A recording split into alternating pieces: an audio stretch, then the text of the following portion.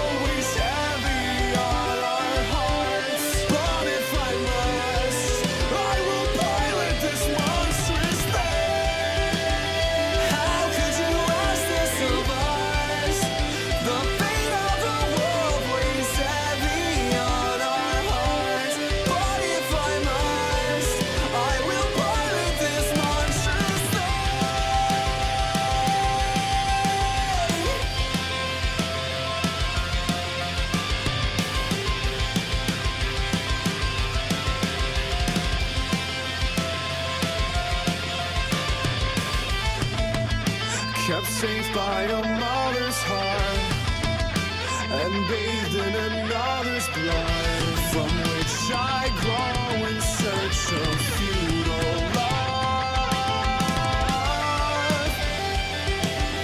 How could you ask this of us?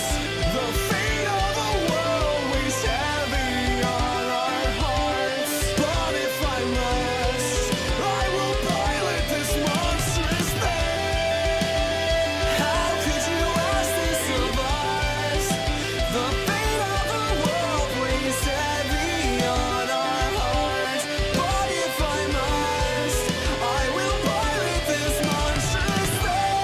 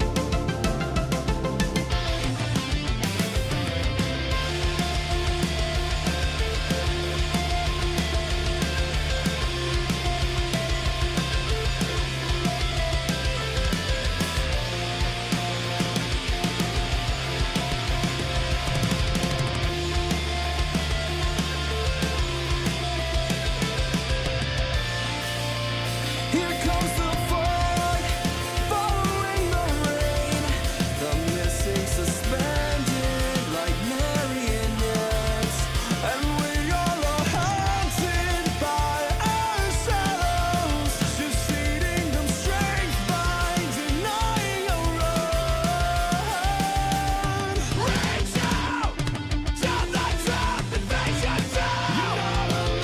I got the voice of the lovers, so let go, and the heart of the chariot. You can call on the links that bind our hearts and minds. Yeah, you're so coming high. Television comes to life when the clock strikes midnight. A help for resonance to shape. And there's a part of you that's loose, making light of all your fears, sharing all the thoughts that you don't want us to hear. For everyone to know, you're not alone. I got the strength of the emperor, so let go, and the priestess is burning sun. It's just another ordinary day in the life. Yeah, you're so coming high.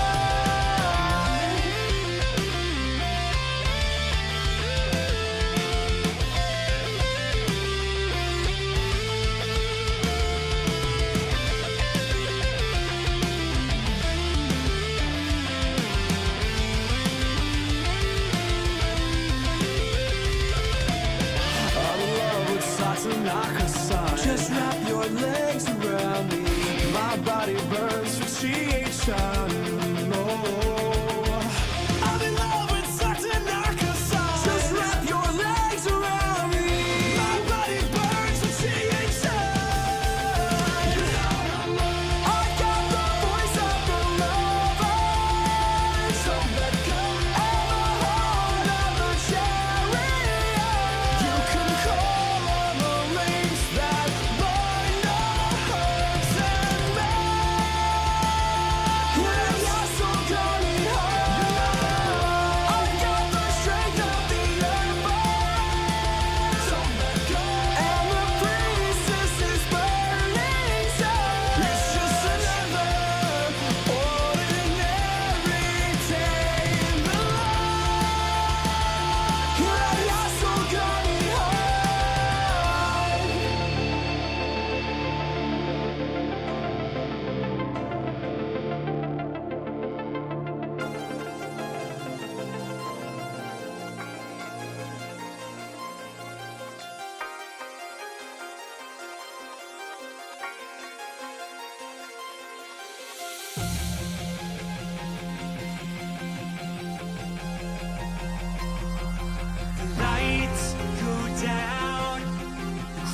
heart starts to scream. You can feel it in the air. Electric energy. We're revving up our engines, and the dam's about to burst. I've just got a couple of emails that I need to knock out first. We're all backstage, about to start the show. Just gotta do a few things, then we're ready to go. So get ready to be ready, to get ready, 'cause we're almost about to rock. We're gonna make you scream eventually. Just wait and see. Now get ready to be ready, to get ready.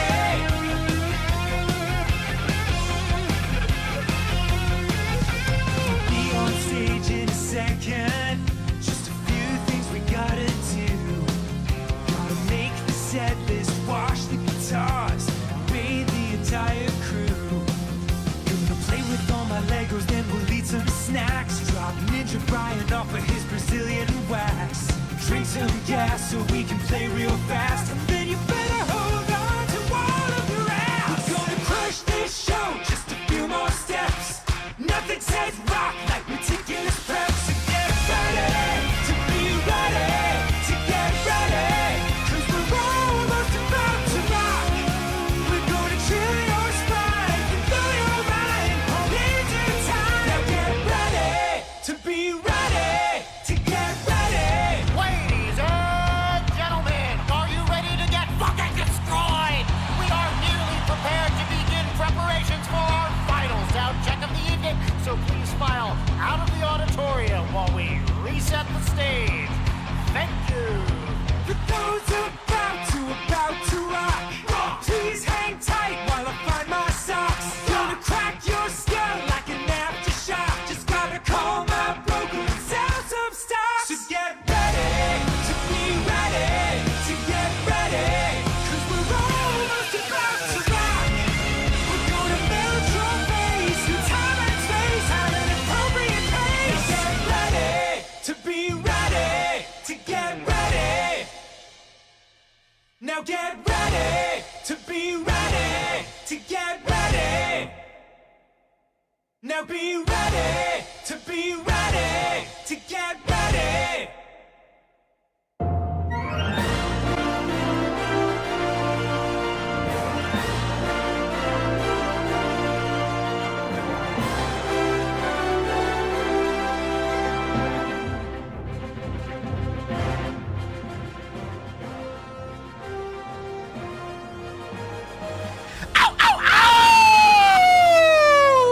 And welcome everybody once again to another stream with the one, the only, the pupper that breaks your eardrums every time I'm on screen. Me, Sydney. Hi, how we doing today? How you guys feeling? How's it going? How's everyone doing today? What's up, guys? How you doing? What's going on? We feeling good? We having a good time? Hope everyone's doing all right. So I actually do have a few things to bring up today, off the rip. So I hope everyone is seated comfortably. I'm gonna be talking for a hot fucking second, because I have some things I gotta explain. Hooray! Very quickly. You will mlem me to what does mlem mean? What the hell? Finally asked what my name is? That's okay.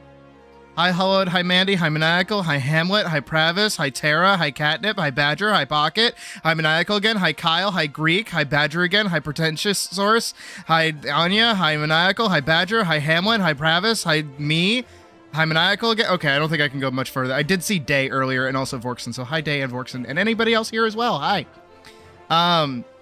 So bear with me 1 second while I pull up the thing I very hastily put together right before I started the stream, because I was writing it in licking me like a dog giving kiss. Oh, okay.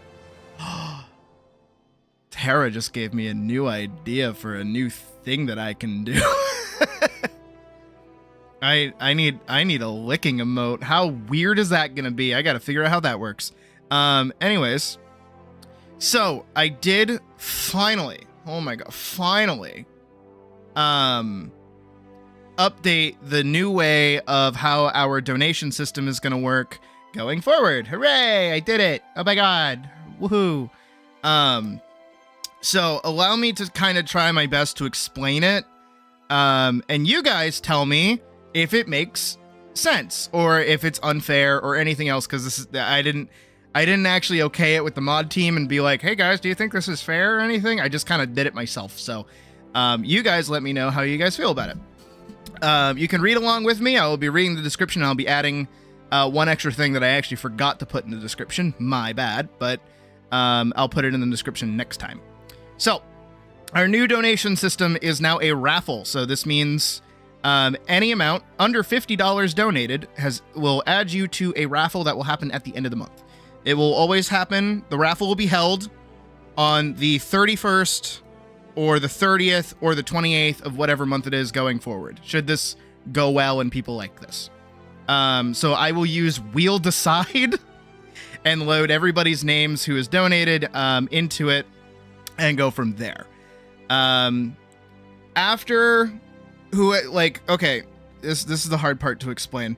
So every donation, so every subsequent donation will add like your name to the pool. It increases your chances of winning.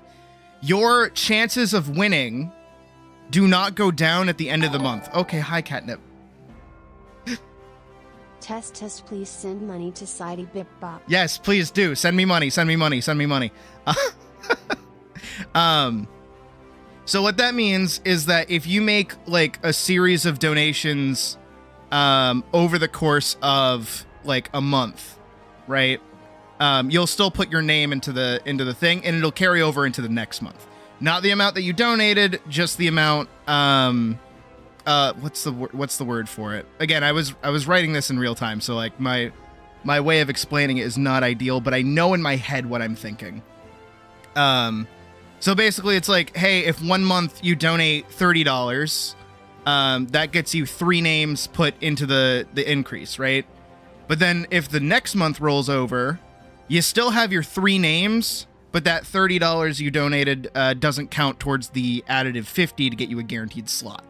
So if you donate $30 over the course of 2 months, that means you get 6 names in total added to the raffle that will be pulled out at the end of the month.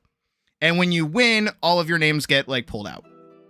I don't know how fair that is, but I think that makes sense. I hope. I'm also moving around a little bit. Hold on, there we go. Again, this is all to be workshopped and made fair, and like, I'm open to suggestions and anything else for this. I'm just trying to make this like, a little easier on myself if we get like super big. I'm trying to future-proof this basically. Because like, yeah, it's great having like, you know, everybody donate and everything, but if people start donating like a singular dollar, to get their prize and things like that, that's gonna I'm gonna be making a lot of art for a lot of people, and that's gonna start like eating up more and more into each month, and then I'll have a backlog and that'll become a problem. So I'm trying to avoid that happening by future proofing this, which is my main thing. Again, open to any suggestions. So yeah, I mean, helping is nice. But yeah, $50 at the end of the is a guaranteed end of month commission, and then your names are removed from the draw entirely. So that means if you slowly build up to $50 over the course of the month, so like you sprinkle in like $10 here and there, once you hit 50, your name is no longer included because you just get the slot. My prices are also going to increase as well for my regular commissions. So currently my commission prices are outdated, which they have been closed for a while. So that's also a thing that'll be happening. So regular commissions will also be a thing, but also to incentivize, group payments and things like that as well, is we still have stretch goals. So every month the commission rewards begin as a bust. So shoulders up drawing of a character. So that just means the head, right?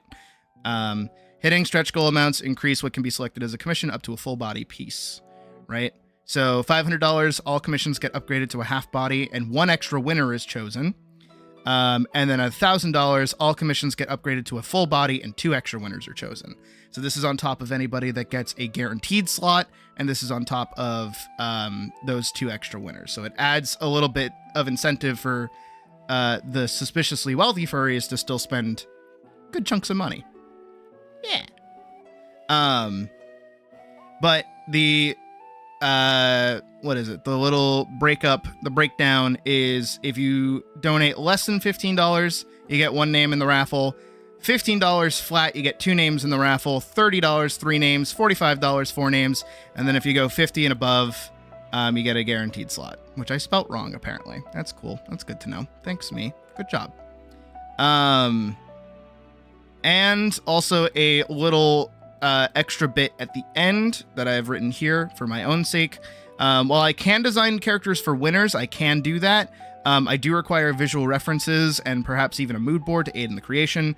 And the commissions are to be delivered in pairs of 2 during the first week of the month. I will announce in the Discord who wins the raffle, yada yada. And a little extra bit for other people as well, to keep this a bit more fair as well, because I do consider them donations.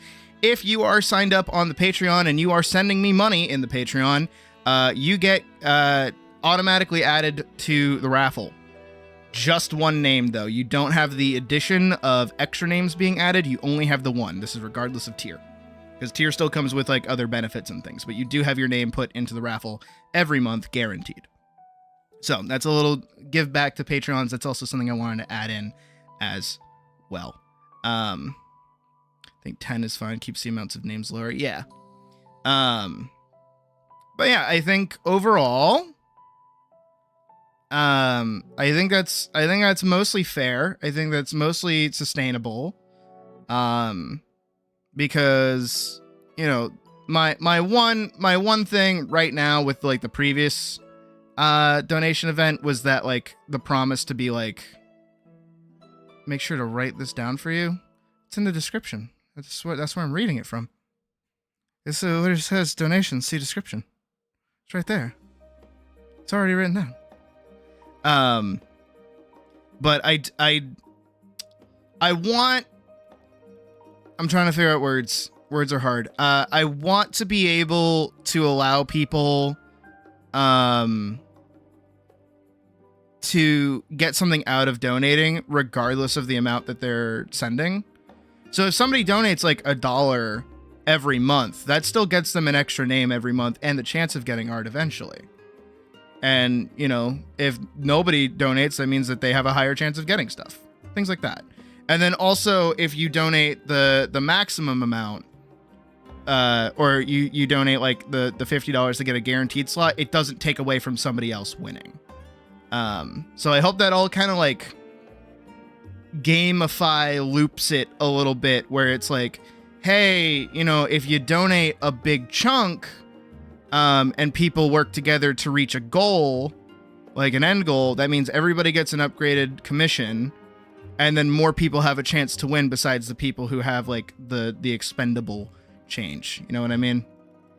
And all of this is very helpful, as I am still very screwed.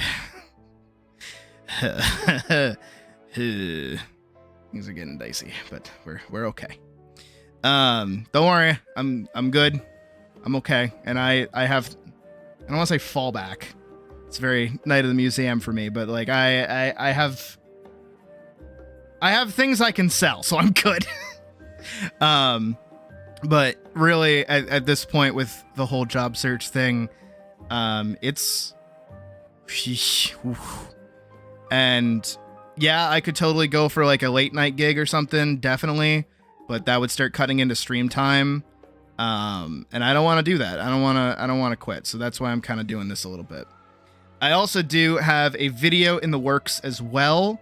I did say I want to try and get a video out each week. So that is the plan. Hopefully to have that done tomorrow or the day after, one of the two. Maybe Friday, just because I won't be streaming on Friday, which is also the next thing I'm gonna say. I said it yesterday, but I'm gonna say it again. So tomorrow I'm gonna stream. Friday I'm not gonna stream because me and Puck have a date night. So have I considered selling plasma? That is one of the few things I have actually considered, yes. As weird as that is. But no, I have a Switch too that I just have not it's actually on the right. It's over there. You can probably see it maybe. Where is it? It's on the right there. It's like right here. I think. Yeah, it's like right there. Yeah.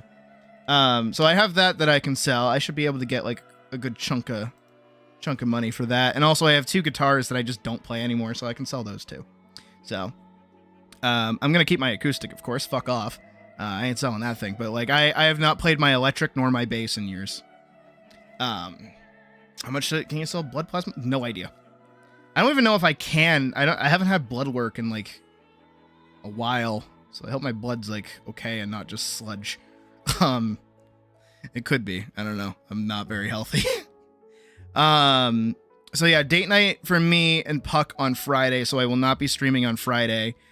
Saturday I will be streaming, and then Sunday is a little bit more up in the air. Because we're having a meeting, like a roommate meeting, for like chore distribution and things, I guess. So that's gonna be cool. But what's the word? I want to stream that day, but if that, like, depending on when that's held, I don't know if that's gonna like cut into anything. So we'll see how that goes. If I'm not able to stream on Sunday, it'll be another movie night. Speaking of which, this is another announcement. We were talking about it last night.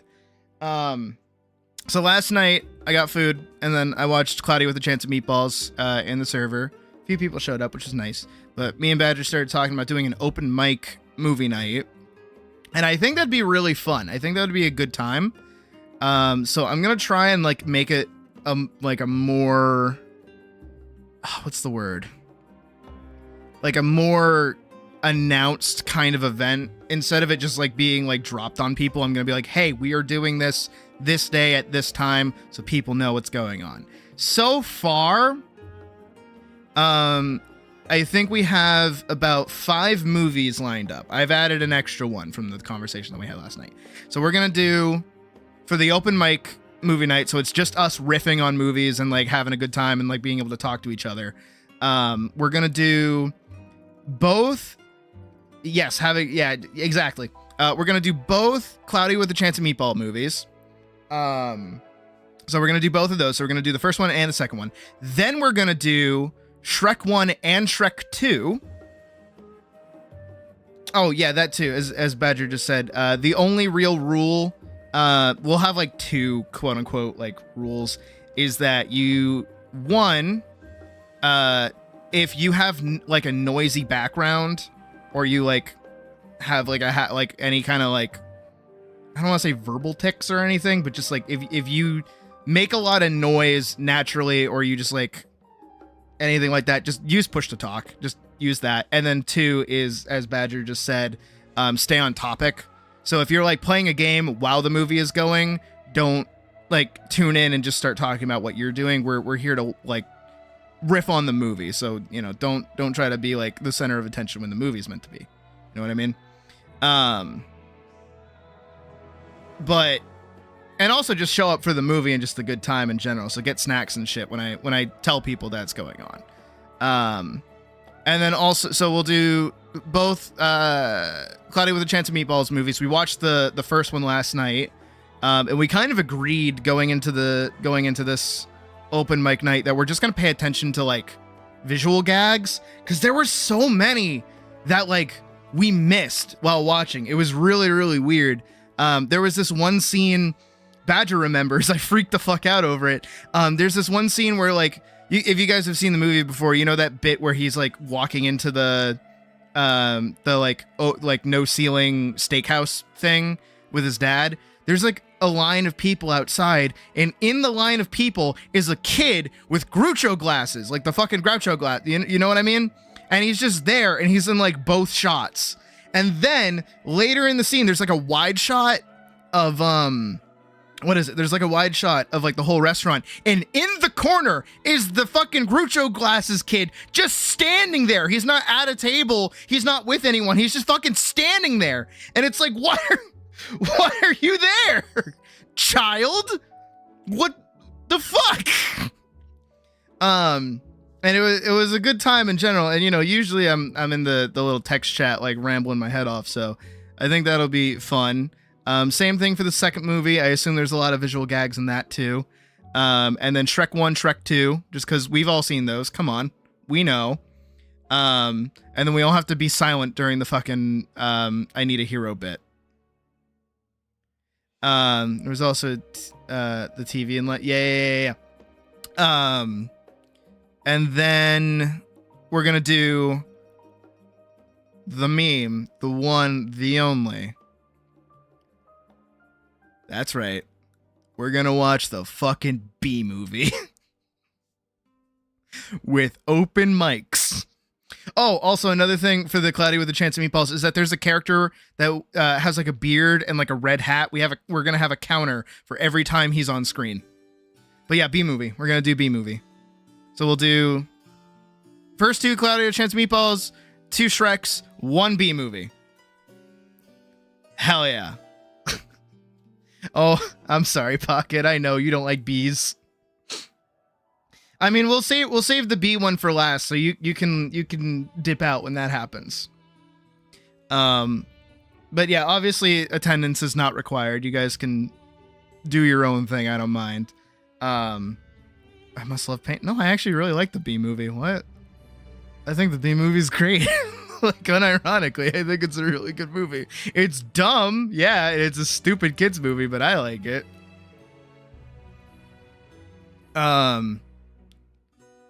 So that's another plan that we have coming up, which is nice. That's gonna be cool. And then what else? There's gotta be more. So the rumblings of, if we go over here, hang on. The rumblings of a new Atlas update is beginning. KISSF has started uploading pretty not frequently, but pretty consistently now, having given us an update on the end of February, and also yesterday, we got another update too. Just about changes being made to the game in general. So, I think we might see one this month. Maybe. I can't say too loud.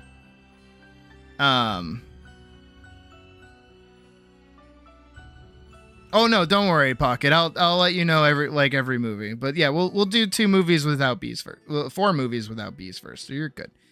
It's my favorite Atlas playstyle. I don't know. I play all of them. I have too many of the same character.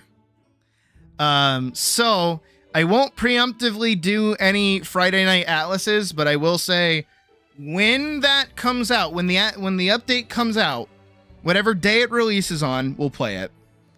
And then we'll also begin doing Friday Night Atlases probably for another month after that. So every Friday, we'll do an Atlas gameplay, and we'll just play the game with each other again. We'll probably see, I think KISSF likes to do, like, a big chunk update and then smaller little addition updates over time. So we'll probably see something similar to that over the course of the next couple of weeks. So we can handle that.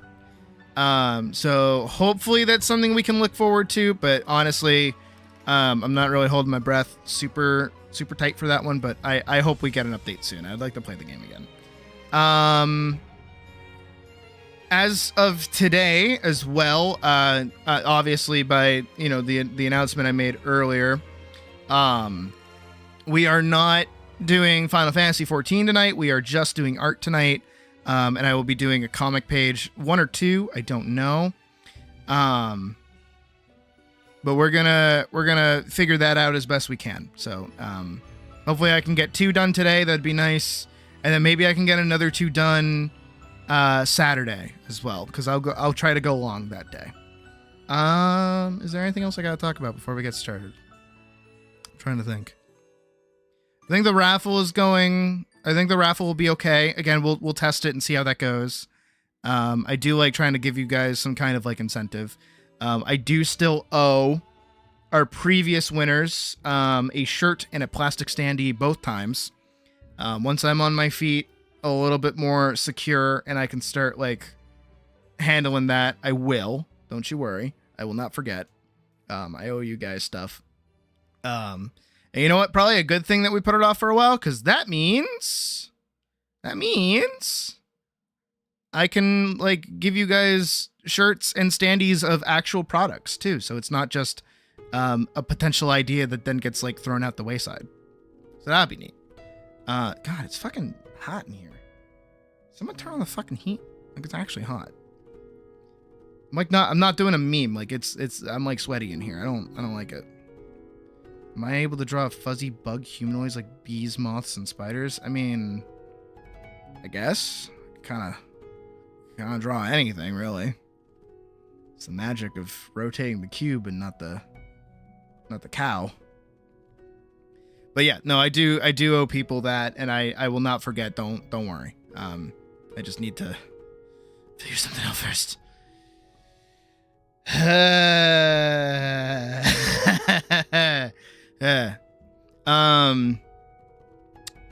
to think. Is there anything else? Anything else at all?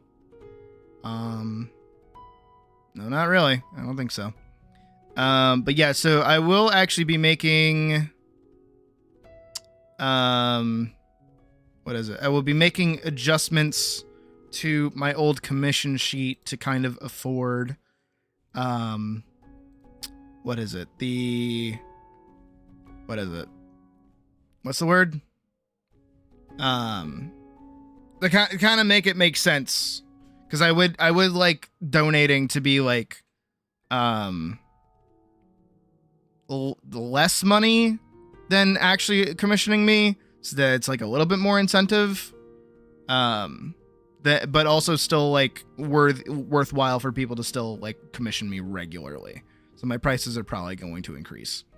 And I'm also going to remove the PNG tuber rig part, and I think I'm going to change that over to Rahi tuber instead.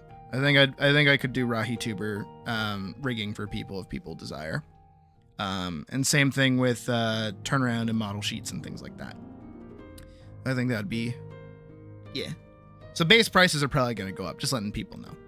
But also, not like many people commission me to begin with regularly, so that's fine. I don't like doing commissions.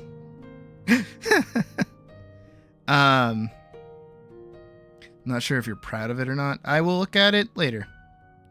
For now, trying to think if there's anything else to talk about. There's that. We talked about Sunday might being up in the air, streaming tomorrow, not Friday, next week being probably normal. Video in the works. It may or may not have something to do with the piece of art that I posted to Sydney's art show like a bit ago. I'm trying to sell art and it's like pulling teeth. I concur. I agree. No,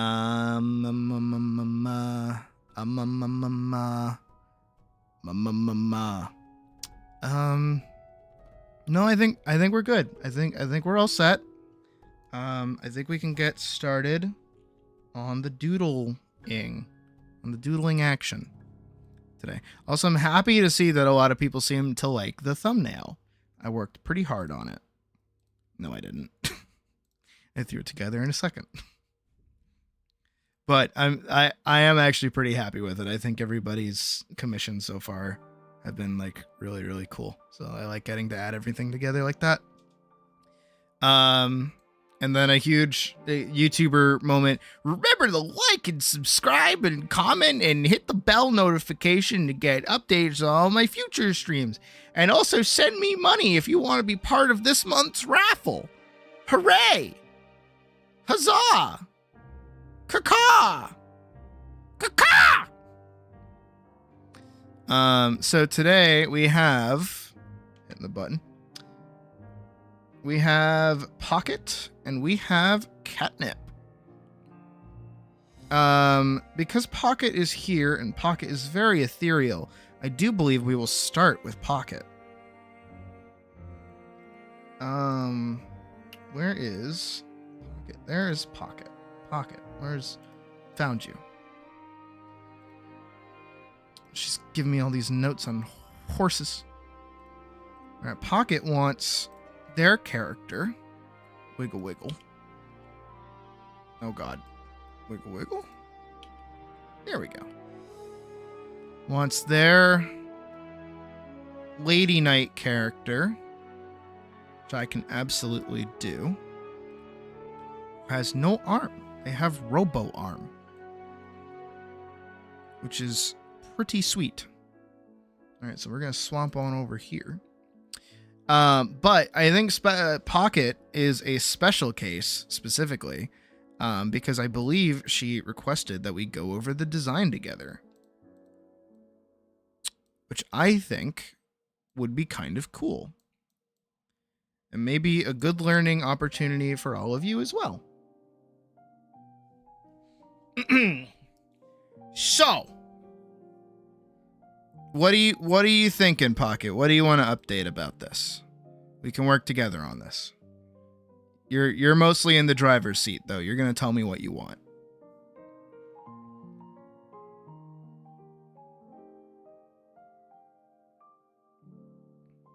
I do kind of like this shot here. It's very similar to what I was thinking of doing as a pose.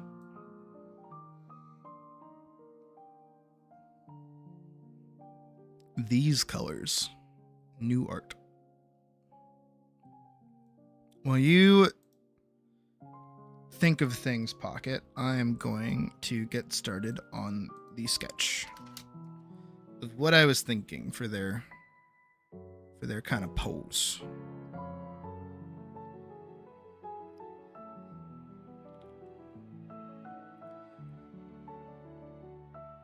Now, what's odd and kind of cool is actually that the request from Catnip is oddly similar to the idea that I had for Pocket's character,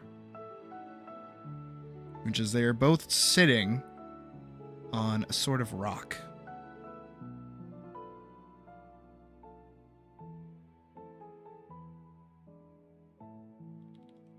However, I'm going to have Pocket's character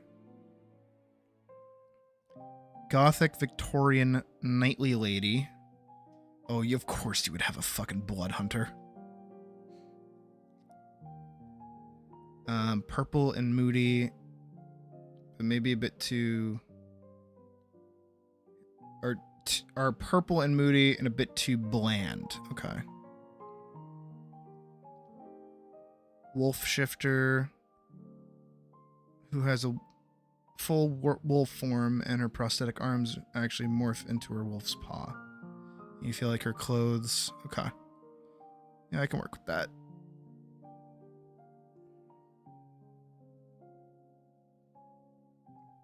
Not contrast enough or visually appealing. No, I understand. I understand.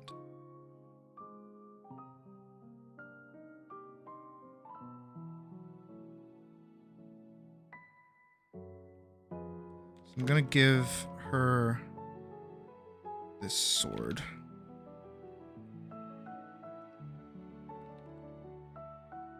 And I think it's going to go up to there. And I kind of want her, like, you know, polishing the sword, if you will. This is just a generally pretty decent little pose to show off a good chunk of the character.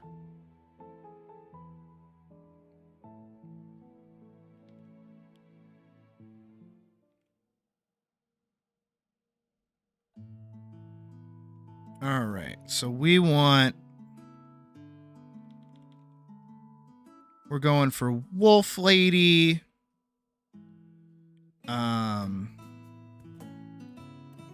She is also super hot mama and knows it. All right, I can work with that. So we will give her a nice bust. And, you know, our common hip size that I do, which is massive bahunker hips. feel like she should be a bit leaner, just to kind of match Pocket's direction. I tend to draw my characters a bit more thin. Also not entirely happy with this head placement. I'm gonna scoot this up here. There we go. That's a bit better. I do think she should be a little thinner to some degree.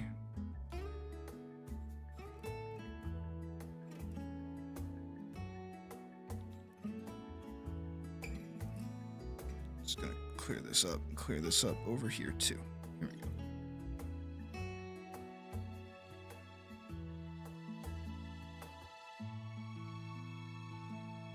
Alright, and we'll get a little bit of a knee or foot there, and then foot there. I am trying to actually like go back to drawing regular feet, not just the nubbies. I feel like that's been holding me back for a little while.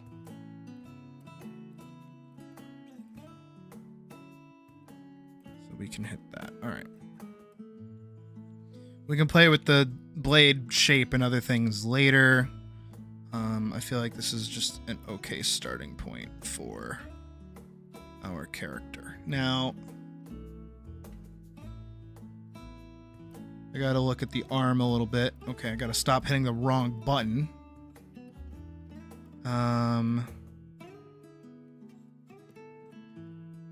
So I do actually really like this sort of shoulder belt. I think this is really nice because this looks like something that would dex-based fighter fighting and kicking up great swords. Yes. I like this because I think that's nice for like a practical prosthetic. And if you have references for the arm, that is ideal.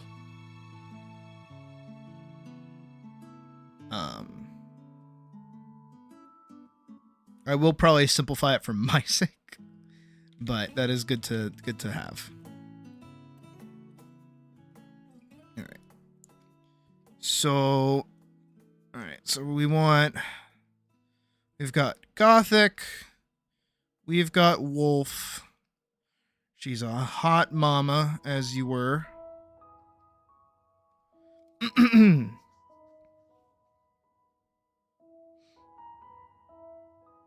You can kick up a greatsword. That's how you do that. Have you never seen a greatsword drill before?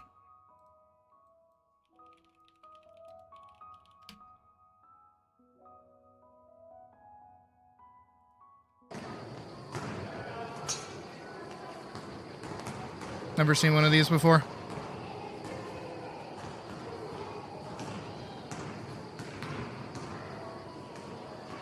There's another one I'm thinking of. I wonder if I can find it.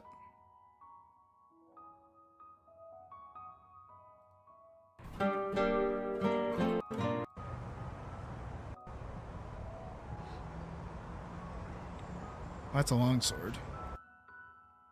I want Montante. Montante drill. Should bring... Yeah, here he is. This guy.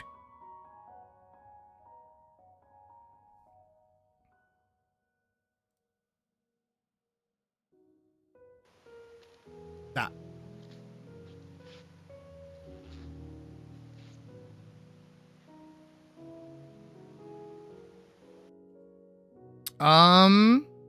Honestly, go as crazy as you want.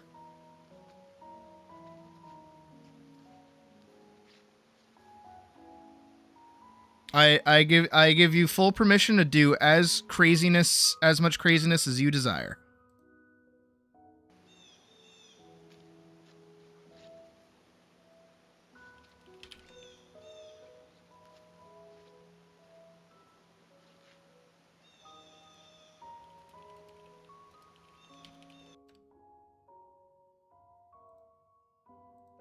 Jesus, pocket,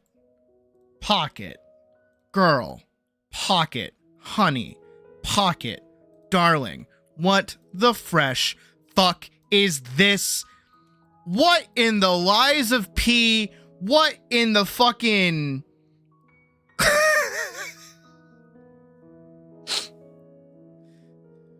What in the Sekiro shit is this?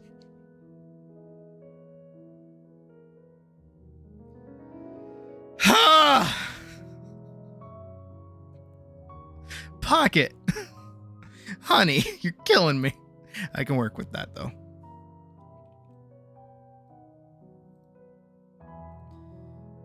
All right, let's focus first and foremost. Because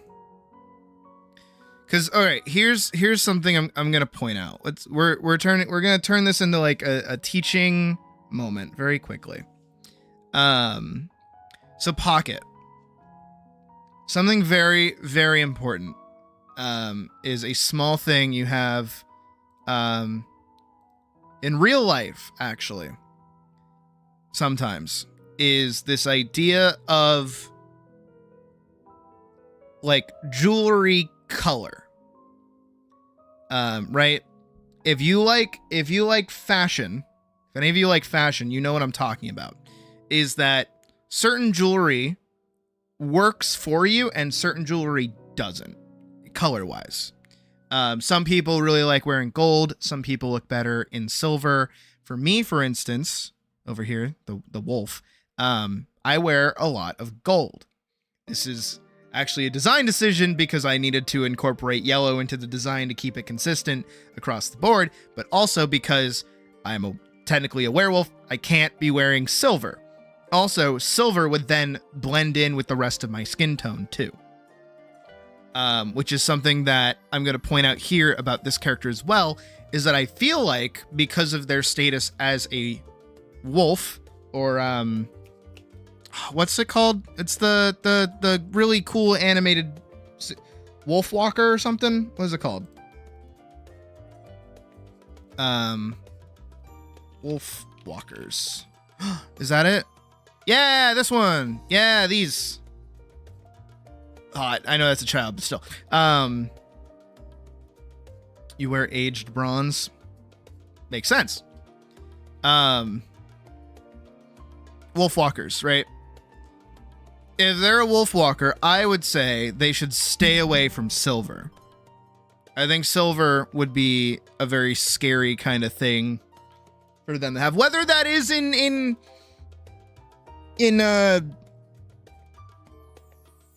what is it?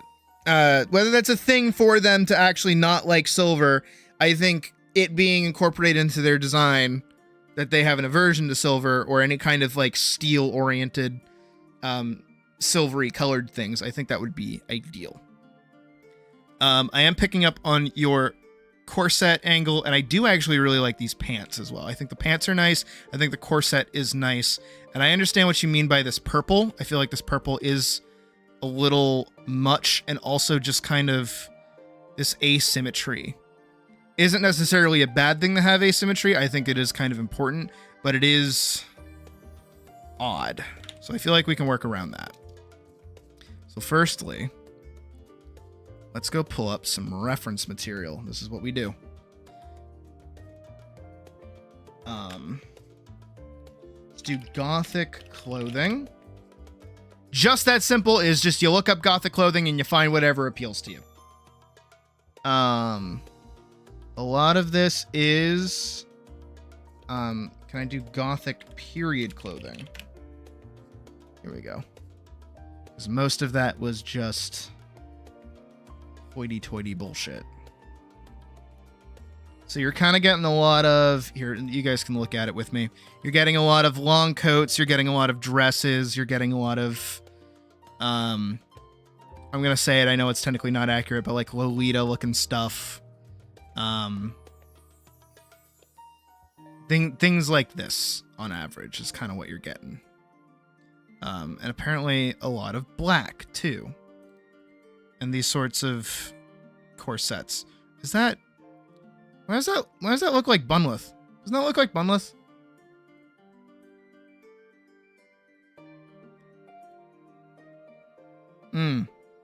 Here we go. This is actually fairly similar to what you're working with over here, which is very interesting. I do think she does not need the skirt part. I think the corset bit is okay. The ruffles are also okay. I feel like we can work those in. Victorian / Edwardian. Okay, fair. Let's do Victorian.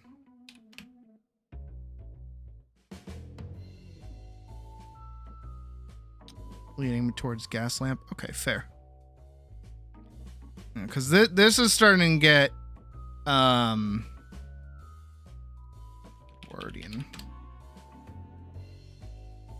Most of it looks like shopping is kind of the angle, because most of these start getting very 1910s, 1800s kind of. Yeah.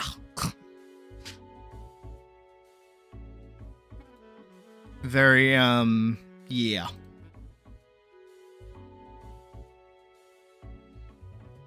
And let's look up Gothic armor. There we go. So here you're going to find a fuck ton of sallets. You're going to find a fuck ton of these helmets. You're going to find a lot of sets that look like this. They're all kind of the same. They all have like the little star emblem thing on their shoulder pads.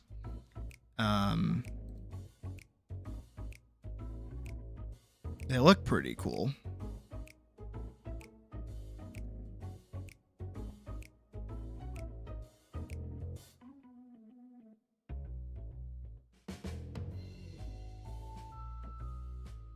You don't want to give YouTube 30%. If you go to the description, there's the Streamlabs. Yeah, there you go.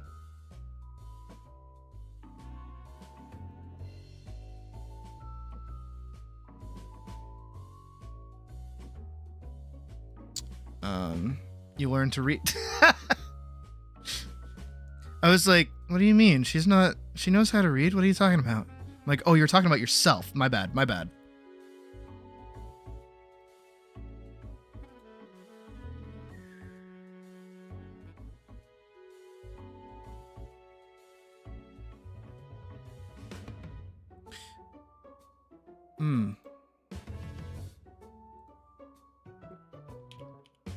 Let's grab this. See what I was talking about earlier about the whole mood board thing? I'm also going to hide our initial sketch. I'm going to do a little pass. Similar to how I did the pass yesterday for Natyr's character.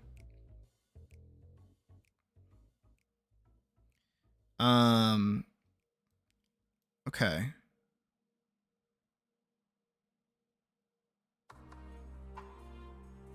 I'm liking what I'm cooking up, Pocket. We'll see if you like what I'm cooking up as well. I think my favorite thing about this character right now is the two things that I'm taking mostly away from this is purple, their golden arm, and their face. I think their face is pretty great. So I'm working mostly with that. Also their pants. I think their pants are also fantastic. It's mostly this bit here, the like center bit with this shirt and the ruffles and the corset and even this little belt up here. I think everything kind of gets a little muddled, but I think we can kind of work with all of that to make this kind of work with itself a little bit. Now, Pocket, I'm gonna get a little sexy with it. I'm letting you know ahead of time. All right, I want you to know that I'm gonna get a little. Are you sucking my paws right now? Hell yeah! Long overdue, truly. Keep up the good work. W Carrot. The genuine fucking scare! Holy shit! Nobody donate $75, please. I'm begging. Don't do it. Thank you, Sharkalace. Holy shit, 50. All right, you get a guaranteed slot. Look at you. Thank you, though. All right. So Pocket, I'm warning you, and also I'm also warning my fucking heart that just jumped like out of my fucking throat because that scared the shit out of me. Again, thank you, Sherklees. Again, I want to make them lankier. No, don't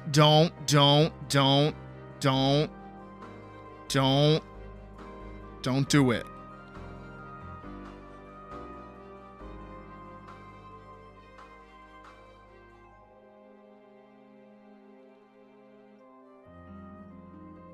Make her hot? Okay. All right. You said she's a hot mama and that she knows she's a hot mama. So I'm gonna work with that.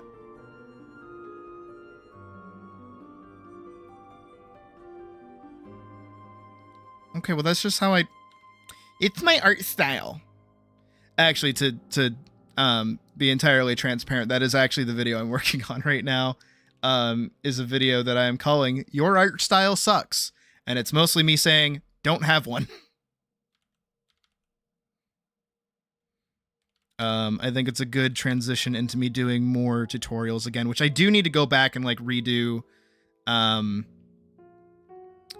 need to go back and redo most of the old tutorials under the new face and better ways of explaining things, because I've kind of gotten used to explaining stuff over the past while. So I feel like my ability to teach might be a smidge better. All right. So we're just doing this first pass to kind of get this character design down, and I'm going to get Pocket's opinion on it as well. And you guys can kind of see how I map this out. I mean, if you've been here for all of the Elise redesigns, you definitely know how I already do it, but that's all under one character. This is for a different character, so. Step 1, I'm going to kind of copy this very low cut angle. I'm going to dip it like a little bit down, but it's still going to go up to the shoulders. I think that's kind of important. It's still going to be up to the shoulders. And then what I'm actually going to do is, you see this part right here, this like ridge here along this armor. I'm going to make that the corset. So it still comes down and it's still somewhat practical because it's going to loop in here and then it's going to become this sort of inner plate. And then I'm going to have the shirt kind of fall into it a little bit. I can maybe make it like a little tighter, but I think for how much more bulk I'm going to give her, I think it's okay for right now. I also, again, really like those pants, so I'm still going to keep the little buttons. I'm going to keep those there because I think those look okay. And then we're going to kind of keep the same jack boots that she has. She has very tall knee protecting boots. But then down here, I'm going to add a little bit of plate to the toes. I'm still going to let the toe of the boot stick out. So it's going to be like that, and it's just going to wrap around like that. And it'll sit around the back there too. Just like that. Now it is kind of important, I feel, that this needs to kind of fit her figure a bit more. I think it's a bit too wide. I'm going to kind of coax it in a little bit more. Again, it is meant to be like a corset, but it's actually steel, which might be uncomfortable, but small price to pay for staying alive. And then we're going to coax through here like that. Actually, I kind of like this diamond pattern that it has, so I'm gonna kind of do this, and then we're also going to acknowledge this like trim that it has, but I don't intend on doing a gold trim. I think I'm going to try and do a silver trim instead. You'll see why in a second. Either a silver trim or a black trim, I don't know yet. And we're going to loop this around and loop this around because those are the plates. I'm trying to make this detailed as well because I know how Pocket actually is. And then I'm going to throw on this little segmented part that you see here in the shoulder too. I'm going to throw this up as well. Now, the reason for that is that this is actually going to be part of this rope over here, like the belt. I'm gonna have the belt cross over the chest, just like that. Then we're gonna have the little boob window, right? We all love a good boob window. And then we're gonna have another cross go over here under this armpit and go over here. So then she'll have both pauldrons. Just like that. So now she's a little bit more geared. And then we can add on some gauntlets for some extra protection and to kind of bulk out her frame a bit more too, because her hands are very in.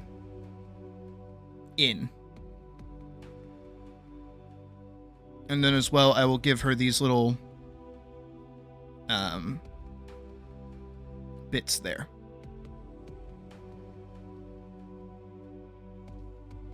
And then these will act as these little stripes here that you see here, right?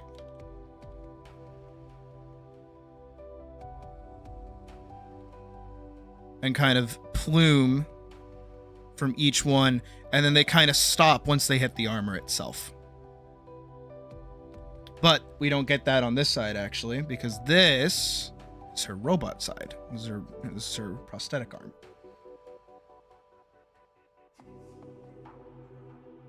So this one gets to be a little different.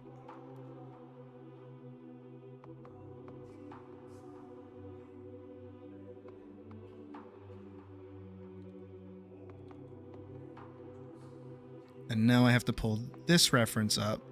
And I really like this bone, so I think I'm going to keep the bone kind of going.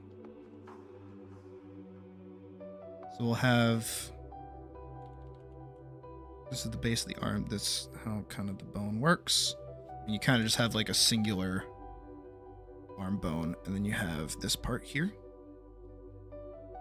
And then you have the split down the middle. Because your arm bone is 2 bones, which is why your arm can twist. It's kind of weird. And then we'll do that. And then we'll have the little part of the hand. And then we'll have... Now, this is dipping a little further than I would like it to, but that's okay.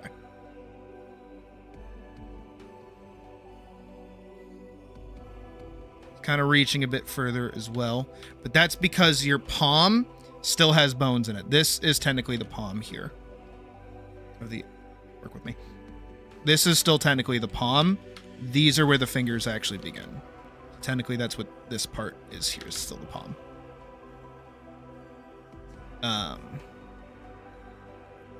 And then we're going to go this, and we're going to kind of combine these with some, like... We're going to pretend it's ornate. It's not ornate, but we're going to pretend it is. And then we're going to back this with a binding of gold, and then same thing over here is a little binding of gold. And then similar thing here. So now we're going to build everything off of basically what's happening over here. I mean... Again, I'm going to have to go back in and kind of detail this a little bit, but for now, this is just kind of like telling me what I'm doing. And then we should have some form. How did you do the pivot? Okay, you have like a ball joint here. That seems to be like a rod of some kind. That seems to be combining both bones. Okay, I can work with that. And then we'll grab this. And just for coolness sake, I will bend it a little bit. So we'll get like that kind of pose a bit more. Do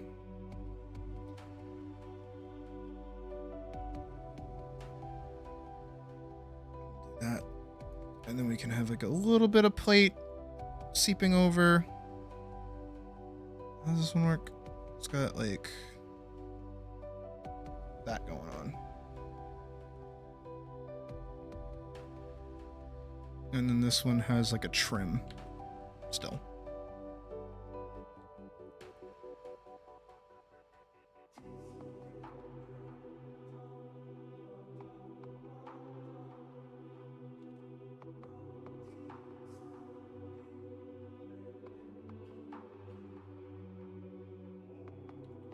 And then what I would do is I would throw on a gorget.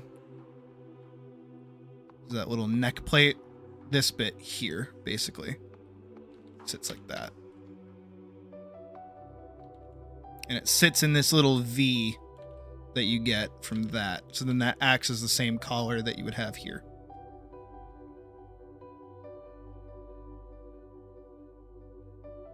Right?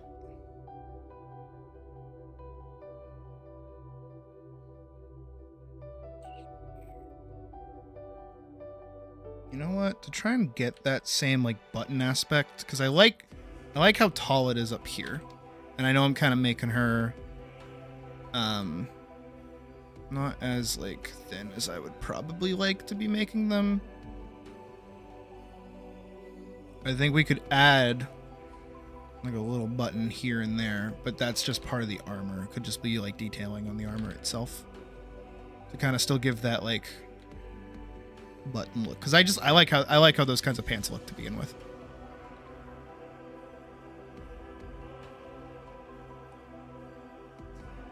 And then her hair actually solves a small problem that this has.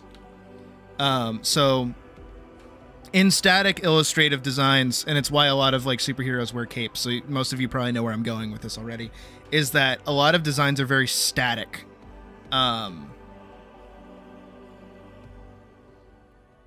So having something that's like fluid kind of helps keep that like afloat. Who is messaging me? Pocket's messaging me. Ooh. Okay, I see your angle. I see your ruffles. See your angle. But having a ponytail or long hair helps with that. Having short hair, usually you give a character like a scarf, or you give them a cape, or you give them like folds that kind of flow in the wind a little bit. So like folds would kind of work for this actually. For this design in general. Whether or not you want them pocket, I don't know. But I think those would work. And then we'll do her hair. That is very pulled back. She's human. She has the rounded ears. And then we... Very similar to Rauta, I like to pull the hair up above the head a little bit. Kind of gives it a bit more than just like matte straight to the head. Go back here, and we can... Ha! Thank you, AK222, for subscribing. We can do... Back to our regularly scheduled programming. The ponytail that seems to go down to her butt, so it would end about there.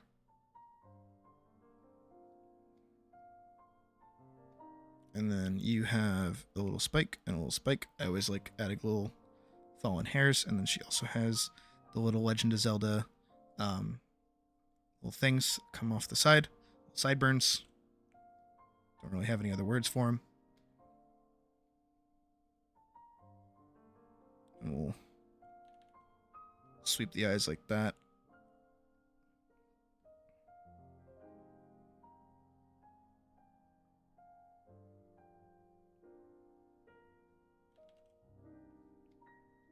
You kind of have like an eyeshadow thing going on, so I have to do the darkened eyeshadow a little bit. And then you have a very strong sort of Roman nose, so I got to be a little more cubitsy with mine.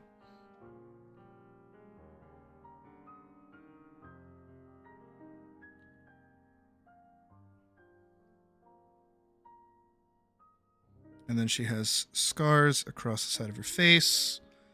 And across this cheek specifically, so we'll just kind of tell where those are a little bit.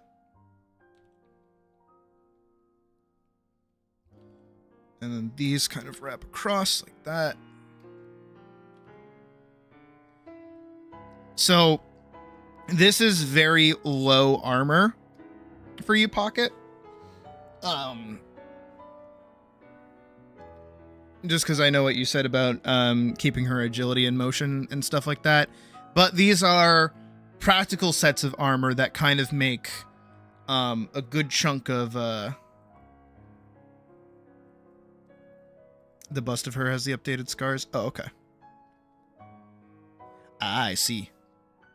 So across the nose. Okay, so a big swipe across the nose. I can do that.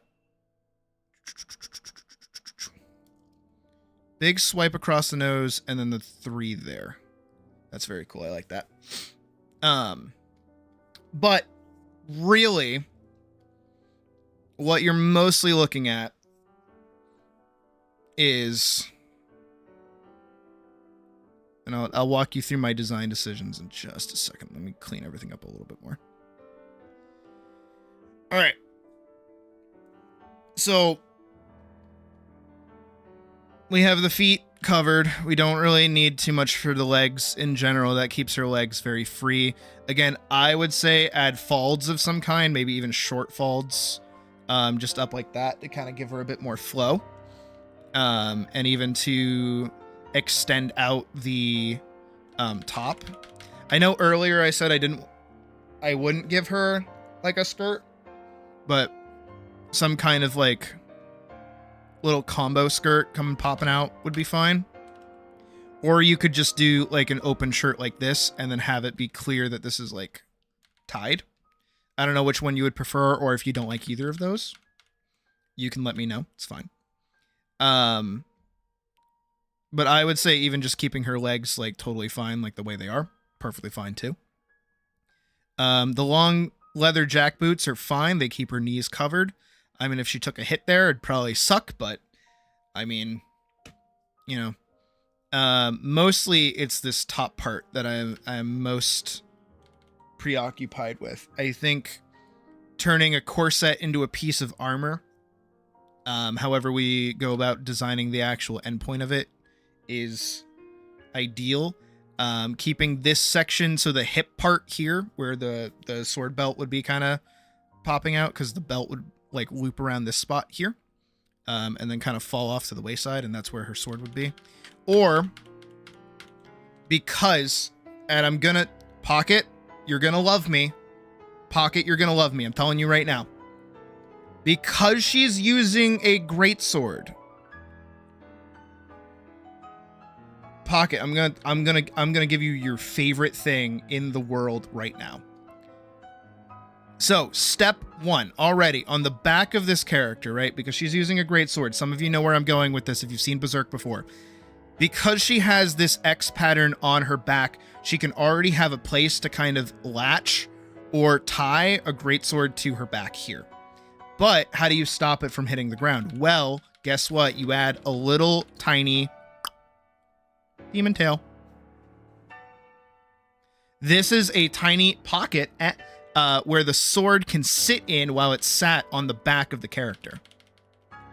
So if we had the greatsword here, right, and it goes the full length, it's just a tiny little that sits right there with a little bit of leather, and it attaches all the way up to the back. Or it can be attached to the belt, one of the two. Then, when she's using the sword, you have not only the hair going in one direction, but now you also have the tail. It's an implied tail, it's a little demon tail, but it's still a tail all the same. I used to use it for Elise all the time, before actually giving her a tail. It's very, very cool. We also, for practicality's sake as well, this is another small thing, so I'm going to talk a little bit about armor now. As Final Fantasy decides to pick the fuck up. A longsword and a greatsword. The longsword, ironically, is silver. Well, a cool thing you can do as well, because she's a blood hunter and those are based off of The Witcher, you can put her greatsword still on her back, and then also the other sword on her back. One is bigger than the other, and they both get to sit back there and be totally fine. Now, of course, it might get a little too much, but it's out of the way, lets her maneuver more, still gives her the little demon tail for when she's using the greatsword, keeps the greatsword intact when you're using it, bada bing, bada boom. And then again, you still have the Witcher, what is it? You still have that twin swords on the back at the same, like, spot to grab. And then if you want as we went over the other day, if you want like a specific back sheath, just leave this section open. So that when they pull the sword out, it kind of pops out. It goes whoop. It's out of the way. It keeps the silhouette of the character as well very like that. That's just my take on it. Again, do whatever you want with it.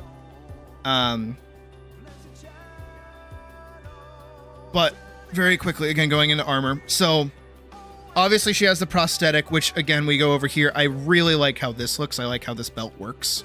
And I like this being how it's like strapped together. So we just turn that into a piece of practical armor by giving her some kind of shoulder guard here that not only protects the part where it's actually connected, but it also just in general protects this line of attack as well. And because she already has that strap, she can cross it over to the other side and give herself another pauldron as well. So now she has both, which actually solves this little problem that you have over here, which is this very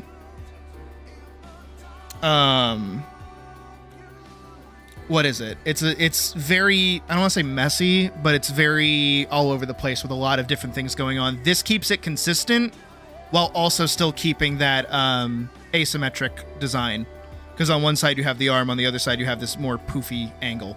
But also you can still keep that thin view of the shirt if you want.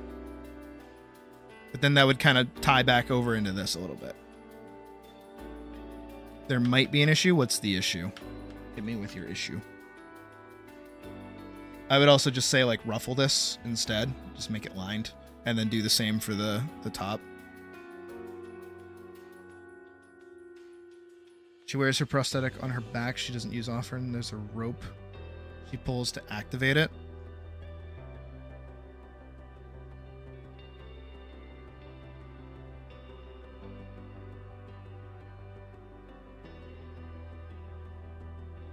I mean, then if you want, you can just go the World of Warcraft route and undo that side. It's a little bit more, whatever the word is. Fuck, what's the word? I said it just a second ago.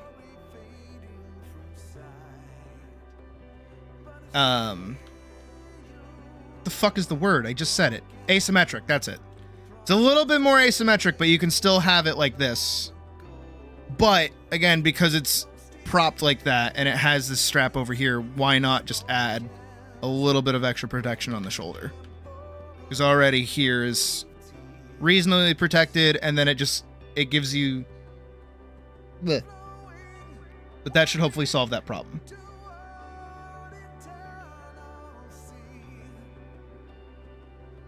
This inner part of the armor, by the way, is movable. It is separated from this part. If we look at this, this would give technically full rotation because this is at the base of the hips. So the hips would still be able to move.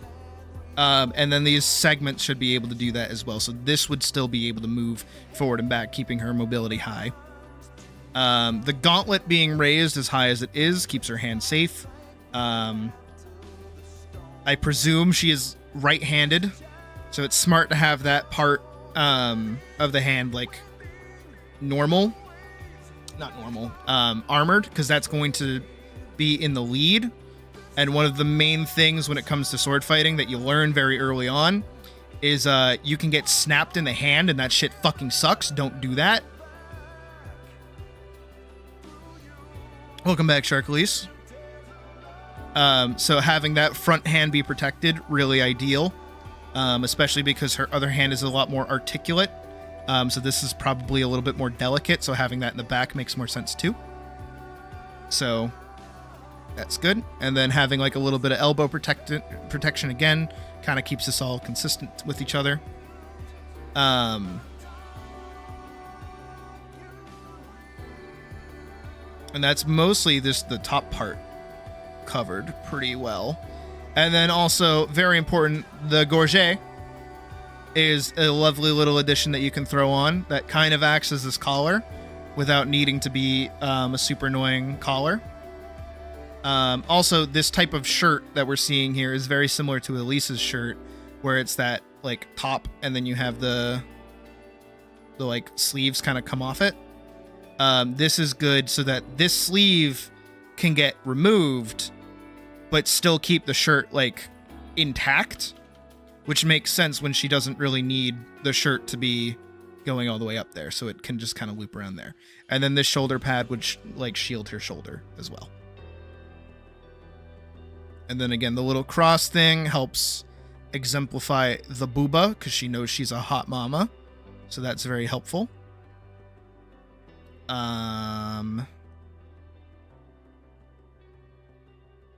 And again, I would just kind of like expand this out like a little bit more and even give it like a little bit of a berth there. So it's still a creative method of giving a character a corset without necessarily giving them a corset. Because as much as Elise technically has one, corsets fucking suck. They suck to wear. They're super strict. Elise basically wears a larger version of like Cloud's belt. So it's not really a restrictive corset as much as it is just a larger belt.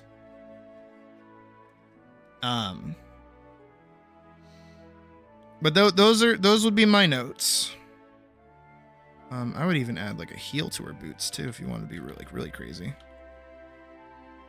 What say you, Pocket? How do you feel? What would you add? What would you change? It's your character after all.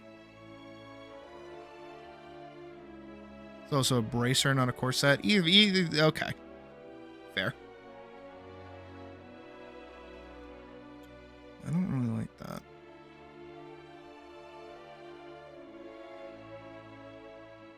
What would make it give more Victorian for you, or Gothic?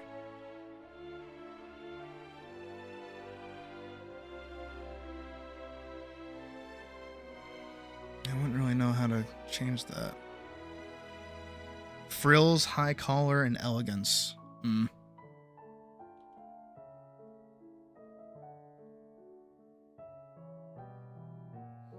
I mean, that's mostly where the armor would probably come in, is adding on more like detail to the actual armor itself. That's my take on it.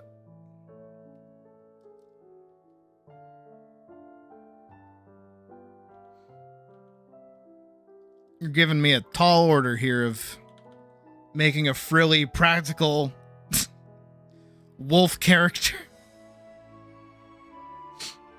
What next? You want demon wings? I'm joking.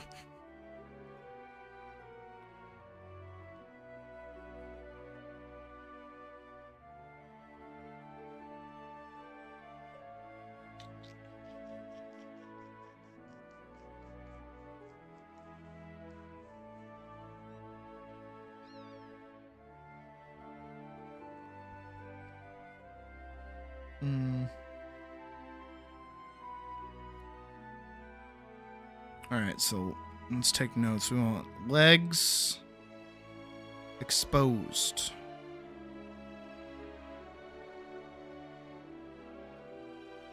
We need arm exposed.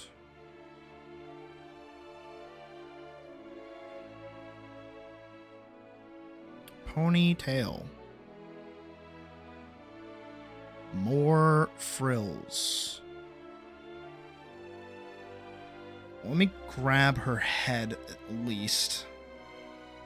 Pretty happy with how I did that. And her arm. You know what? I'll throw in her arm too.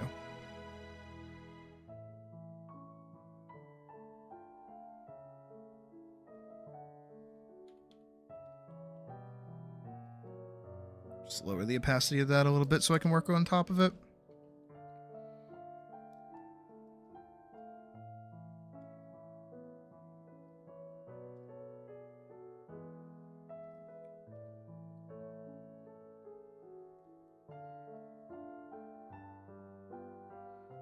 Still have that.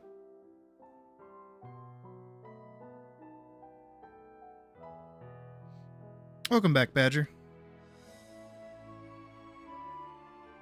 So you want a frilly.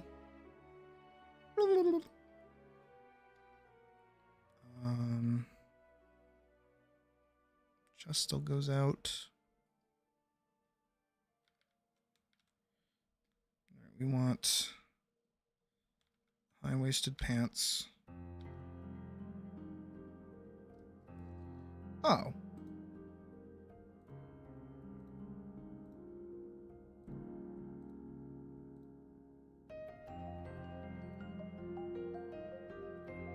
Okay, I see your angle. Yeah, okay, I can work with that.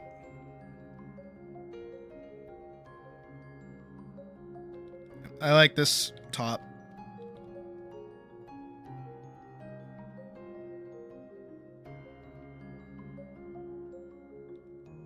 And then like the button-down shirt and then the little ruffles. Sure. I think that looks good. And then we can keep this and then we can do like a little button and that's like a little...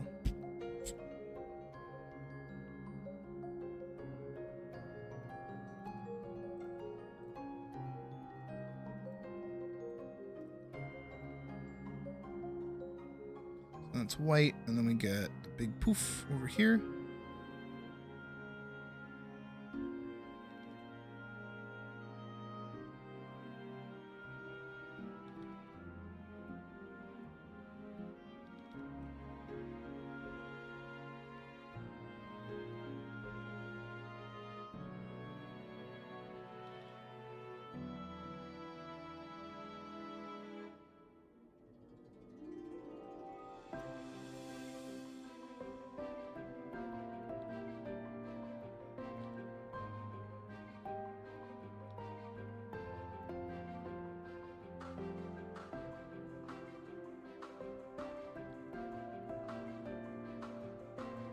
I like the idea of these kind of boots. But still have like this little bit.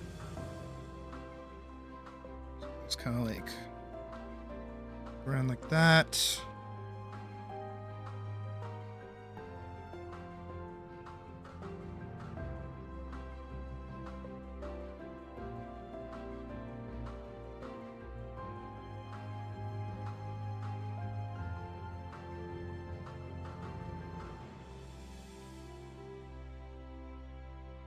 Wraps are always nice.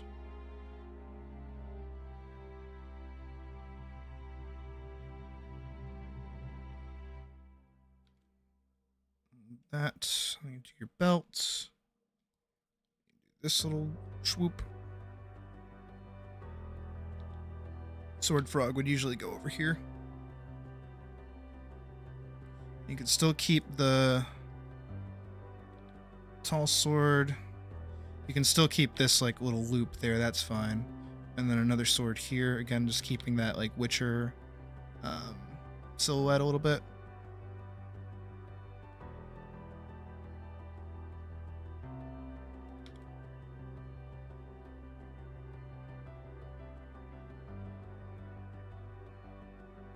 This top jacket can kind of be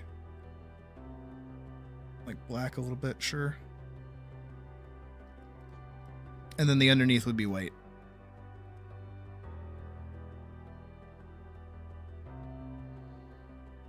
Leaning more towards number 1. Let me look at number 1 again. Number 1. Okay, good. That's the one I was working with the most.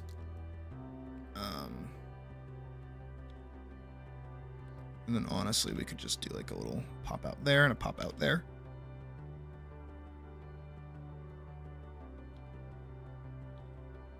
It's a lot more uniform.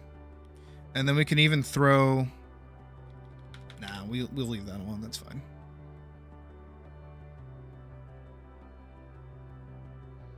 And then give her a little cestus. So what that is on this hand specifically over here.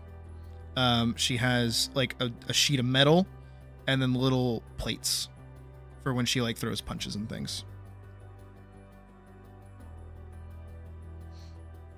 Oh, hi, Lionart, and also hi, Glenn the cat. Hello. Welcome to the stream. But this is so she can throw hands. Right? And then maintain that.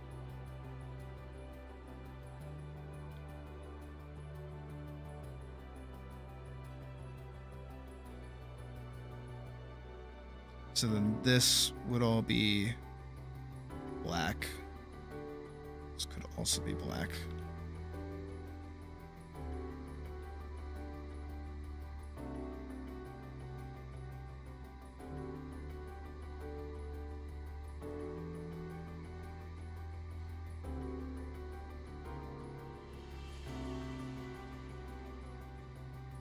Keep it like that. And that arm, you get this little foof. You get this little. You get those that sit over the belts that are here. Again, these belts act as the method that she can do that. It's a lot more open for the shoulders as well. I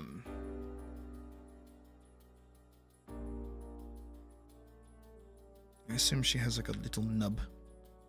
So most of these can be like finely fitted for her.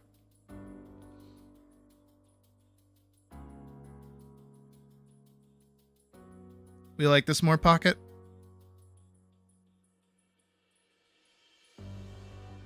It's all because Pocket sent me the actual images.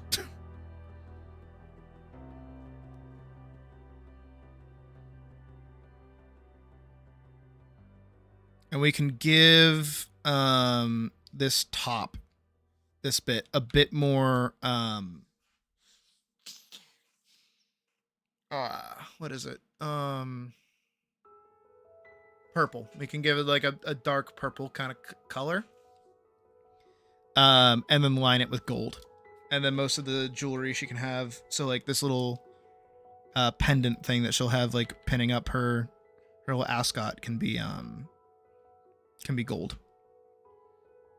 And then like probably gold buckles down around here, probably a gold ring here, just to all accent the arm a bit.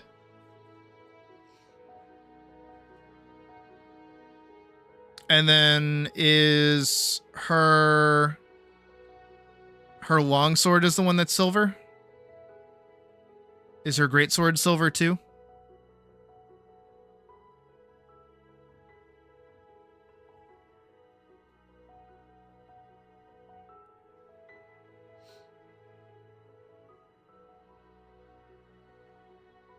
Because those can do gold adornishments with like a silver blade, which would actually look really good.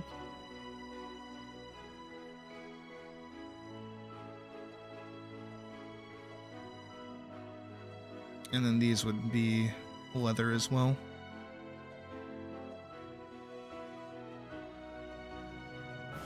I'll put like a little strap on the back of these.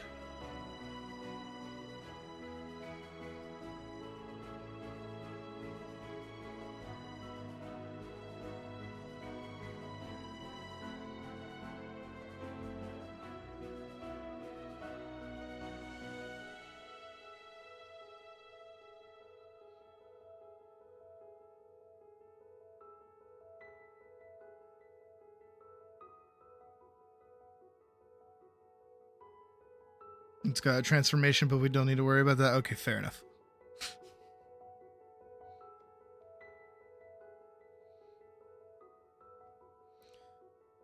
But are we digging this? Are we liking this pocket?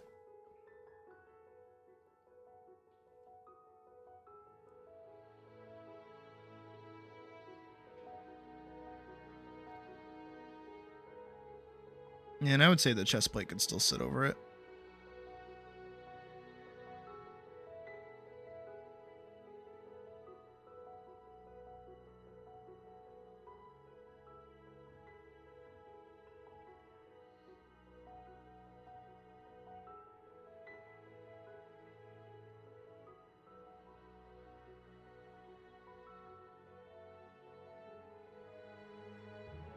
We'll put these both in their own folder.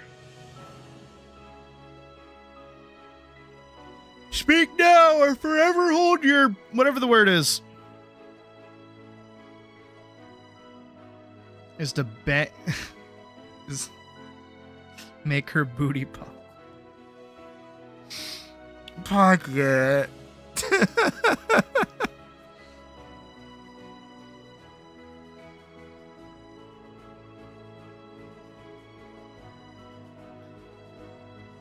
Alright, I get it. You want her to be thick.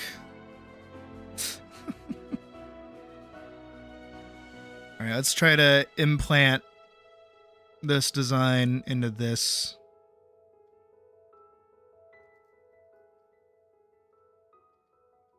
Let's give her a bumping butt for pocket's sake. There you go. See, Pocket knows what they're doing with me. They understand. They get the gimmick.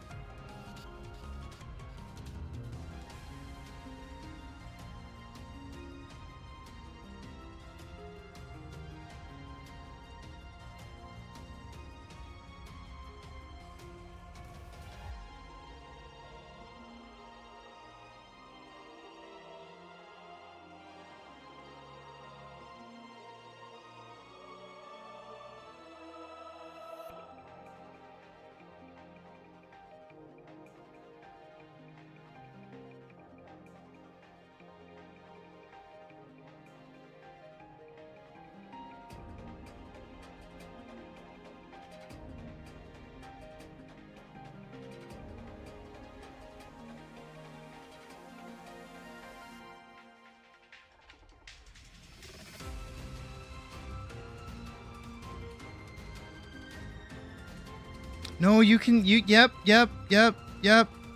I know.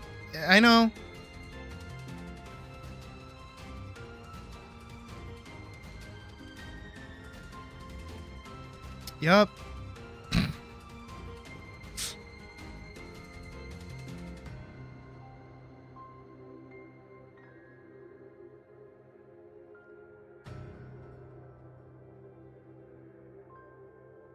I got on Pocket's bad side.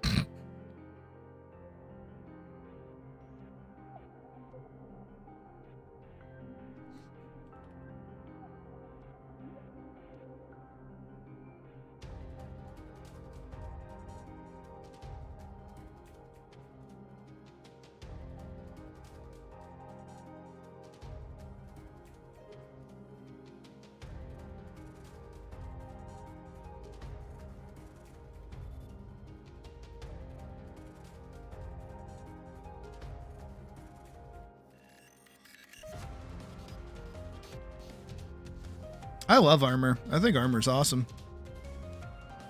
I know I rarely put my characters in armor, but I love armor.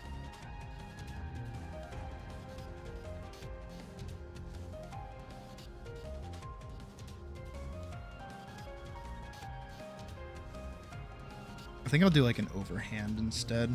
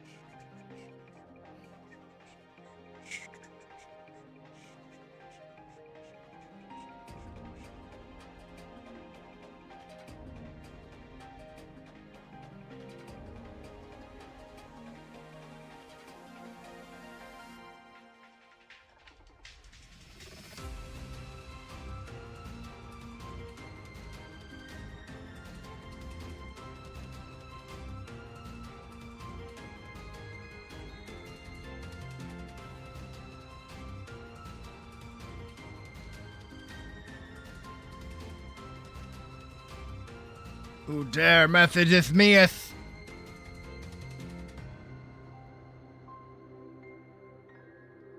Ah, she's a bottom. Got it.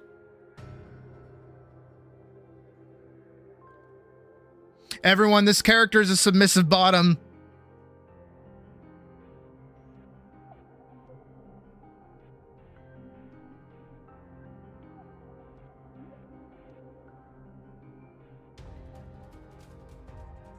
So says Pocket. Pocket just sent me a DM saying they're a submissive bottom. Ah.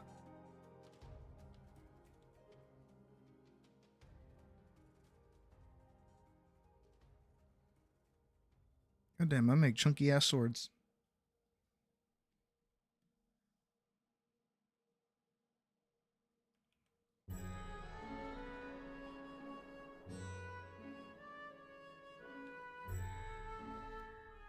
I make fun of that, like Elise isn't the same way. What?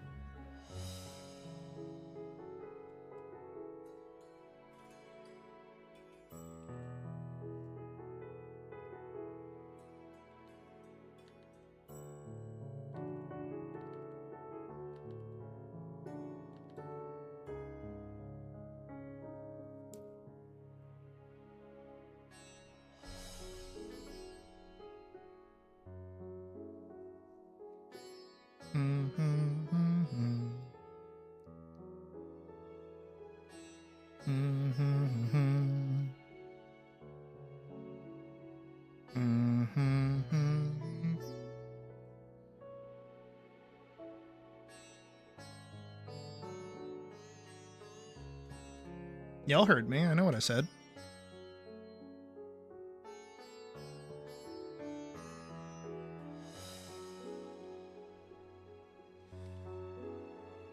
Just fucking Christ, Pocket. Her intricate detail is going to be the fucking death of me.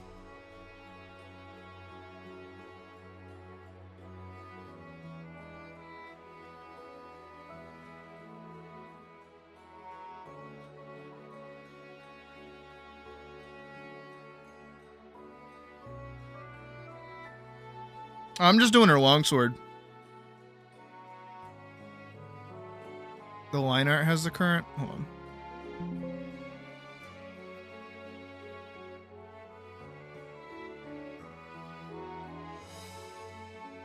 I was doing the longsword. Isn't that it?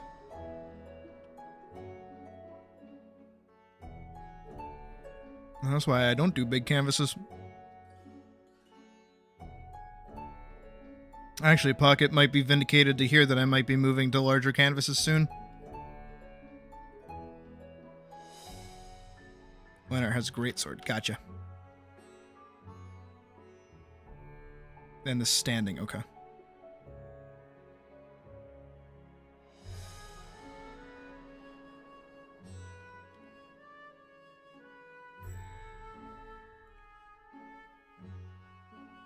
Okay, with the swept tilt.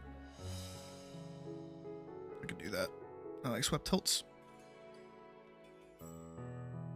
Actually, I fuck with that. I really fuck with that. You know why I fuck with that? Because that's a fucking finger ring right there, and I'm down with that, and I love those. So this is going to sound really suggestive, but it's a real tactic that you can do to get like more control over your blade is by putting your finger up on the crossguard like that. So you would hold it like this, right? And it gives you a little bit more control over top of the blade. Usually what happens is that this section of the blade is dulled, and you see it more often with like rapiers and things. And then you have these little rings that sit at the side of the sword, or some kind of out there like that, specifically for a fetter or something, that will actually stop you from getting hit or protect your hand a bit better. So these being there, I like that. I like that a lot. That's a practical thing. Same thing with in Baldur's Gate specifically, they have like a little ring on the outside to act as extra hand protection while also still letting you put your finger through. Which is actually how the rapier began to slowly have its swept hilt design. This is sword history, so give me a second. I like swords. When you look at a rapier, right, you might look at its This is very specifically the hilt. Right? When you look at a rapier, you're getting like this swept hilt, and you might not know entirely what all these different things are for, and it looks really ornate and all this blah, blah. But really what's happening here is that you have, if you have your hand and you're holding the sword, right? Because this is just a one-handed sword because it's super light and nimble, so all you need to do is just kind of like aim and poke. To get more control over the blade, you put your finger through a little hole. You put it through this ring. So to protect that finger and the rest of your hand, what they do is that they give you a regular cross guard, they give you a knuckle guard, they give you a ring guard that protects your wrist, because remember, when you have like a regular cross guard, the rest of your hand and the rest of your arm is still protected. So these little rings protect the rest of your wrist and the rest of your forearm as well. And then all of these little sweepy things also make it more likely that if you get knotted up in the sword, it's not going to go directly into your hand. It might get knotted up into the rest of the blade here, right? It might get rested up here. And also all of these up here is meant to protect your finger for when you're fingering the blade, where you have it that much more nimble control towards the front. And all of these things were slow buildups as people realized that these are the direction to go. Because it gave you more style, because it looks really cool and really fancy. It gives your hand more protection, because it actually does, because they're all built off of actual protection things. And also it changed with the times of what weapons needed to be doing, because slowly over time, as many people probably know, and I hope you do, is that armor is fucking good at its job. Most medieval armor can stop a sword, and by most I mean all. You're not getting through a piece of armor with a sword. So what they started doing instead was, hey, we're actually just going to, give you either a mace, or we're going to give you a sword that's very light and nimble that allows you to stab in between chainmail. And then, because chainmail stopped being useful because we started working around chainmail, we instead shifted over into the more common, like cuirasses and things like that we see slowly build up over time. Eventually, when guns started finding their way onto the battlefield in general, armor became a lot less like worthwhile using, because guns could go through armor. And also, it's a lot cheaper to use that metal into turning giant, like making guns, and then just adding a little stabby bit to the end of that gun. So then why are we going to waste all this metal outfitting people in like chain shirts that don't even work against most of this stuff? We're just going to give them the big boomstick that has the stabby bit on the other end of it. So then that's when we started getting more regular like officer uniforms around the 1700s and around there. The 1500s to the 1600s, we still saw armor, very Italian, but like we weren't really like fighting each other anymore. And then that's when we started getting the regular uniforms. Guns started becoming way more good at their job, and people started playing with them more and figuring shit out. And slowly up until World War I is when guns started getting to the point where they could just mow down entire fields of people, and warfare had to change again.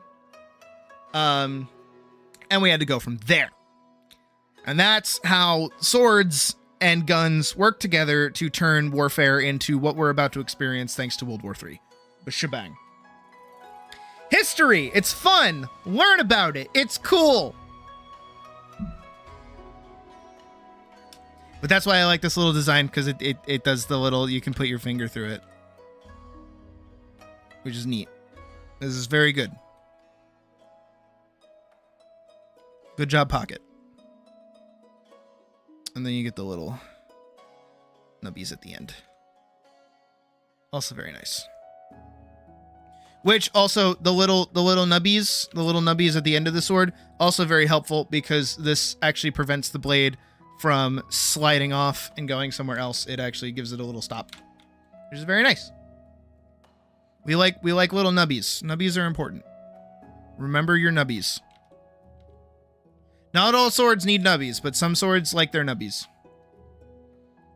It's been a PSA brought to you by me, Sydney Belladonna, telling you about nubbies. I hope you have all been educated. I mean, yeah, oh, fuck yeah, you did. Just looking at this. Hell yeah, you did. You did a damn good job.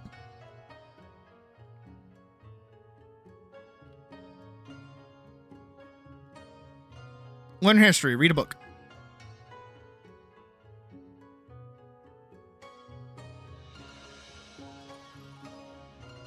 You grew up with 90% of media telling you to read a book and that people who read a book were smart people. Read a book.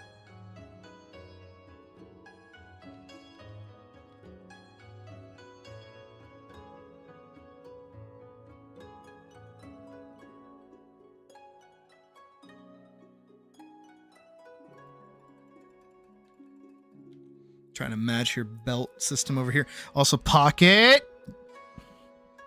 Code red! I need you to do me a solid next time that you want me to draw a character. Give me a reference. Give me a turnaround. Show me all those little intricate details that I'm too stupid to figure out on my own.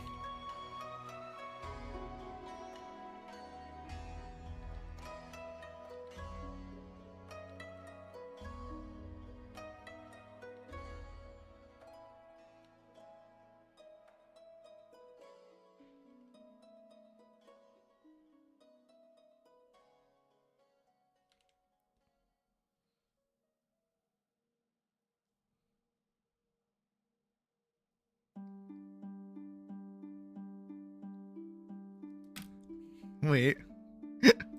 Wait. Wait.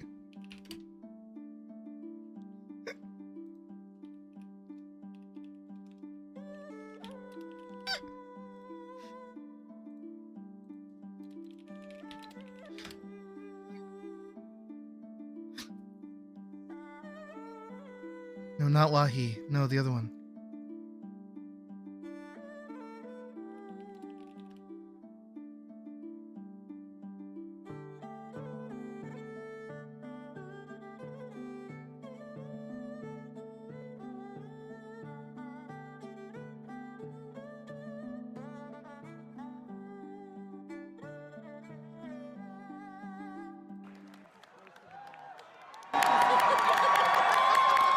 Hold on. Hold on.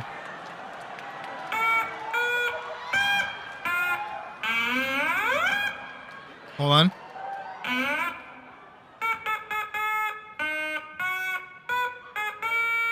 Yay! Woo! Yeah!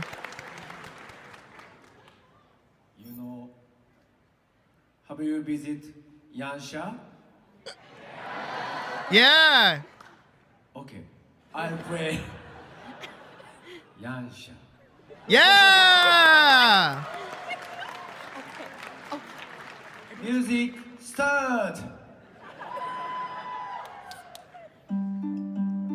Yeah! Woo! Yeah!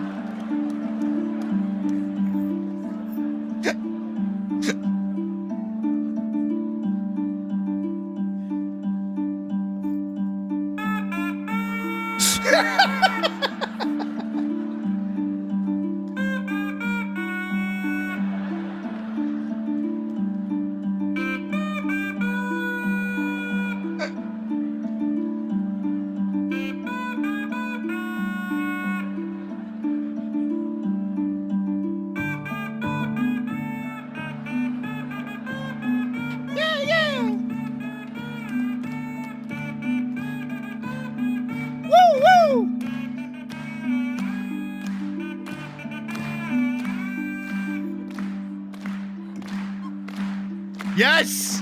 Yes, Soken, yes!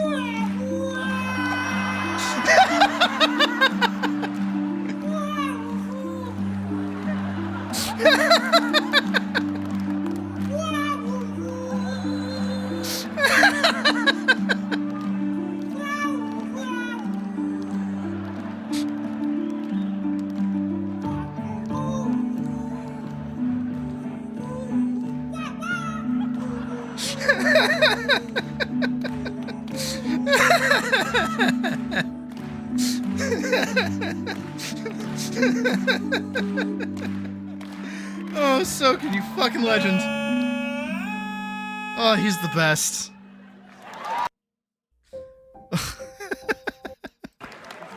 I just had to find that one. Oh, wait. Where's the other one? And then the most important one that we all know. Yep. Yep. Yep. Do you know Rahi?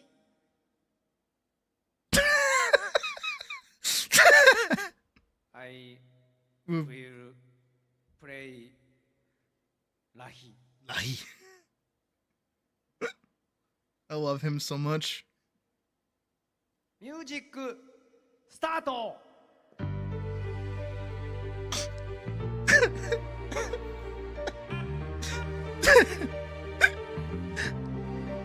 I love him.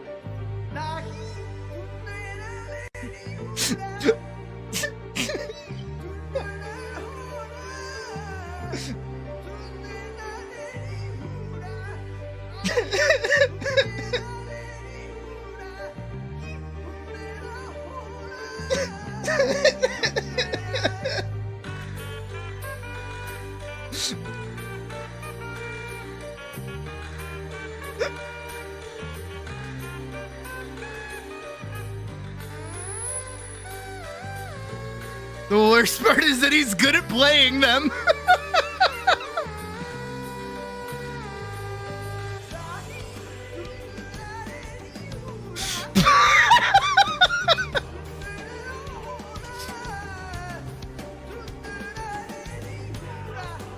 Lahi?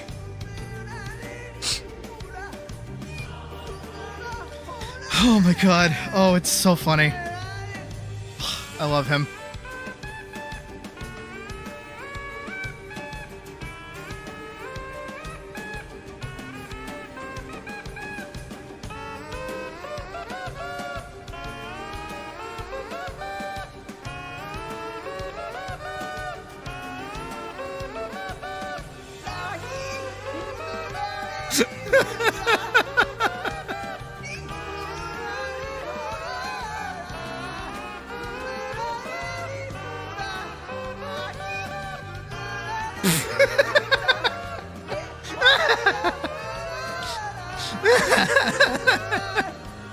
Oh.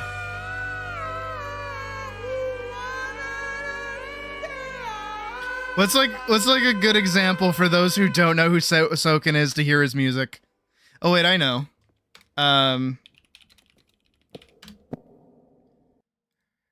Same guy, by the way. Same guy, by the way. I mean, not him singing, but it's him composing, so. Same guy, by the way. I'll just let this keep playing.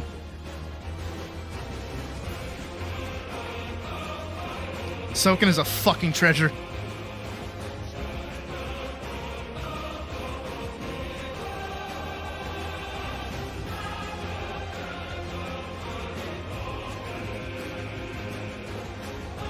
Yeah, Soken is the lead composer for Final Fantasy XIV and Final Fantasy XVI. Personally, he's up there with like Nobuo Uematsu for music for me. I will say, I can class him. Got you.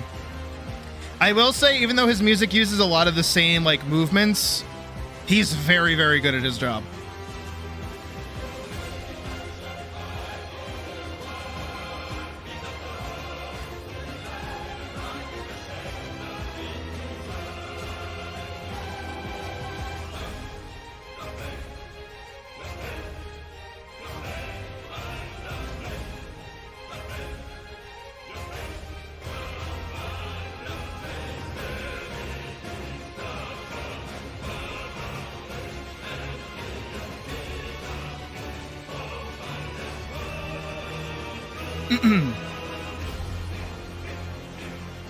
Dude, the whole Titan fight is like hype as shit.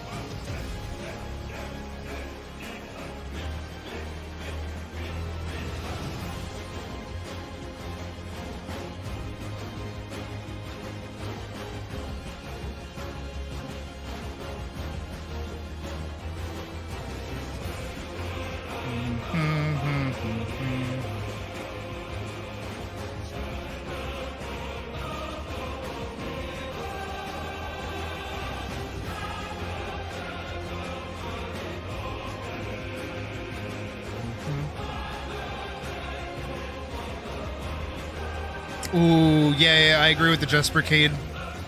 I love Jesper.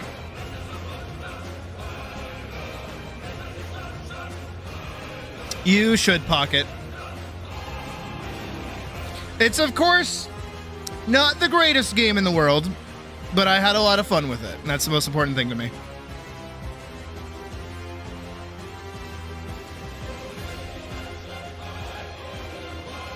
It's probably one of the few modern FFs that I don't hate. And I don't hate Remake. I do very strongly dislike Rebirth. I don't like Rebirth. That's the one that we tried playing forever ago, and I just could not do it.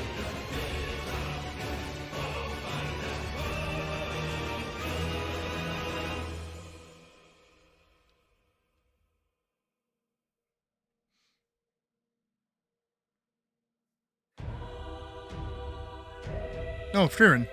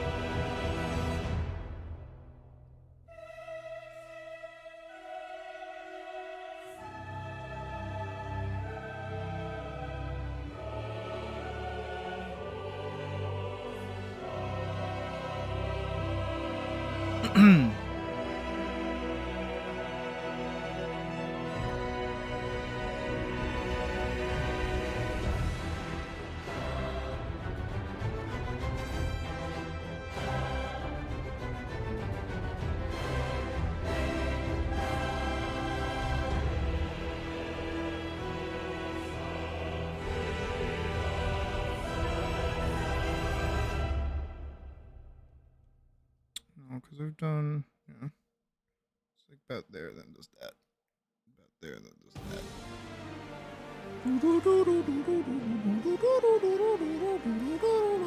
that. Same guy. The previous song was Frieren, but this is Token again.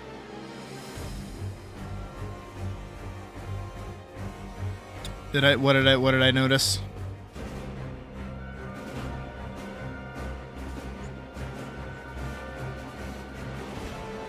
Look in her normal hand, line art.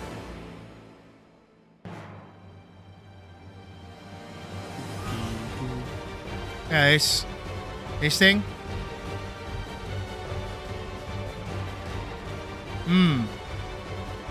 Pocket. Is she practical?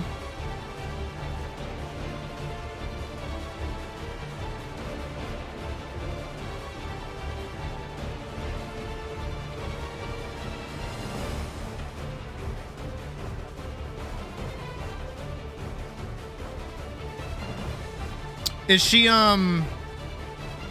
practical?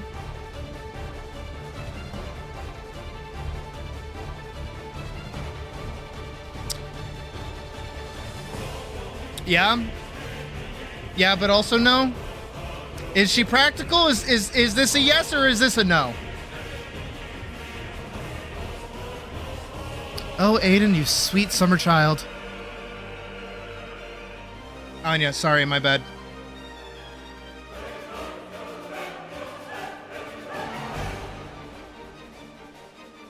Still, sweet summer child, all the same.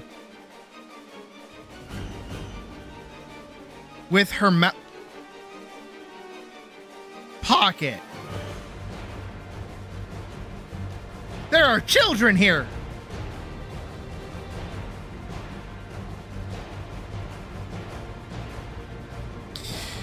All right, here for those of you. Let's really see who knows things. Practicality.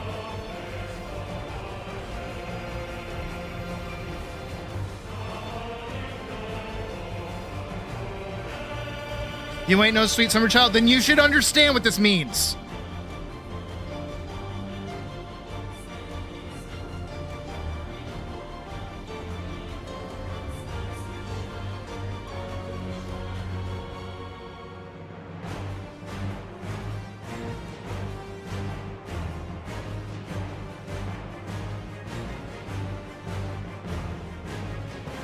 I'm educating children right now.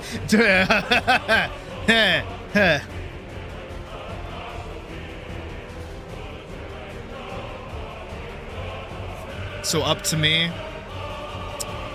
Girl. She should be fucking considerate. I'm sorry. If I can be considerate, so can she.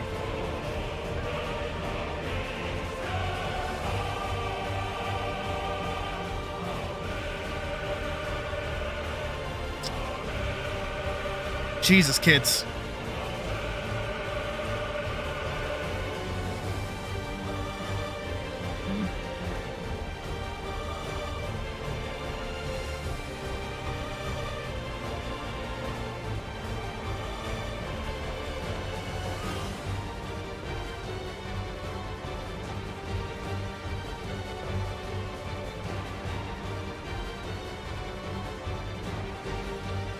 Be nice to your partners, kids. It's important.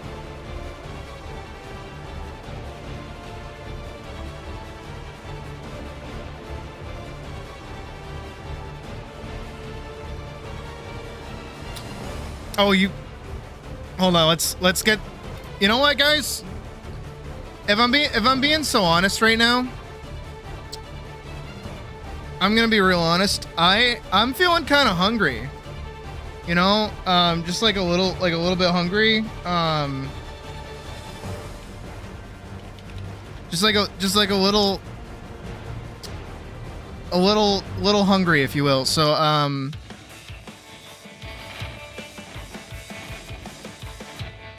like I feel like I should get some like, I don't know, like Taco Bell or something.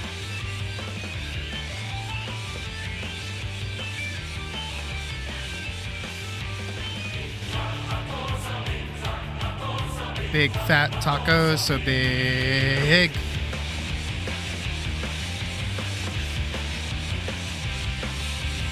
Big fat tacos, oh big fat tacos, oh big fat tacos, so big. Oh, is it with beef? I always did so big.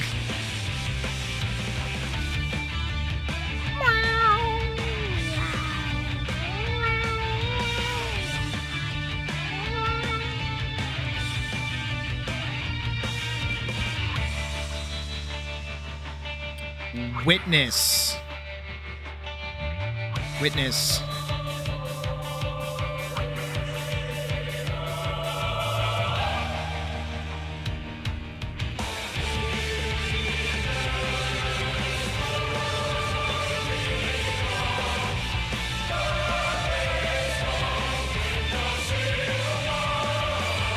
The audio mixing on this song is really weird. Holy fuck!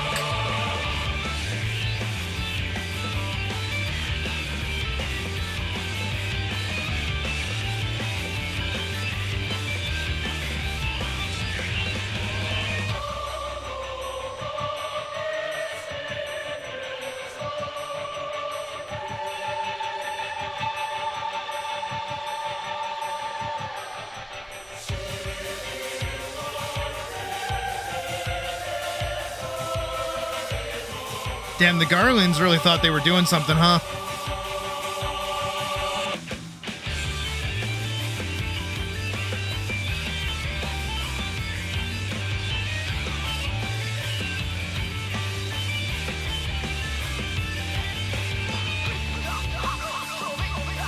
Big soft tacos.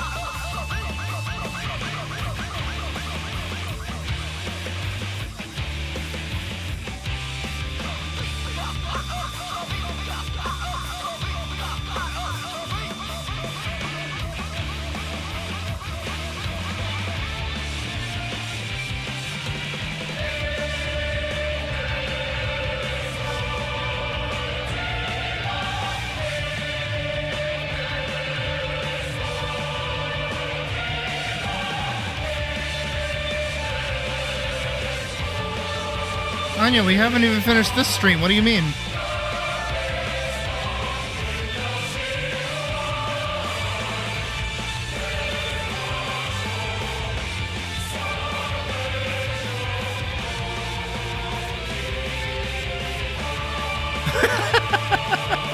Because you can only hear the fucking big soft tacos! And then holy fuck! Look, I had to listen to this the whole time I was doing Emerald Extreme, okay? So do you guys.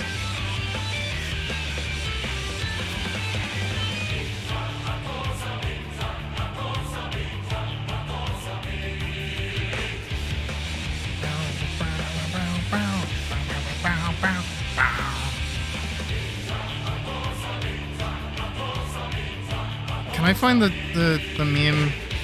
I don't want to read it myself.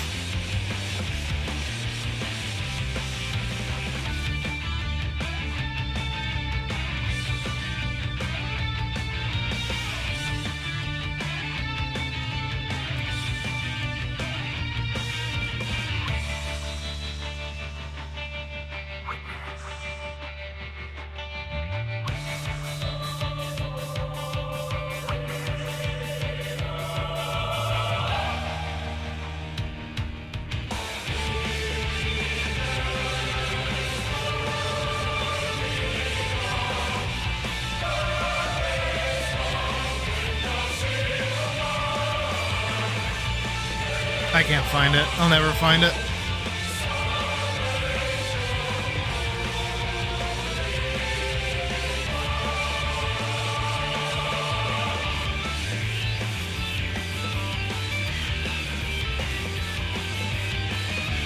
I'll like close it off there.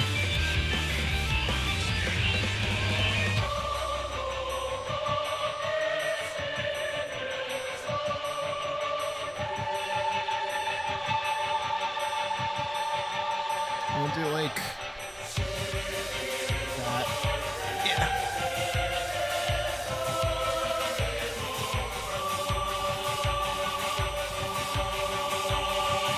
That should be good.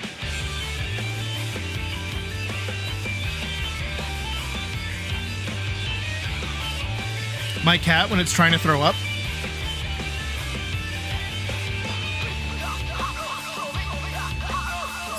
Fat tacos, so big, so big.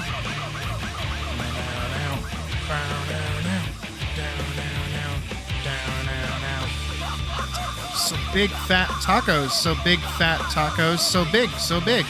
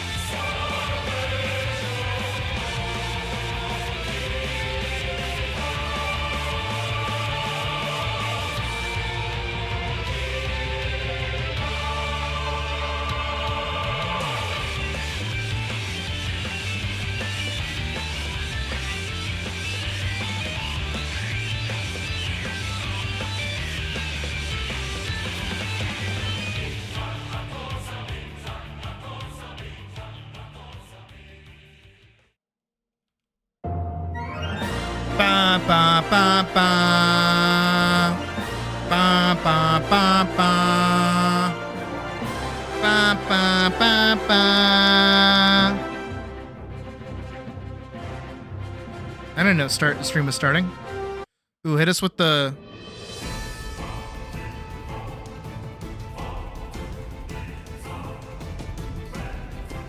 I actually hate this song. Not because it's bad. I'm sick of hearing it.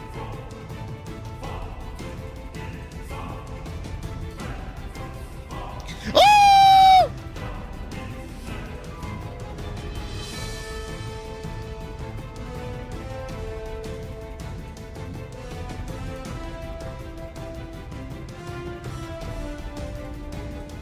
Da da da. Da da da. Da da da. Da da da.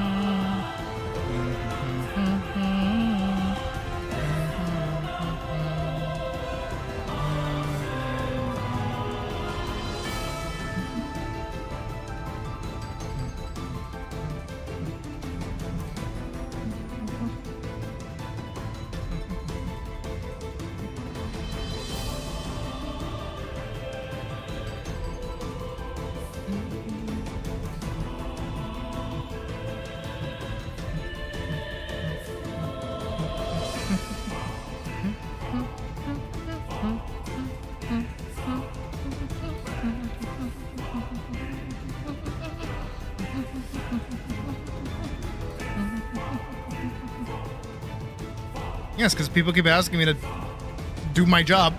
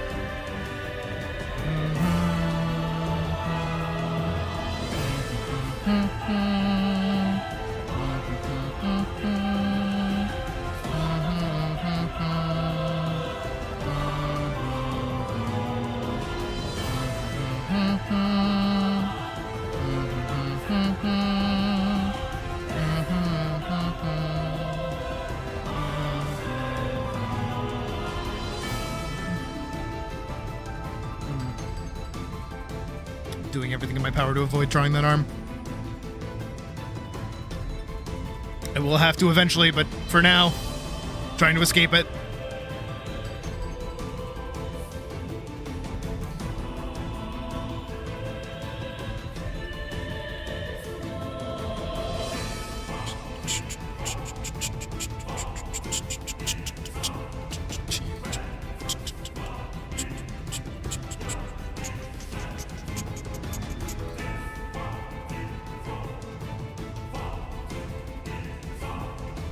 Wait, Pocket, I thought you had a man's. What the hell?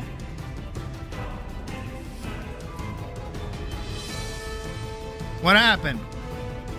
What happened?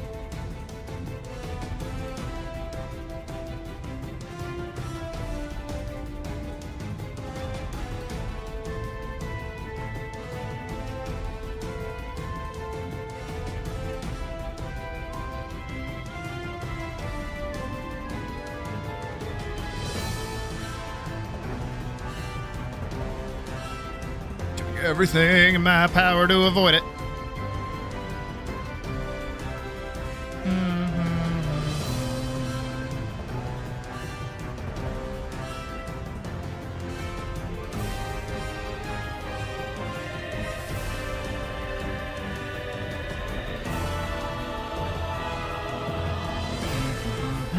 All right, I have to do it.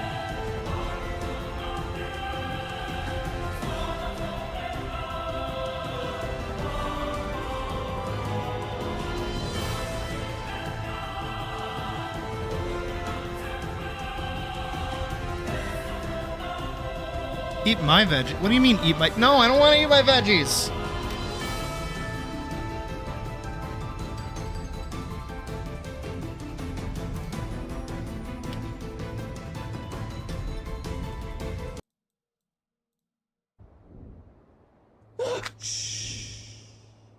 Eat your fruits and vegetables. Okay. Okay, I will. Good.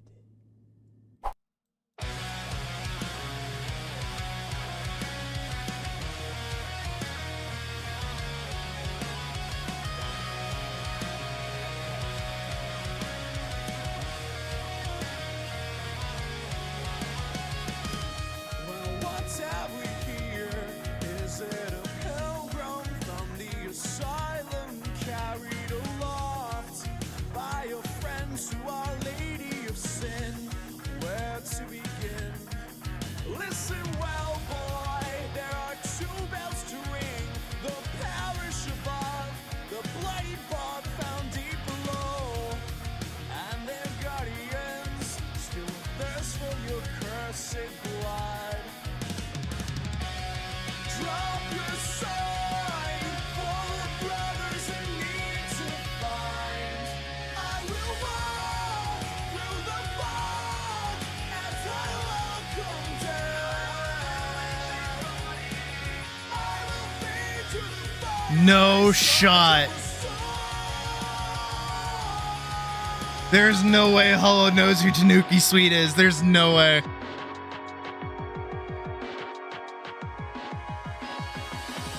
magnificent father in a desperate attempt to stave off the end of his age. I didn't think anybody knew who they were. And burns all his nights alive. A shadow this former self. They lock him away, far beneath this crumbling shrine. A radiant sun, forged by the feeble hands of a child not fit for his throne. A clever deceit to make everyone believe. I think they did one for DS2. I don't know which one it is though, but I prefer Lord Soul anyways. Lord Soul and the pilot are like my favorites of theirs. I will walk through the fog as I welcome down. I will fade to the fire, these shards of a soul. I used to listen to Tanuki Sweet back when I was boxing too. That and the soundtrack to Hajime no Ippo, of course.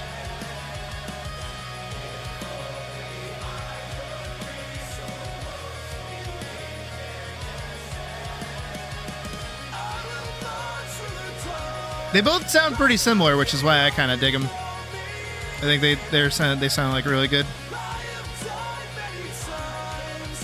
I've been played with humanity.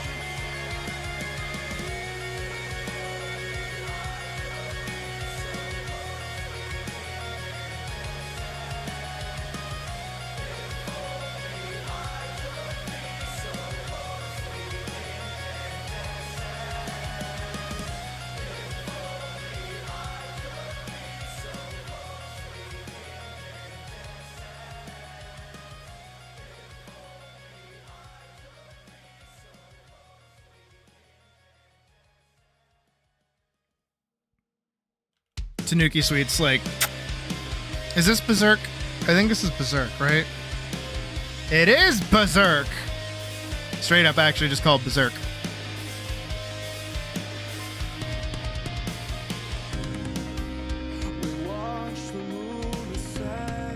Literally about Berserk. It's pretty great.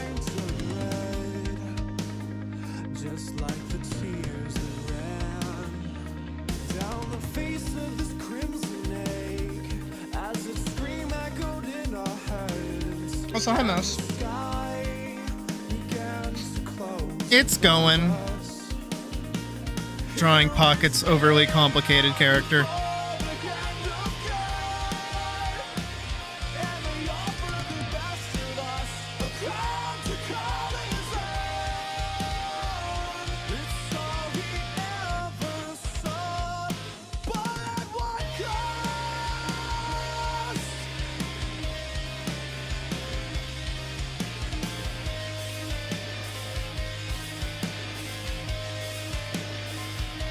You can't tell me I'm not justified in that comment pocket. Looking to add them to the bodies that stood apart.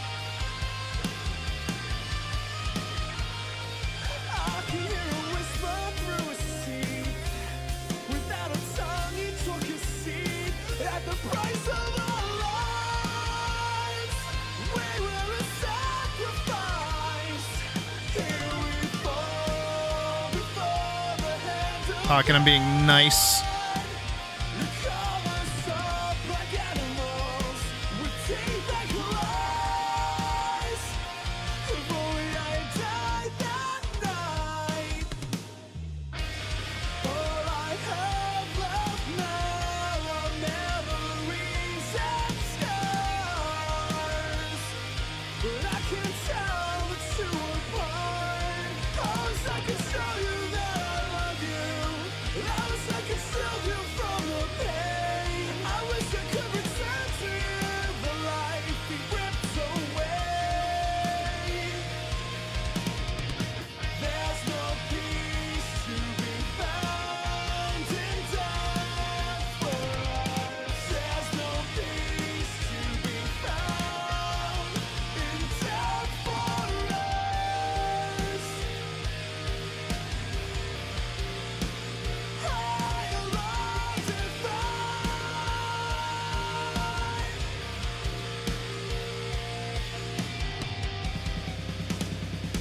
People think I'm scary. That's really funny. All I have left now are memories and scars.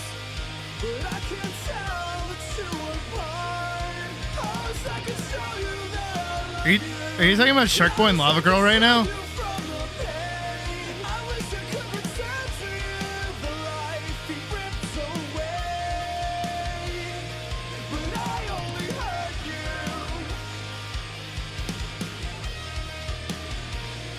But I only hurt you.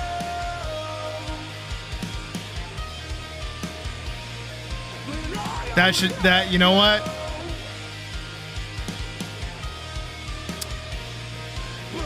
That's another movie we could watch without a mic, with no mics, or mics on. That'd be the Spy Kids 2. God, man, remember those movies?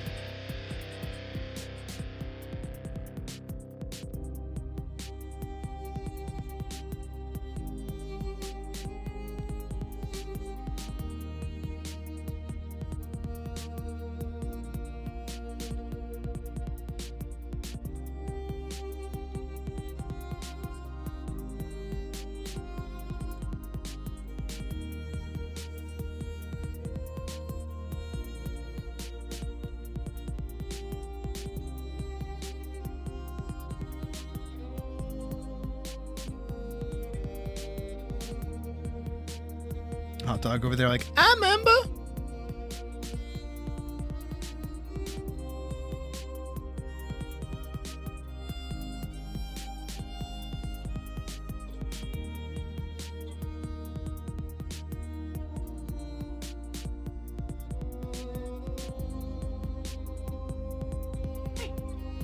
Oh yeah, you're going to a show, I forgot.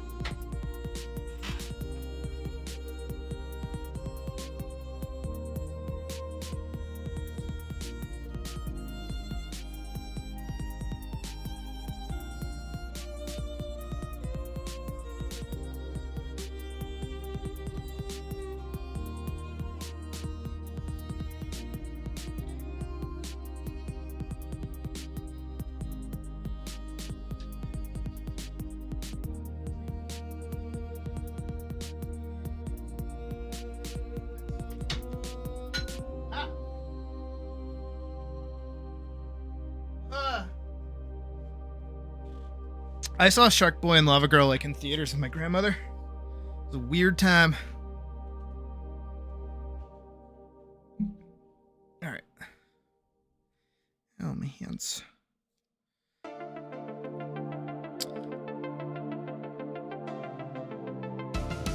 Oh, this is a reminder to the kid, stretch your paws, kids.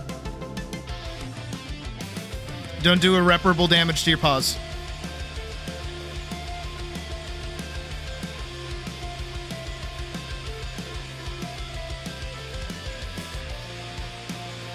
Did I see it in 3D? Oh, fuck yeah, I did.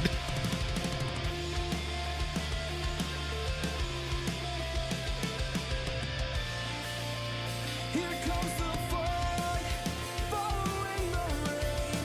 The missing suspended like marionettes, and we all are haunted by our shadows, just feeding them strength by denying. Which one is it? Are we talking about the Does God Stay in Heaven? Yeah. Because he lives in fear of what he's created? Yeah. No, all of those movies had like stacked ass casts for the time. Fucking Steve Buscemi. They had Sylvester Stallone. Antonio Banderas. Like everybody was in those. And most of those were just made for like the director's kids.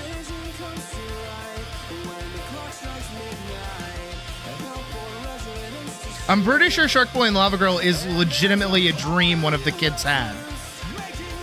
And he's like, I can make a movie out of that. And then he did.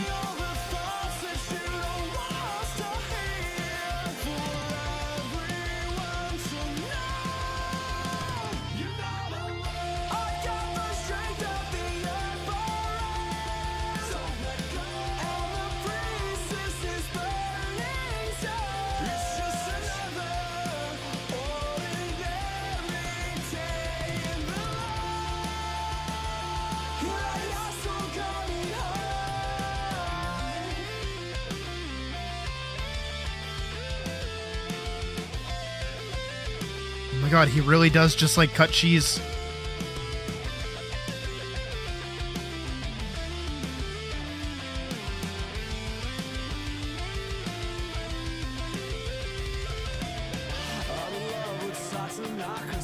Just wrap your legs around me.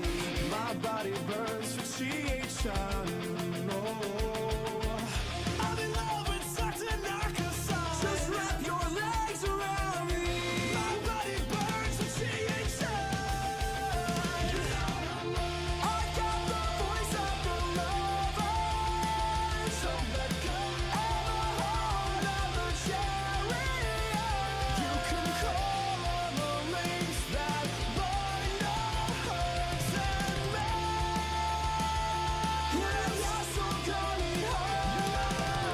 I've got the strength of the earth. Trying to add like detailing to the corners of the legs. It's just another ordinary day in the life. Yeah, you're so coming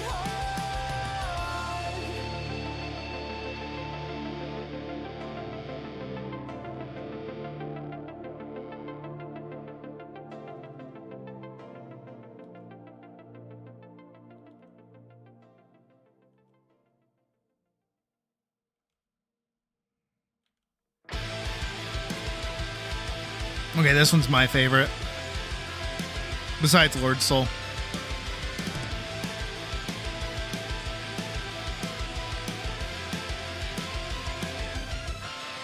A sigh of relief to give up, to release this desperate cling to a Probably putting my line art abilities to the test right now.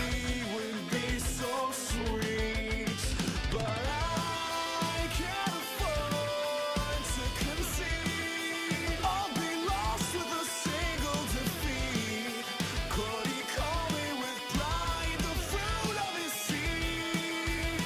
It's an impossible dream. How could you ask this of us? The fate of the world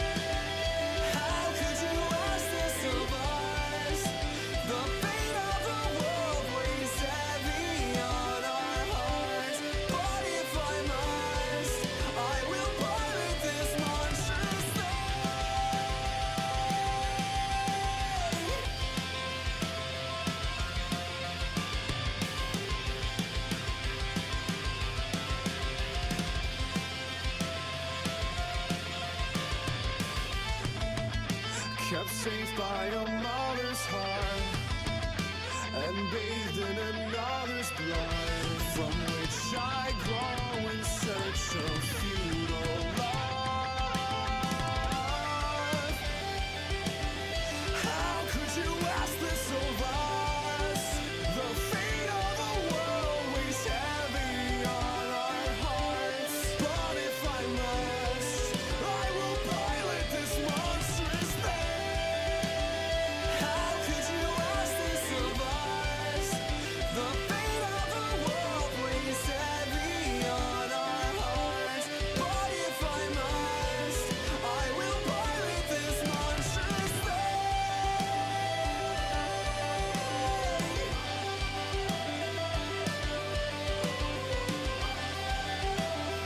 I have to figure out how to do the collar.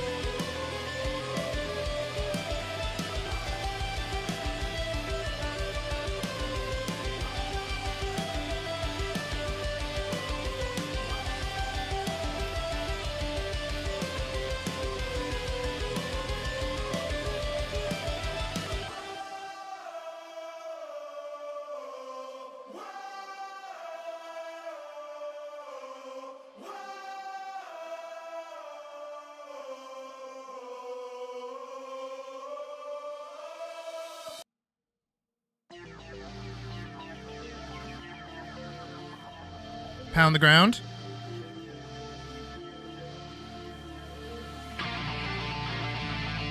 Pound the ground.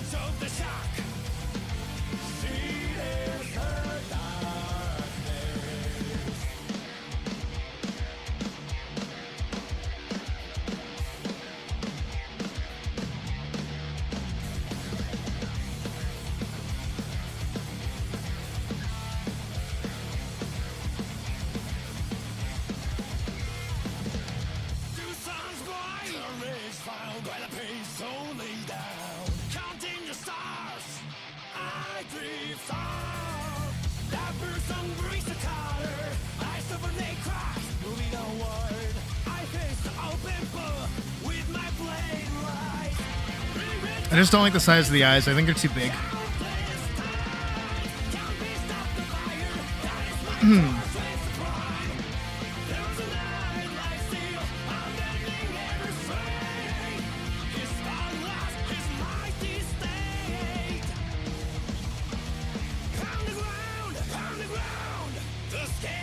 Duplicate this really quick. And now we're gonna erase this.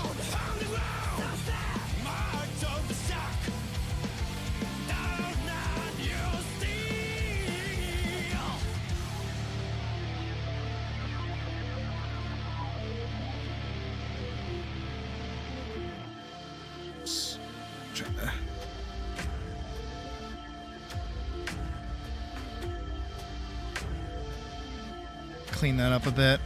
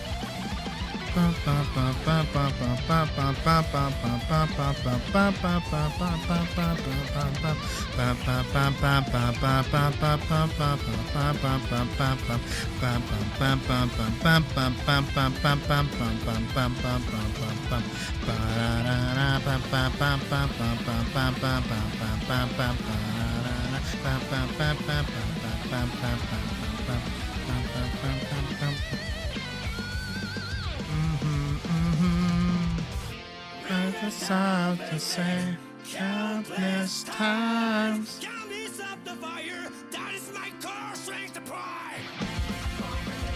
Like a knight of steel, stand right. I got this with a human heart of compassion. I'd rather smile honest and pure. Let that be your guide. Pound the ground, pound the ground. The scales fall blind, hear the roar. Pound the ground, pound the ground. March through the shock. Change what doesn't change. Change what doesn't change.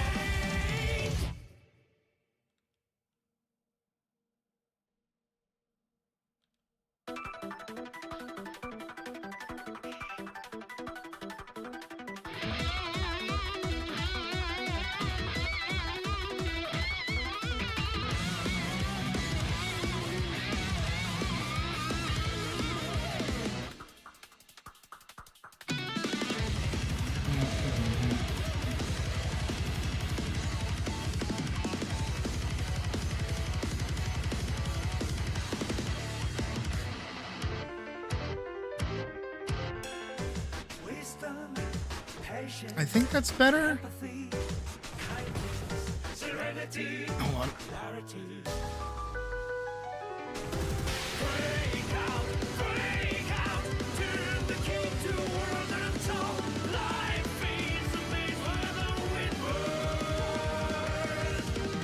That looked funky. Tired.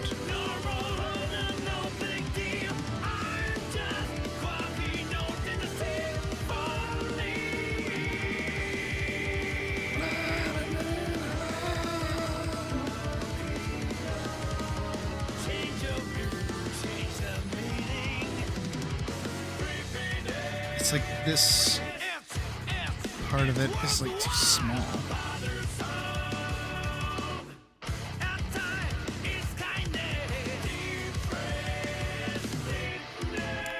Would I prefer simplistic scale pattern? If you, for Rauta, I mean, yeah, that'd be helpful.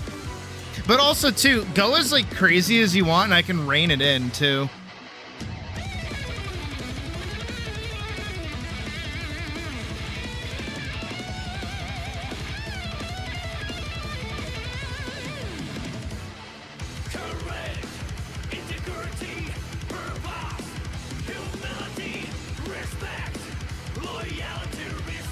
You know what? I think it's just the eye in general.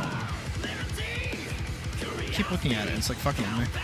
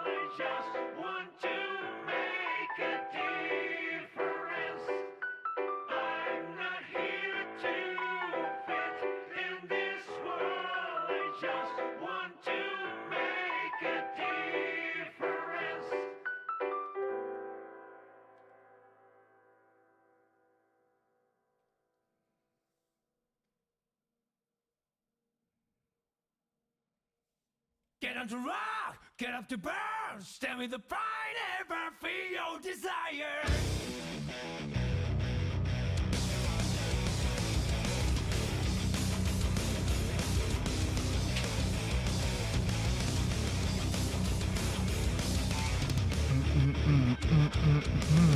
One day I noticed that my life was broken. It was not me who was controlling this body. Oh, I want to know what's really real to me before it vanishes like a wave. Get on the rock, get up the burn, stand with the pride on me the way. Hey, Shadow.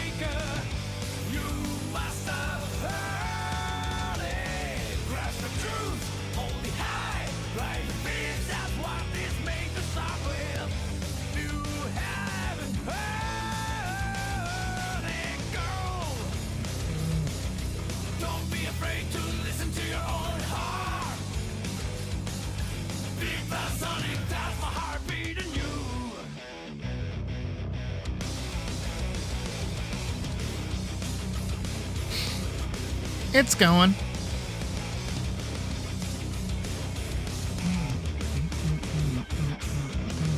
One day I noticed that the world was broken. Spoiled out hell, we had our senses down, down. Oh, I want to see this whole world fully blue. Not this space marched in black. Hey, get up the rock, get up the burn. Stand with the pride on me, no ways to make it. You must have heard it. Grasp the truth, hold it high, raise your voice, that's how you start a new thing. You must have heard it now. Don't be afraid to listen to your own heart. Beat the sonic, that's my heartbeat in you.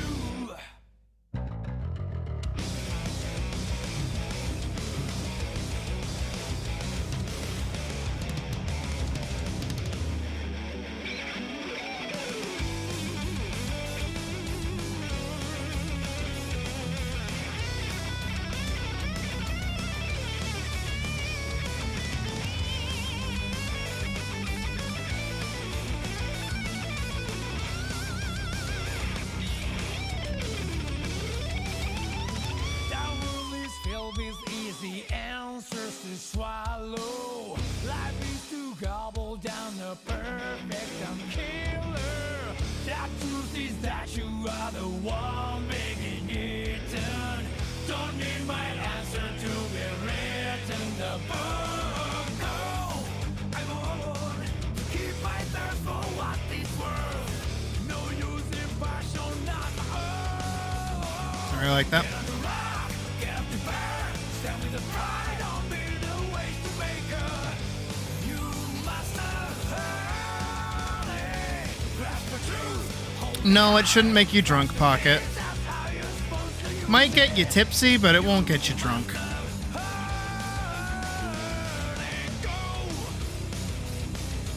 Don't be afraid to look yourself in the eye. But also, yeah, don't eat it if your liver cannot handle it. Like, actually.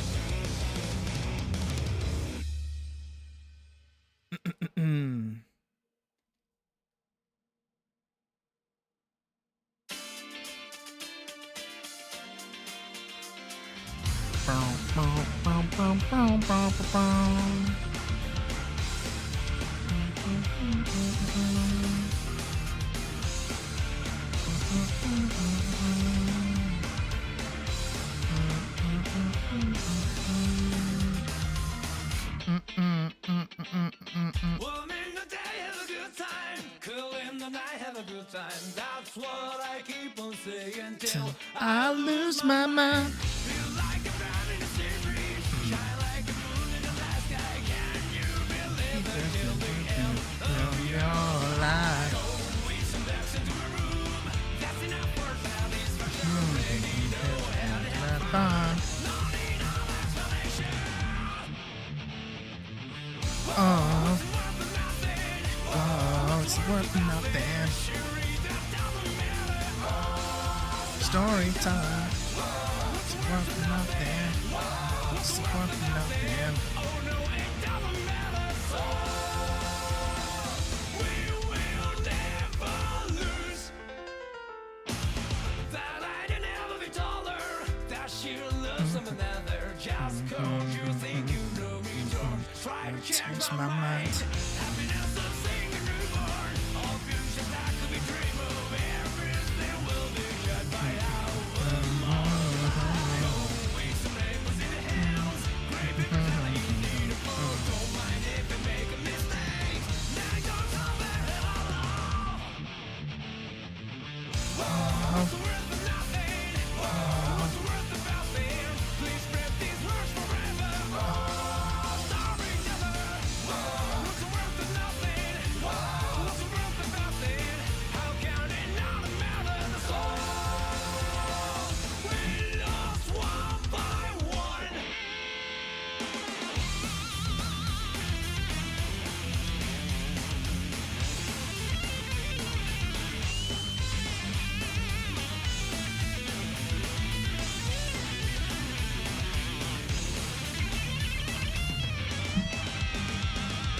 Look around, run around. There's nothing left to smile for. Look around, run around. There's nothing left to cry for. What's the worth of nothing? What's the worth of nothing? Don't ever let it fade out. Storyteller. What's the worth of nothing? What's the worth of nothing? There is no need for sorrow. Great songs will never die.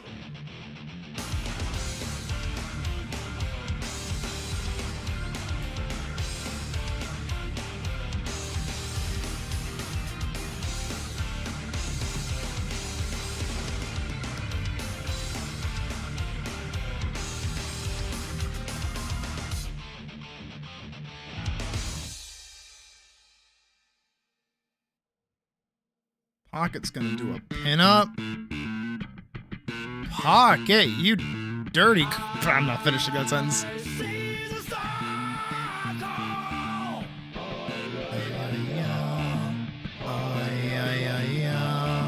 I see the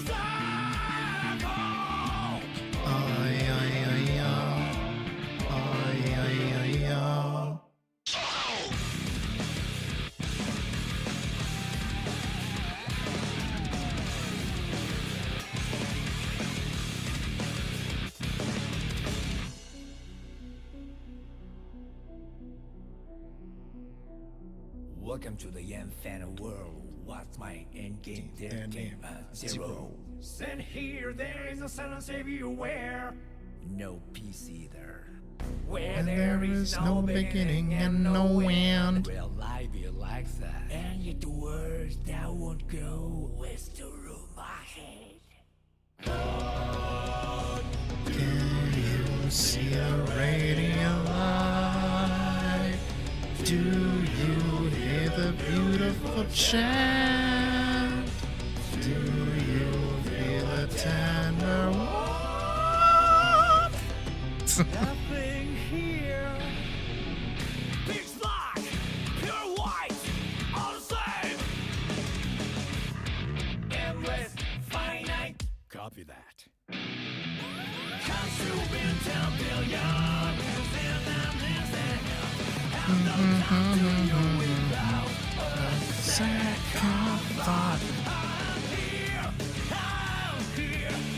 on the border of the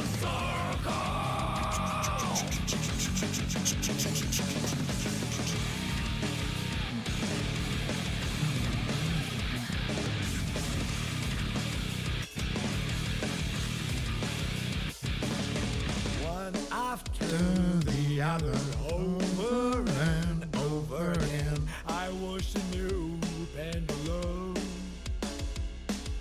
World I left that can't reach like that through the wall.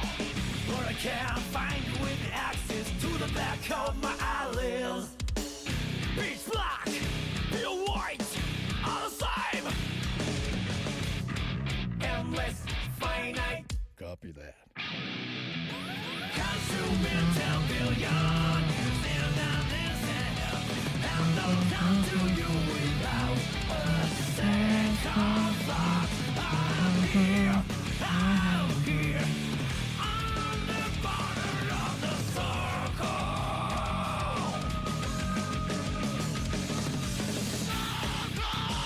All right, Pocket, I'm going to start taking a little bit of liberty here.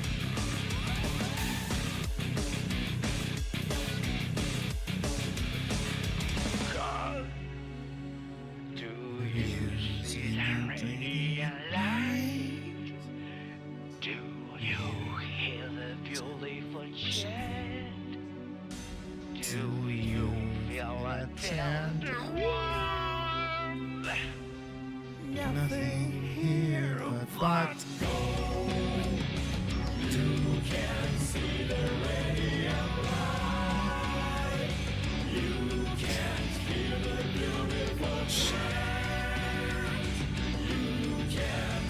just a tinge. If you can give someone something. Well, have a good night, Howard.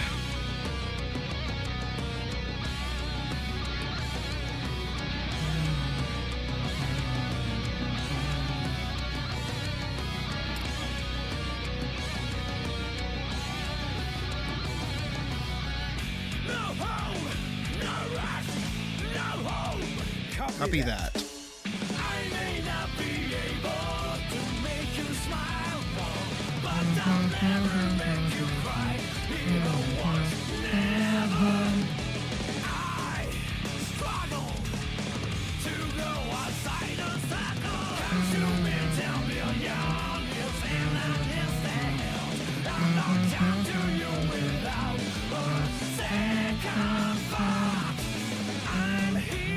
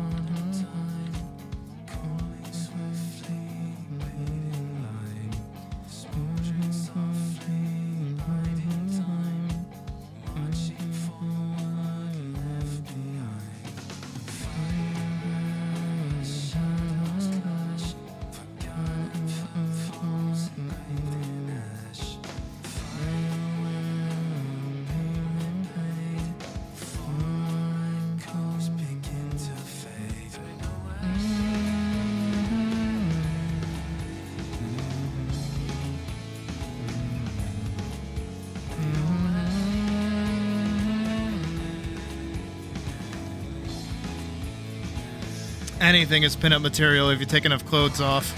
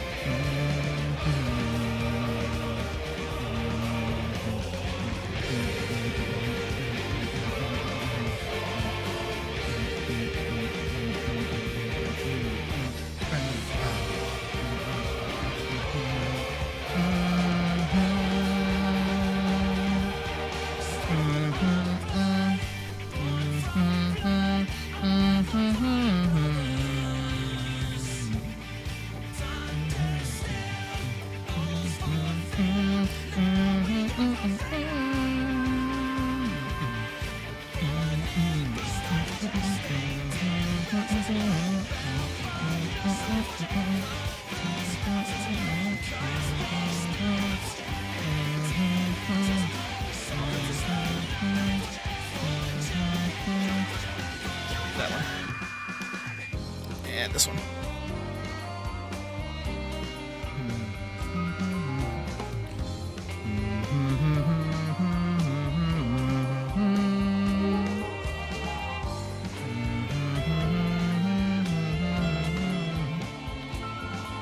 I may for once be able to actually do lips in my life.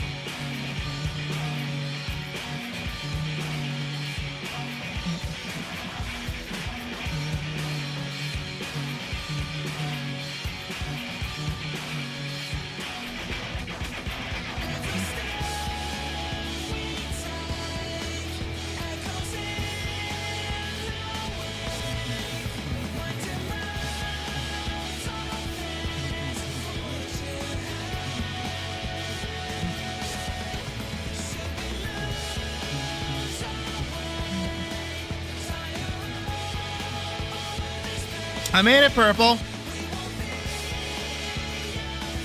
What are you talking about? It's purple.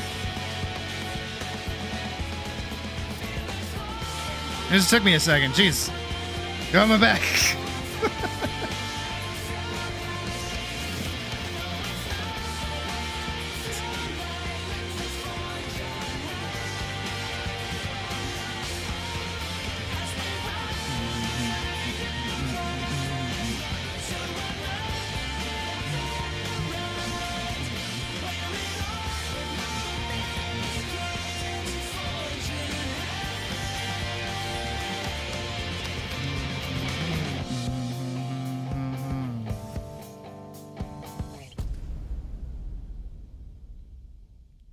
Over there, put that over there, put this over here as well.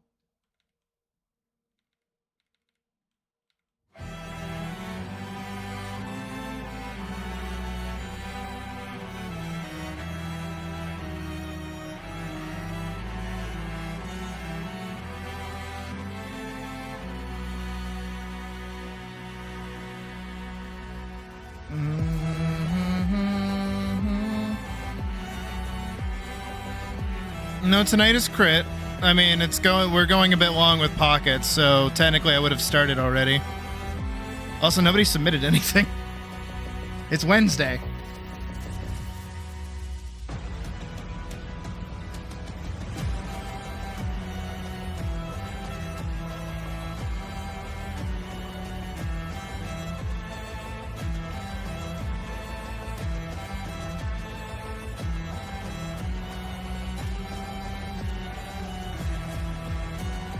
It is everyone, yeah.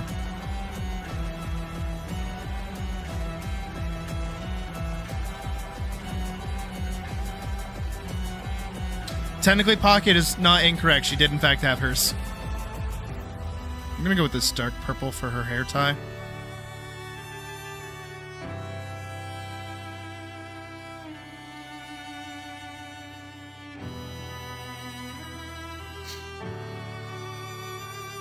Alright, I can take a look at it, yeah.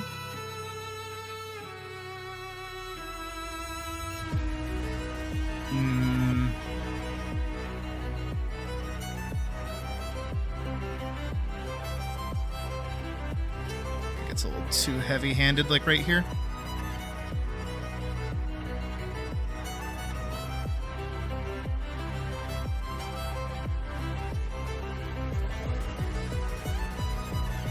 I mean, if you post it into crit, it'll count, yeah.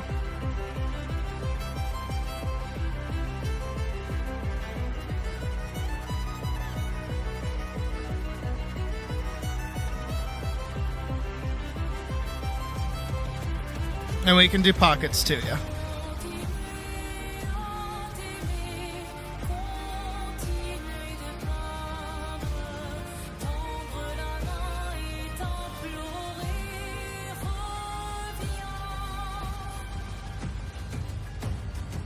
But you'll also have to remember that we have another commission as well, so I'll probably do that first. Then I'll do crit, if you guys can stay up that long.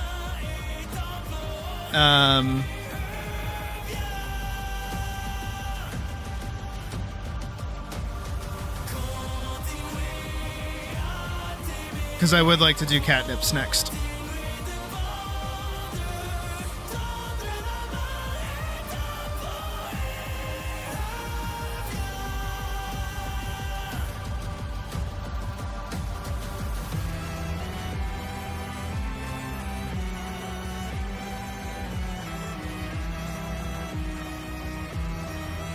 This isn't even a playlist, it's just like music that doesn't leave me alone.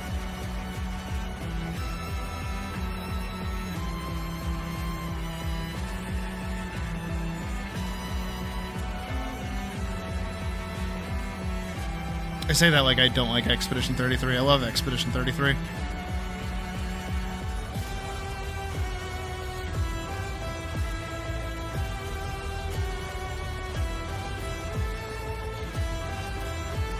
I like how dark she is. She's got very nice dark features.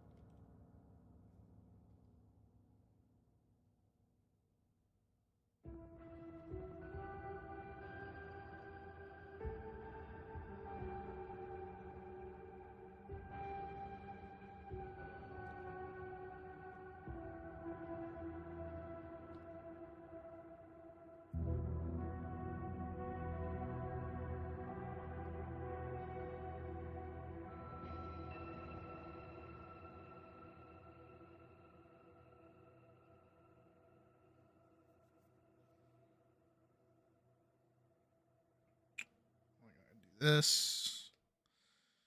Just. Oh boy, Sonic, my favorite. No. Sarcasm. I mean, I like the song though. Just gonna. Really quick.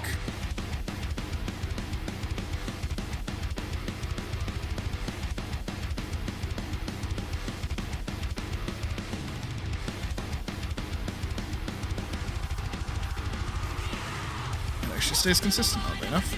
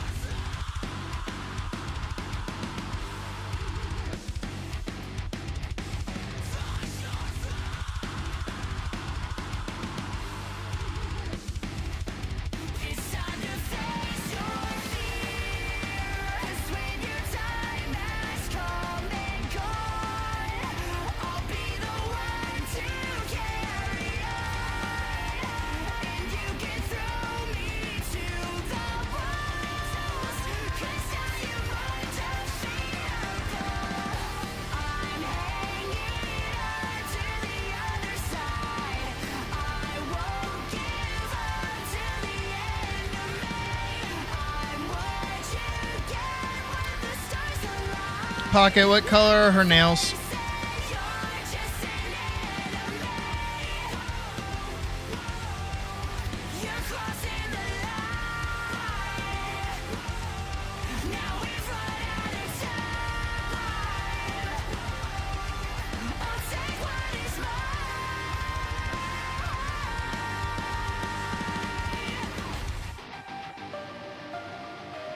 Black, gotcha.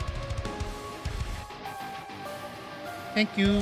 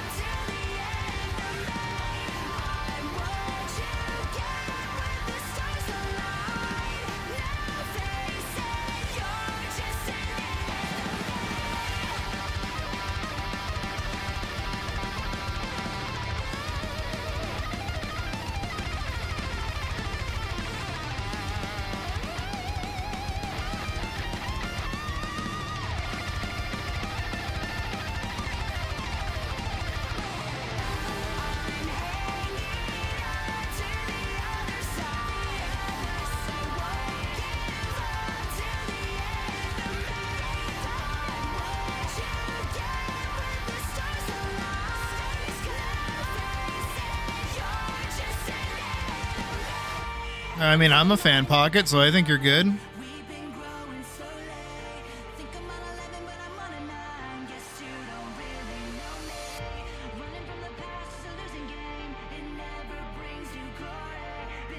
Her legs need a lot of work.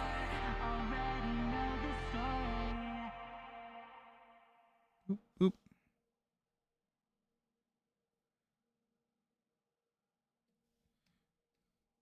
Pocket shush. I've got plenty of time. It's a question of you guys have time.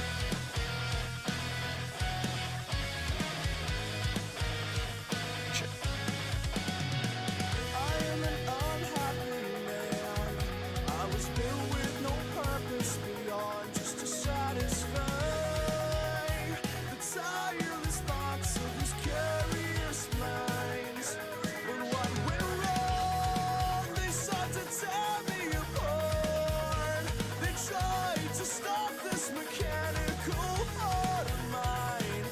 I was never enough to ever be loved in his eyes. Have you forgotten? Have you forgotten me? Did you erase what you've done? How could anyone accept a broken soul? Don't worry, Catnip. Yours is very close.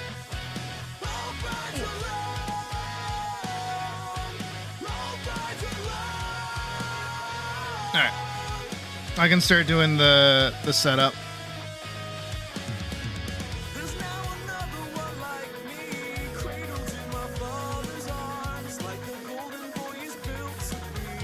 Someday, somehow, someway, I will make them pay for all of his mistakes. What is life? What right does he have to decide? Am I so much of a failure in his mind? I am what I could ever be. I only wear this disgrace. Have you forgotten? Have you forgotten me? Did you erase what you've done? How could anyone accept a broken soul? Go on and abandon me, erase every trace, set fire to everything. How could anyone accept a broken soul?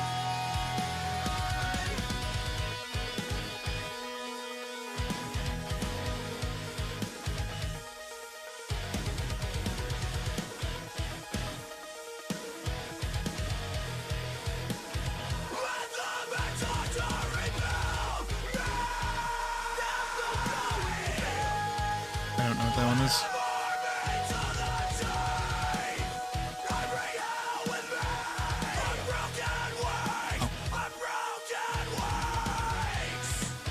Is there no joy to be found in this life?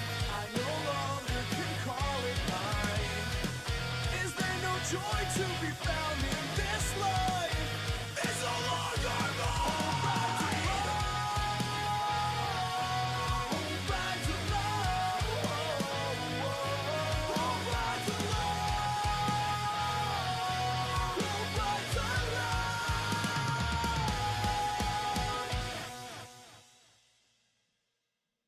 Yeah, that's good. All right, let's like close this up a little bit and no, it needs to be a wire.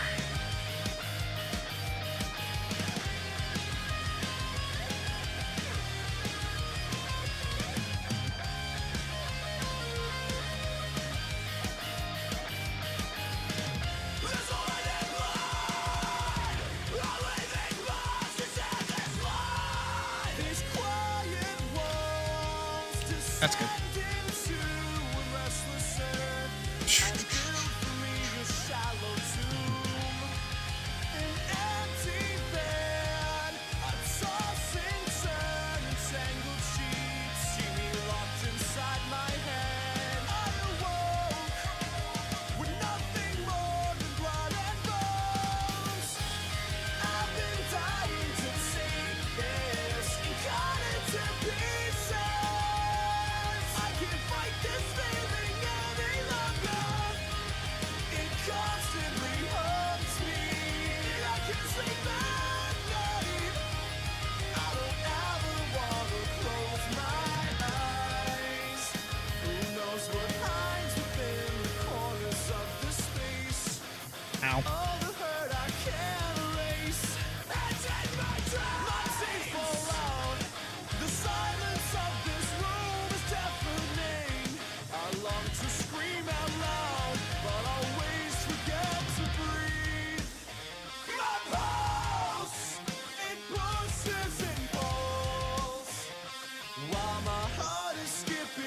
What?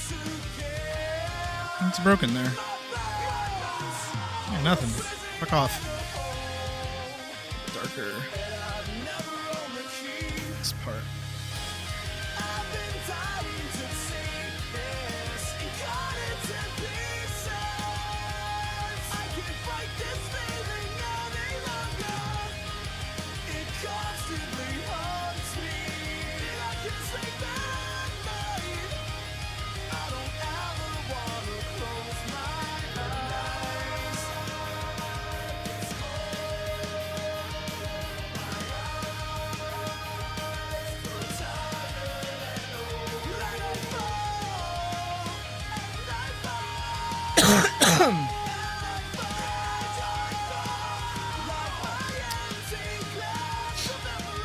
Badger, what do you mean? What does that mean?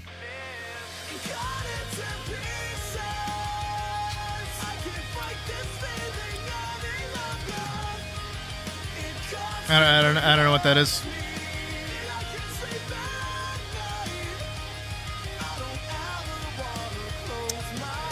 Honestly, I think I might just use that one.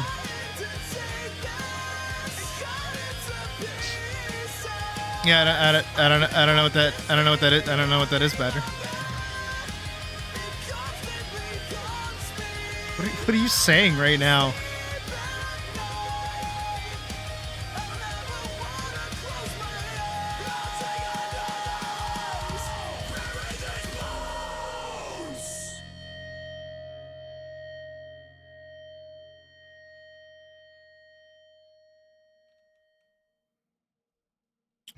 What is up, dog? Oh. Well, aren't you proud of yourself?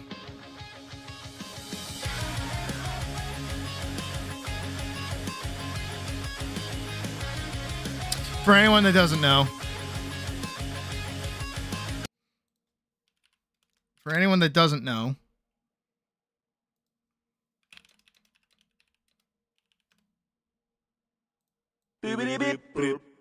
For anyone who doesn't know. I just remembered what's up here. Wait, where? Oh, I should have said football helmet. Wait, how do I? Is it up, dog? What the H? Oh, there it is. Glasses. Boom. Glasses. Now I can see the secret thing, and get my football helmet. Football helmet, yeah. Thank you. Oh wow, is that up, dog? What do Thank you you say? so much. Ow! Aaron is trying so fucking Is there hard. up, dog in there? What What are are you you talking saying about? I don't about? know what up dog is. Up, dog? What are you saying? Oh, it's up, dog. What is up dog? Oh god. Well, aren't you proud of yourself?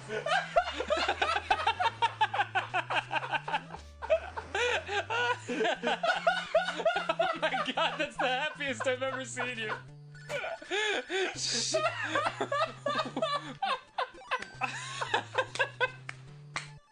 I have never in my life ever gotten that to work. What is up dog?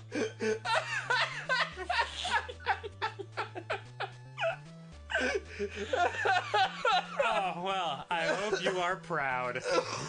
You certainly seem Watch to. Hajime no Ippo on the shirt. Hype. Actually, hype.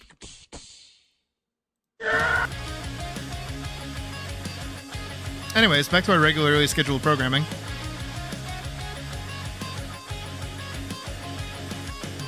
Miles across this state and hours away, looking for a reason to sing like nobody's listening to me. My dear friend, oh how I long for us to live again.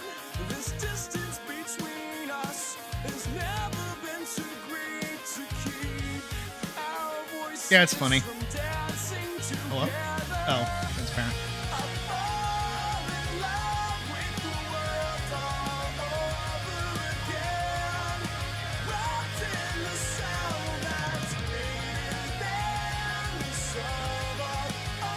It's like too vibrant.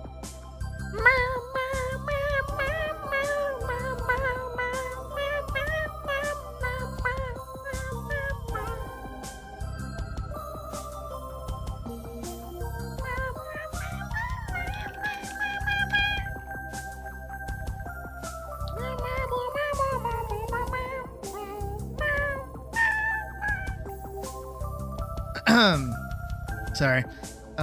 Where are they? There they are.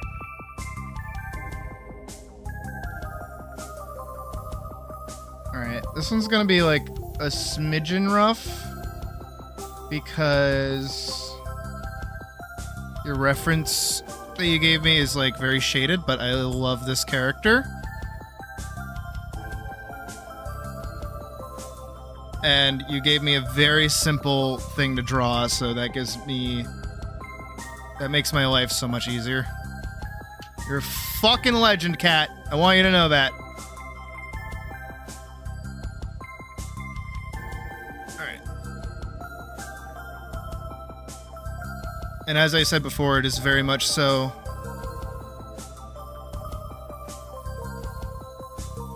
pose similar to sitting on a rock. Gotcha. I know what I can do. This way, this way, this way, this way, this way, this way, this way, this way, this way. But then this way is more like this way, this way.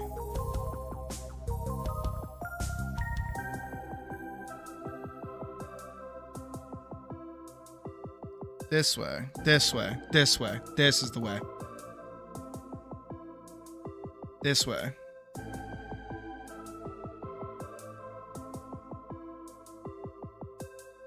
This way. This is the way.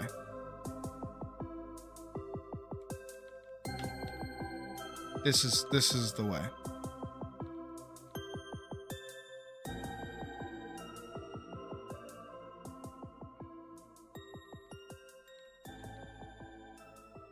This is the way. This is it. This is how we do it. Yep. We'll just do make that like that.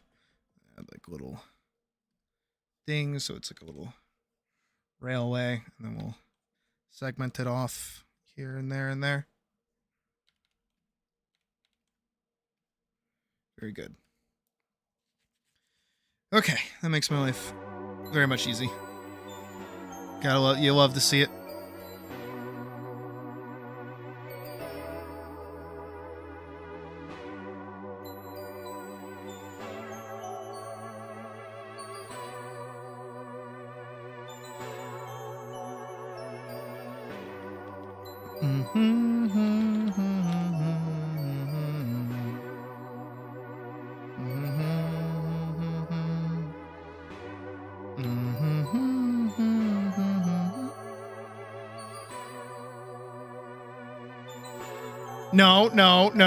No, you donate. No, donate. Give me money.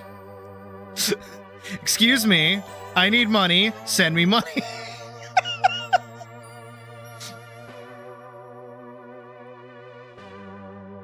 Oh yeah, Dead Mom MP3.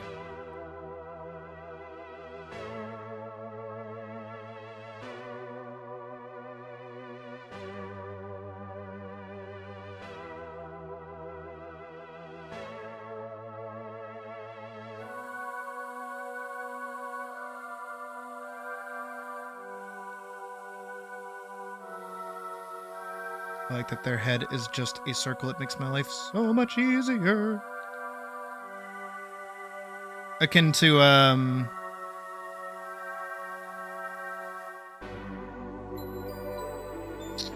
what is it? Skylar, too.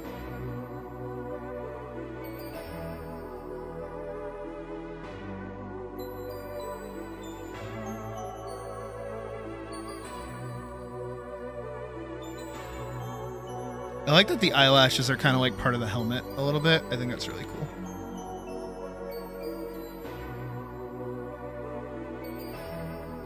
So that needs to be like way closer.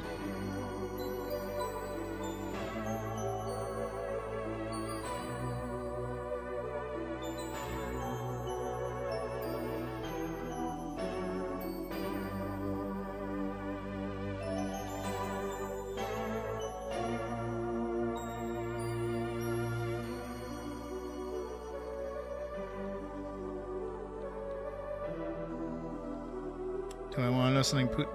Well, maybe? I don't know. You drew your persona twice ever. Yeah.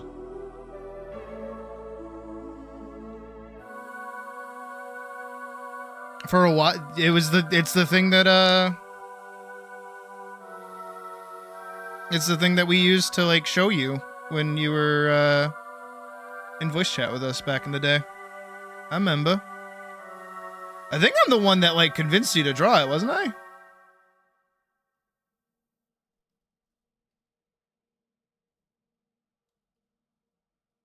Not to give myself that much credit, but like.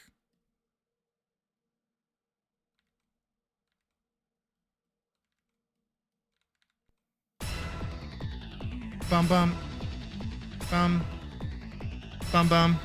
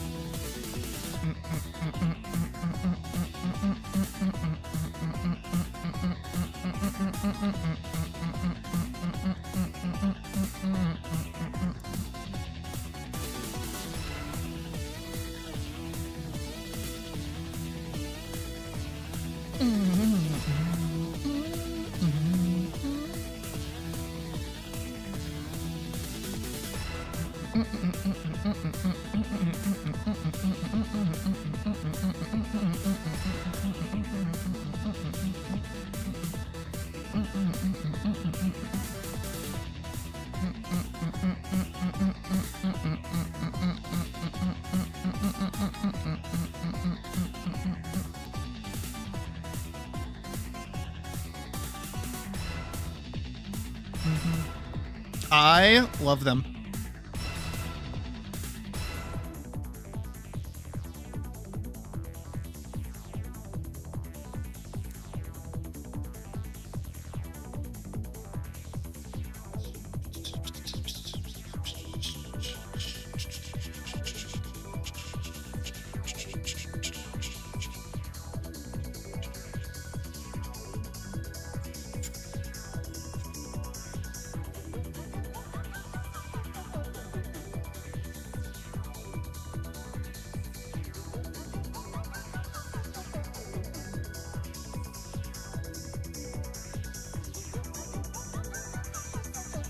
I think I'm gonna have to like retouch up the legs a little bit. I'm liking everything else so far, just not the legs.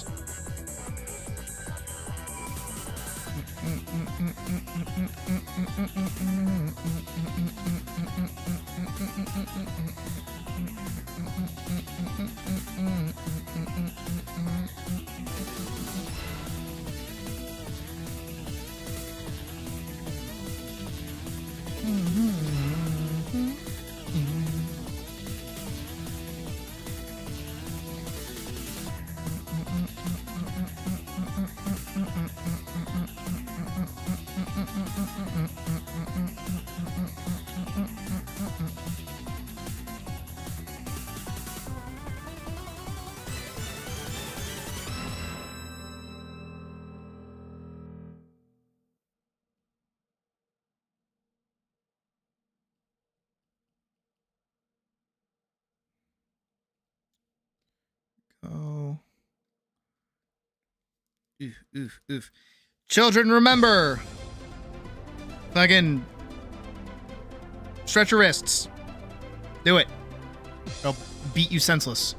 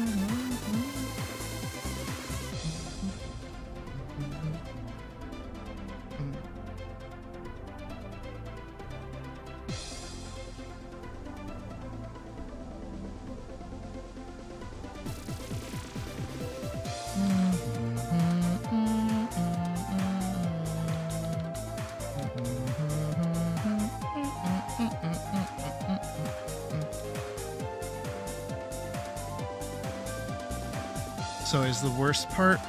I gotta put in like a lot of extra work here.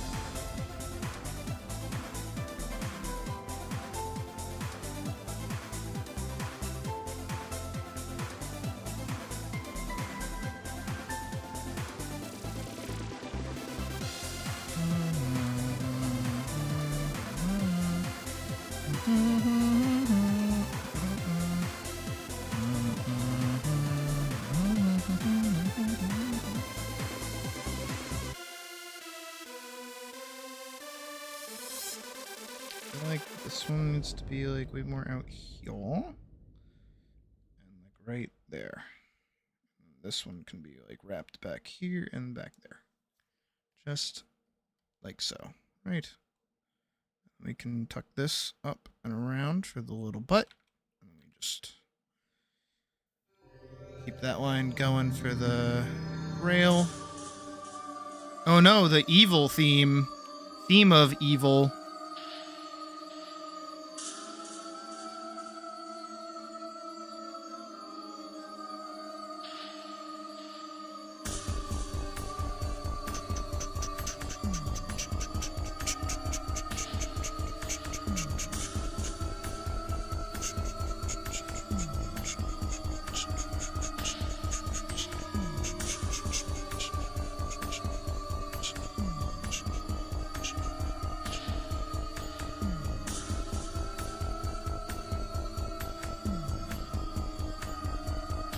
Feet look more like this than anything else.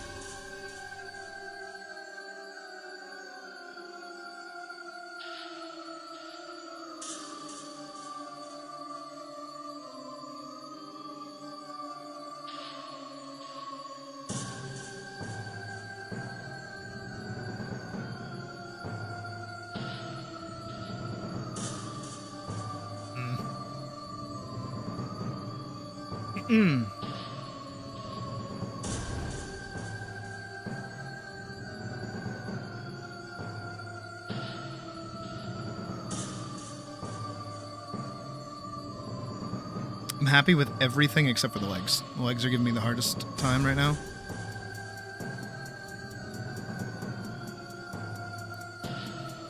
Maybe I should just keep how I had it. Try to get those to work.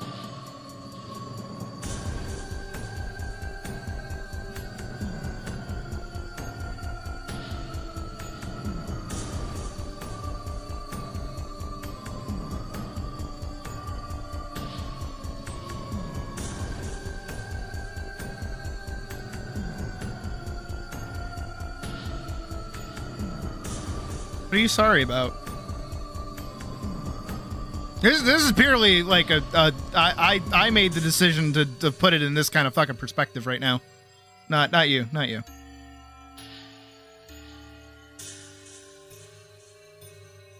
I'm just trying to get these to work from like this up down kind of angle. That's all. All right, then we could do this and we could do that. And then this just looks really weird for a second. Because I need to get this to work here. And we do this and we go like that. Right? No. More like that.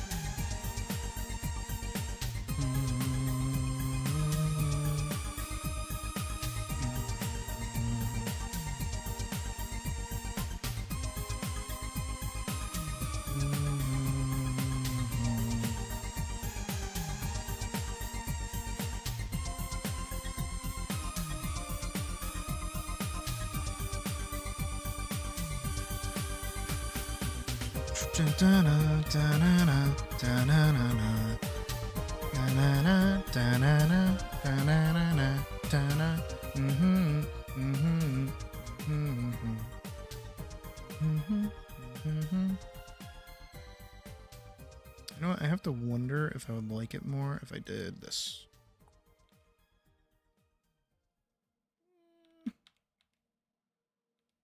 Mix of both. Mix of both. Mix of both.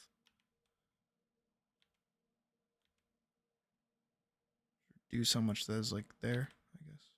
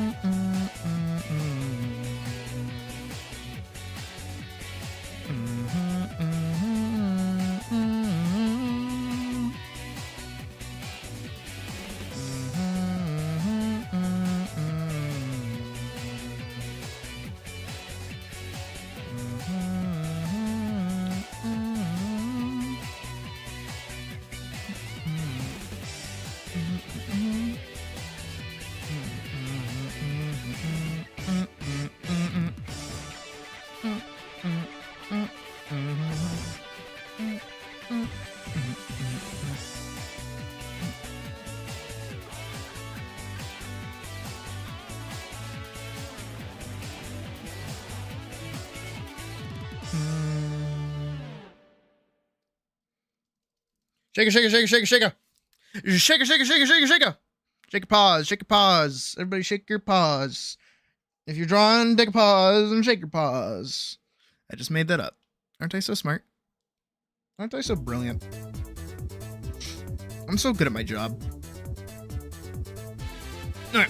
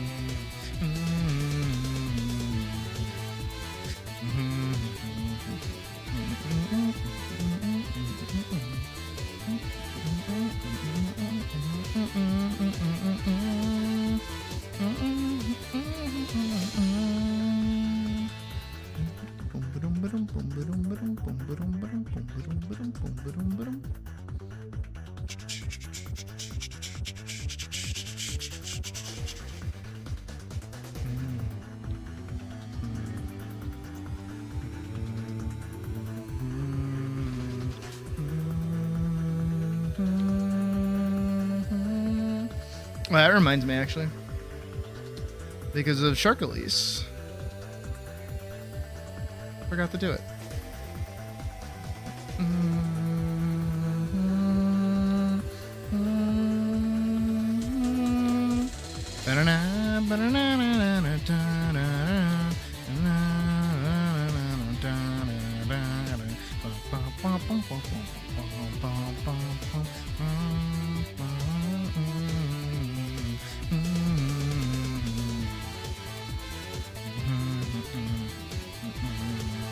I wish I had cheesy bread.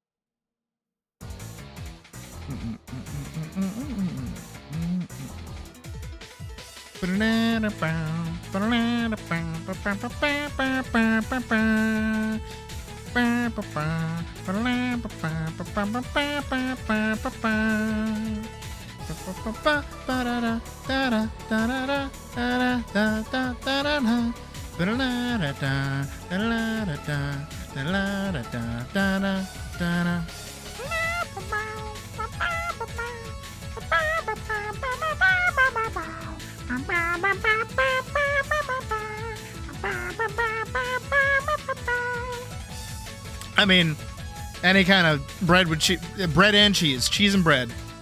Who doesn't love it?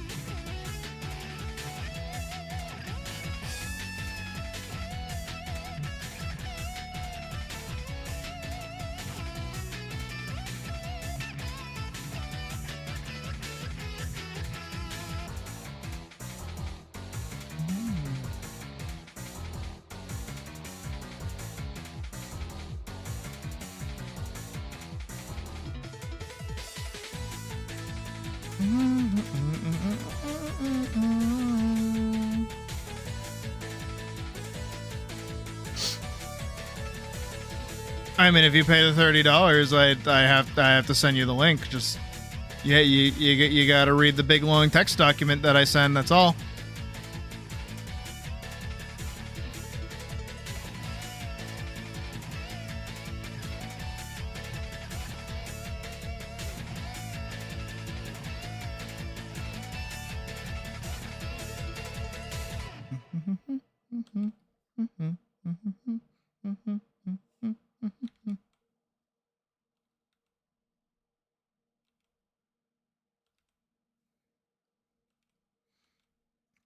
Also, as much as I joke about the $30 Patreon tier, it is very much so.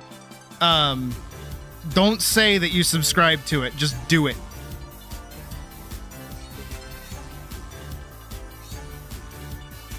Or rather, tell me you're going to do it, but don't tell anybody else that you're going to do it.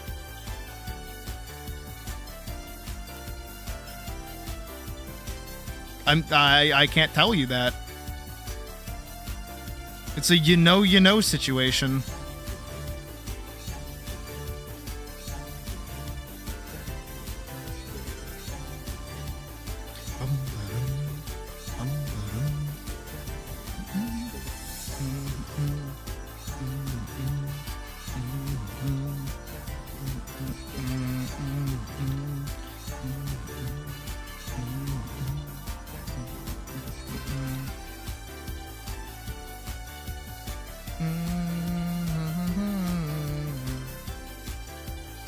Yeah, good, don't.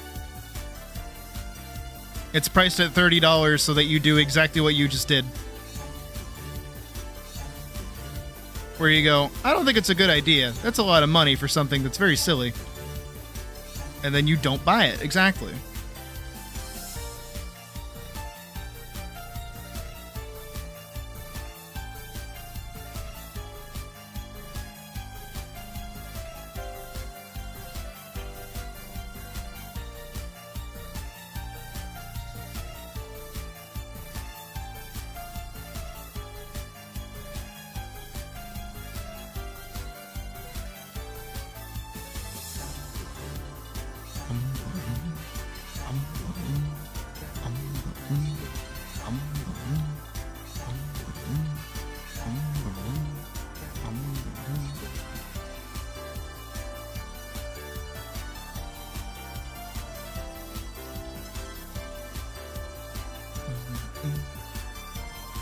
Don't apologize for making good financial decisions.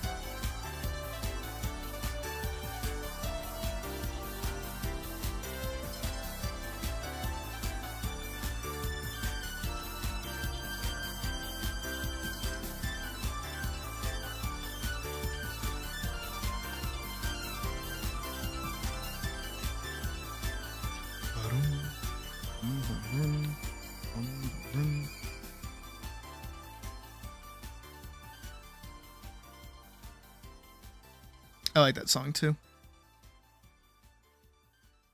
In case that wasn't abundantly clear. I didn't like it as much when I was younger, but I like it now that I'm older. Can you, huh? No, nothing crazy, Badge.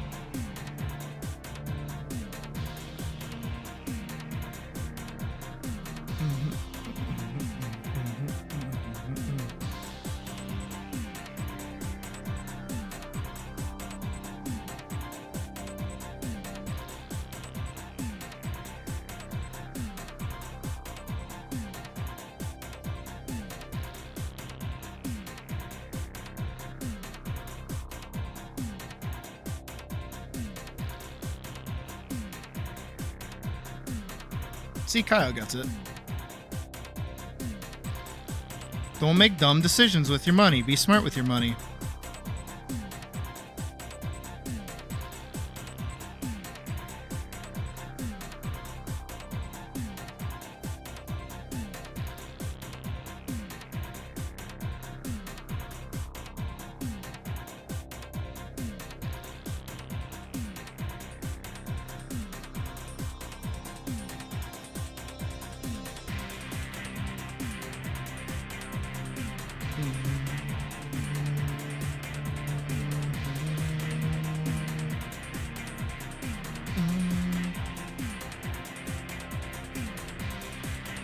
Oh, well, that's not necessarily like dumb with your money. That's smart. Yeah, commission me. Yeah.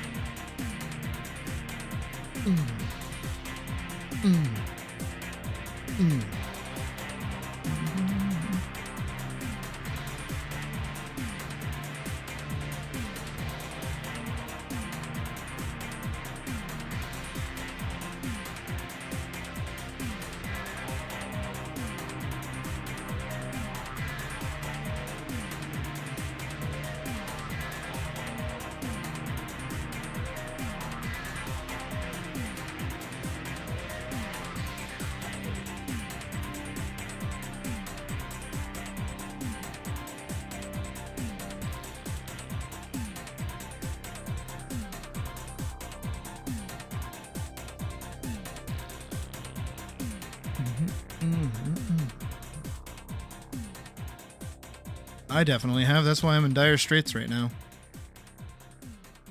I say that like it was like a recent decision. It was a decision a long time ago that has put me in a constant battle of, oh fuck. And that decision was spending a lot of fucking money on Uma Musume. I should not have done it, but I did it, and I should not have. Don't be like me. Do not spend close to $700 on a gacha game upon getting paid and then also getting hit by bills. Don't do it. Don't do that.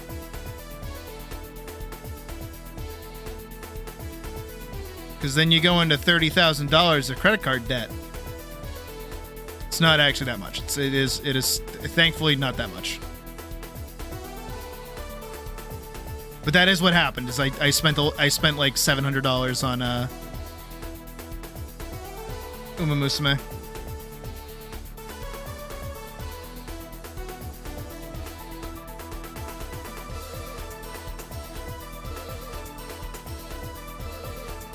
Start a Mandeville flash mob? Hell yeah, as you should. Say that like it's a bad thing. It just sounds like a good time.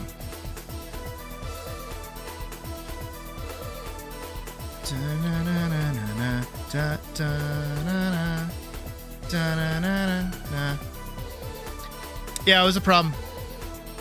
I forget who I was even pulling for. I unironically do not remember.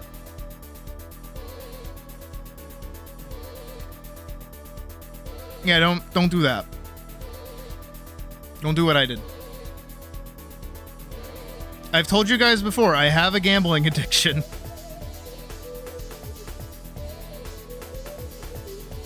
I think it might have been Amazon, maybe. I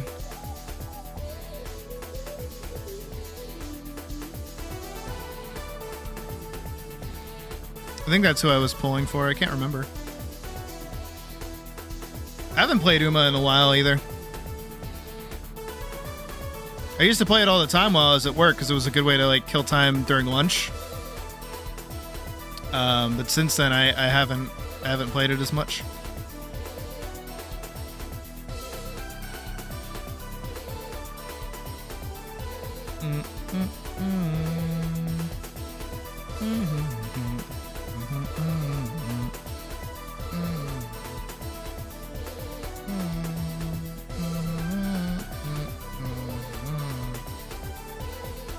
Oof.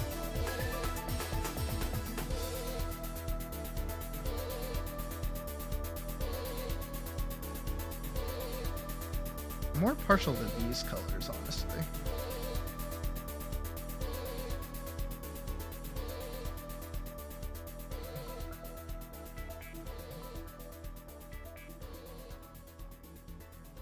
And you say to ignore the stripes on the sketches. Okay, good to know. Makes my life a little easier.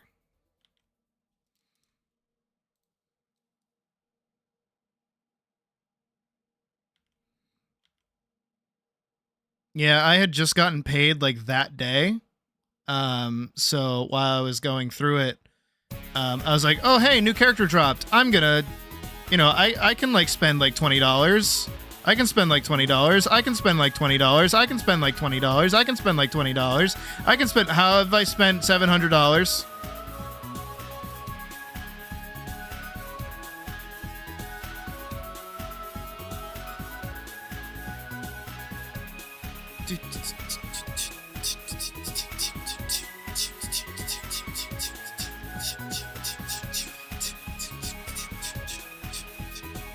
Yeah, so don't do what I did.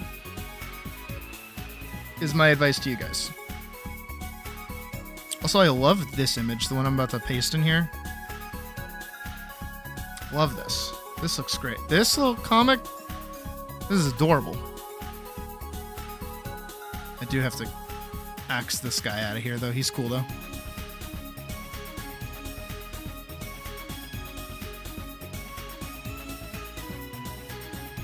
Just kind of zoom in on this as much as I can.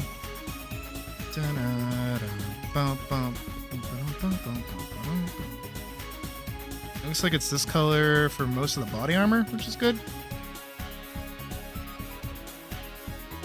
Until we get down here, I don't know if that's shading or a different color in general, but that's okay.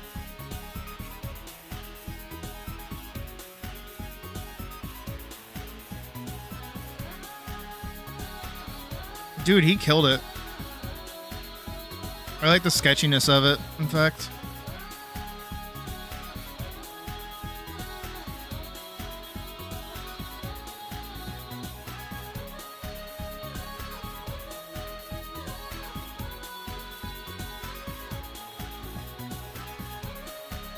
Same color. I assume. Actually, no. I think this changes, does it? No, it's about the same. Wiggle, wiggle.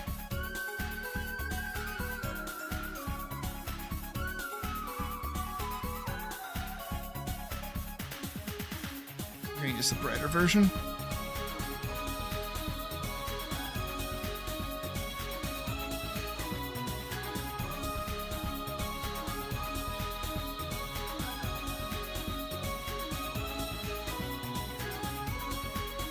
Again, very Battle Network, like, roll coded, and I like it. I like it a lot.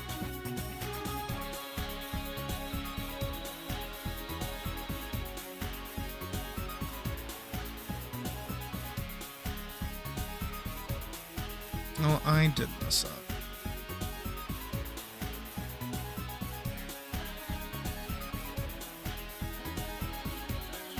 Hold on. I can fix that pretty easily.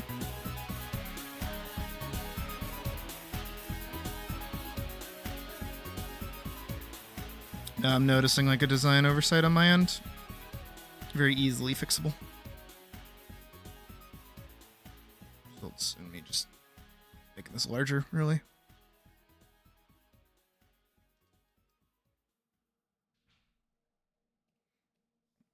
I know, I'm figuring it out. Don't worry.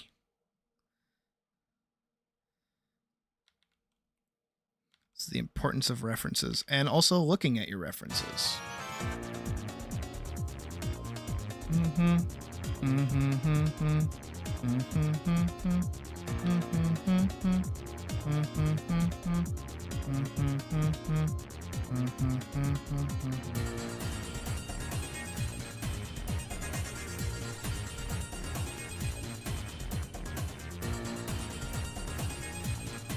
Alright, we gotta pull this back a little bit.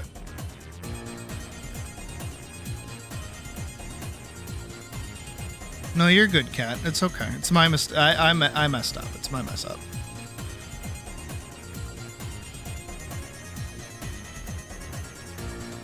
Easy fix. Just gotta give them a lobotomy really quick. Do you have any idea about that? My head hurt.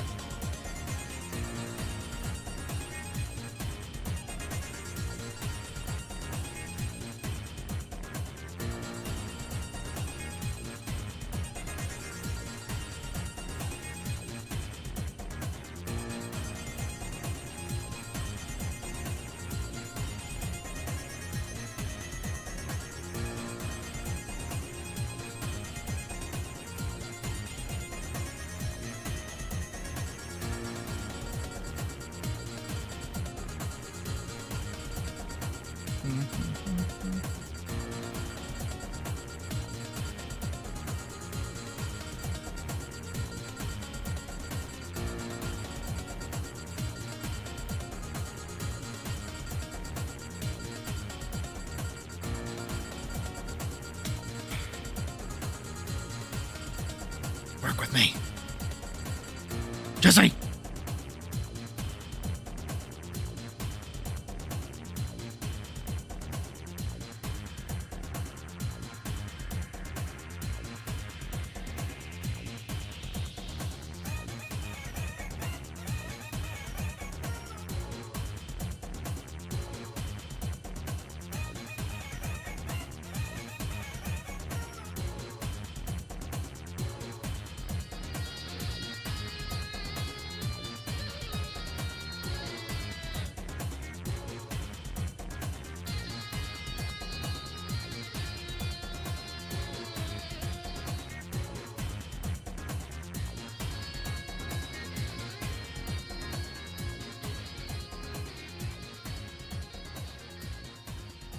I'll look in a sec.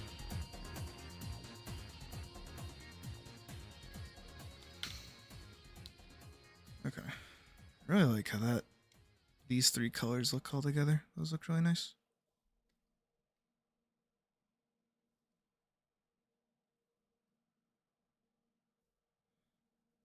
Wish I had friends who did art that could draw my character.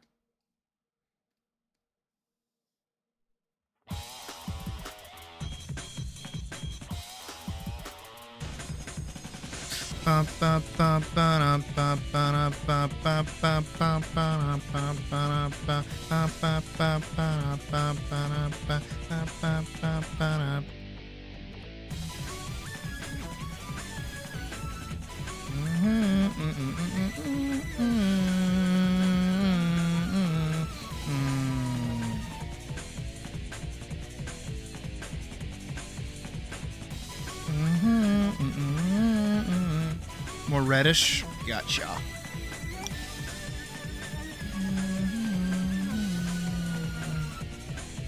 How's that?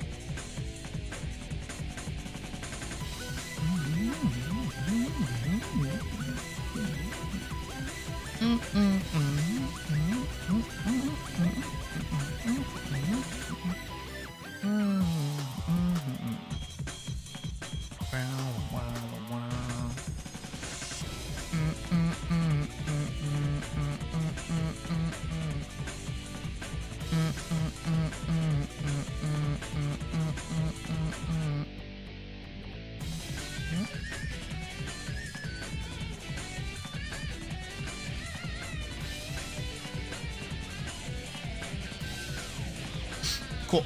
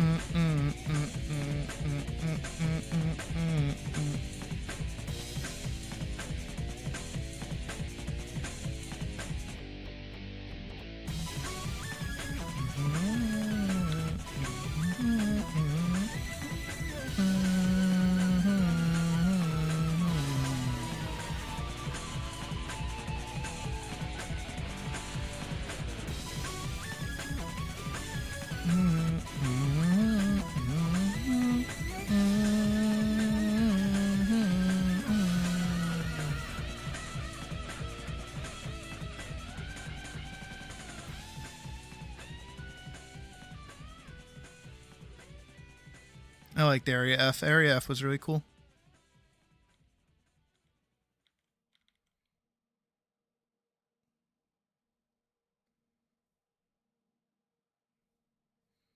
Though I do think my favorite zone was the power plant. Just because I remember watching the like little pre-movie that plays, and I saw how they like on beat ran through all the little like laser things, and I was like, wait, I can just do that. So that's what I started doing, and I'm like, yeah.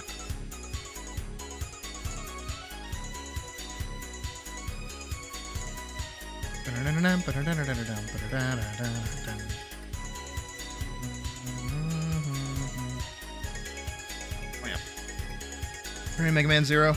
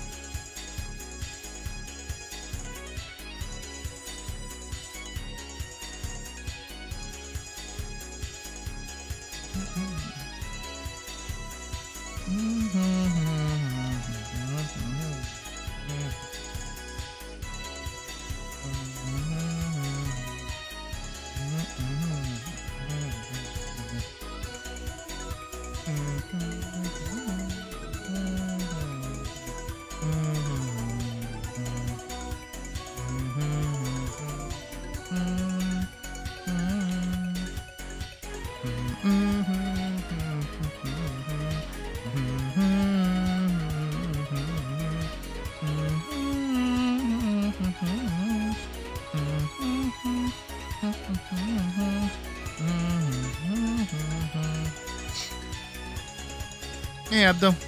We're doing alright. I'm doing alright anyways. I don't know how everybody else is doing.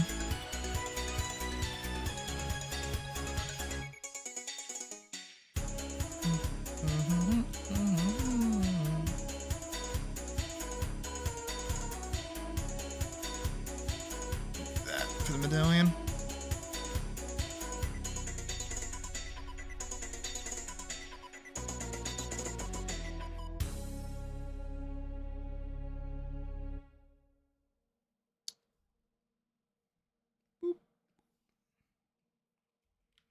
Alright, let's start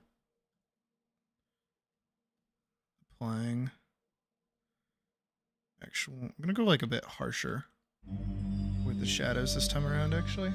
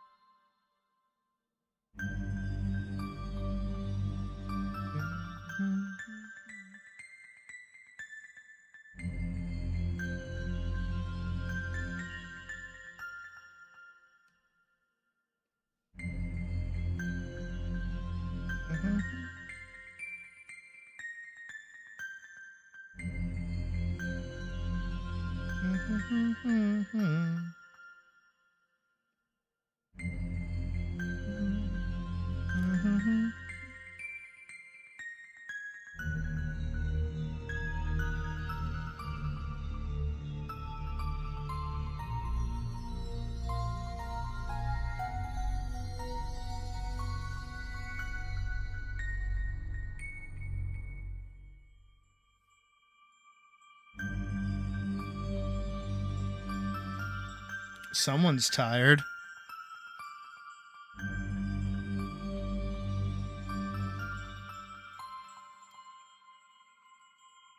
I'm just giving you shit, Killa. You're good.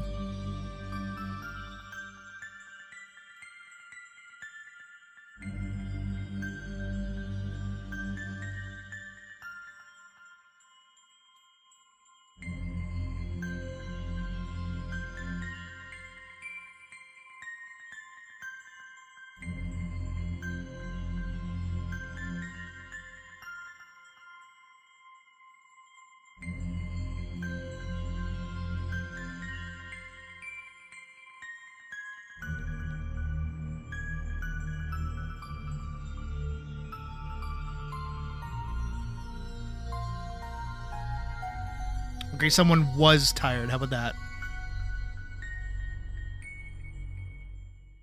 It's really hard to see, but that's okay for now.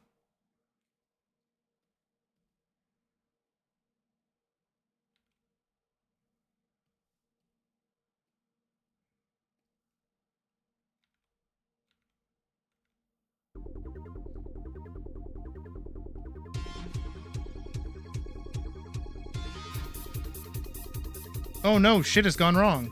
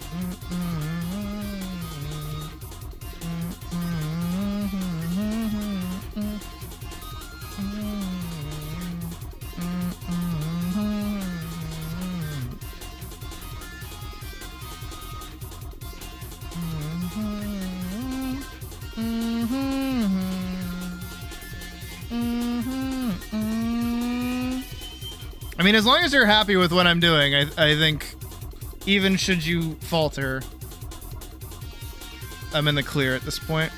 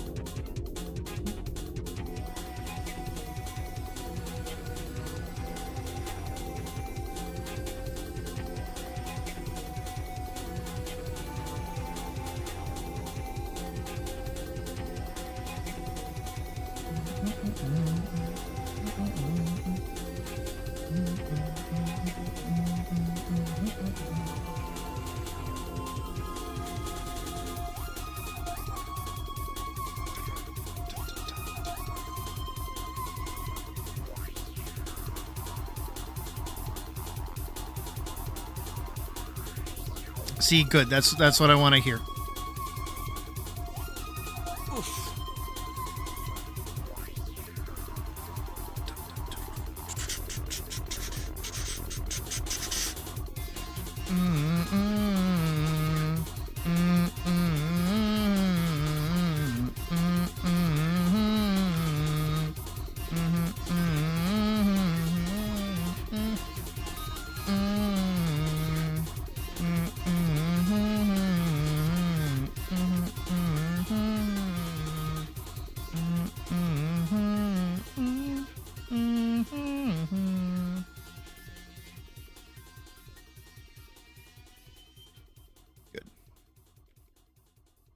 Good. All right, that's ideal. Because now I can go in, start adding this like extra light around places where there's no shadow.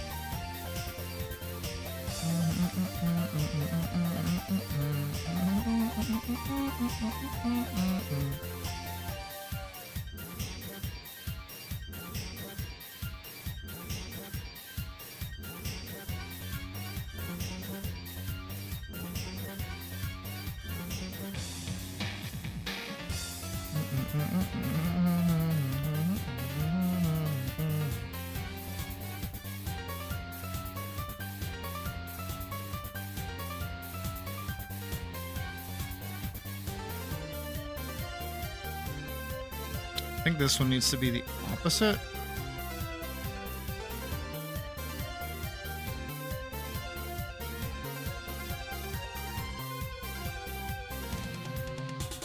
Like that, I think.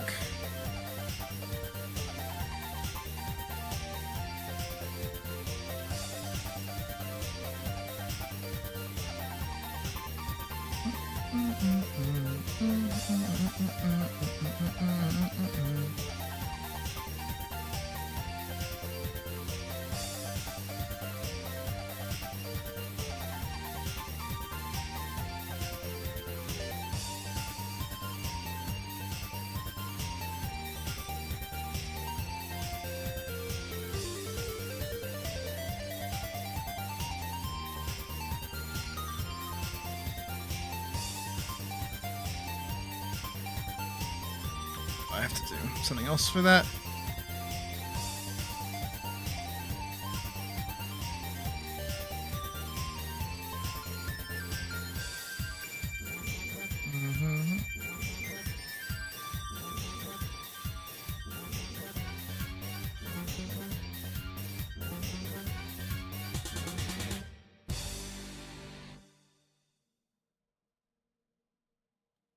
All right, let's see if I can get this to work the way I want it to.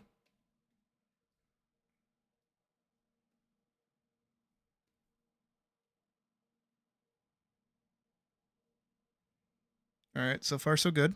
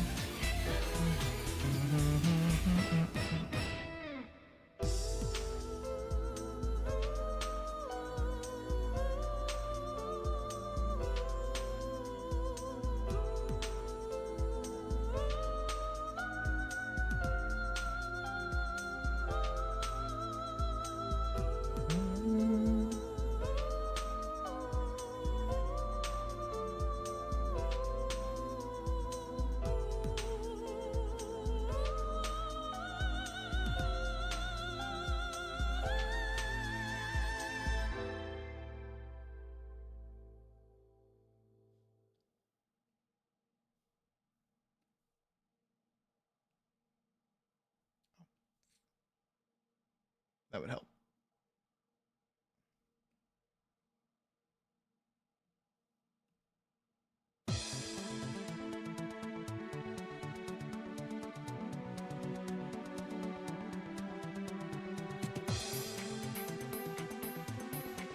Larger.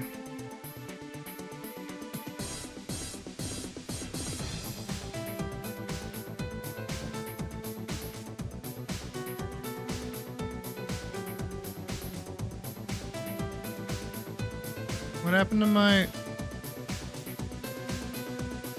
What happened to the highlights? Weird.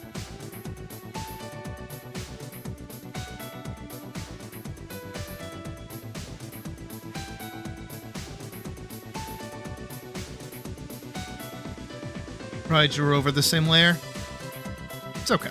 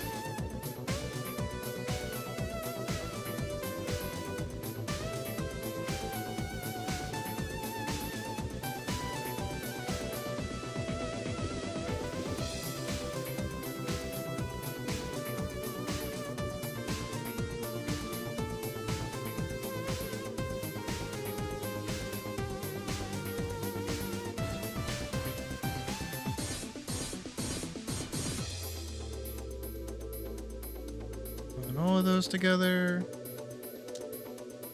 Just gotta find a blur tool.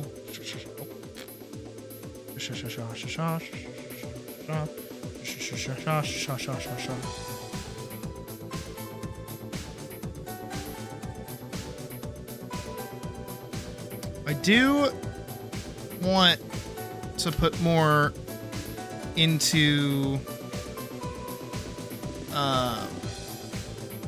like the detailing on the shining, so I'm gonna do that, but I'm gonna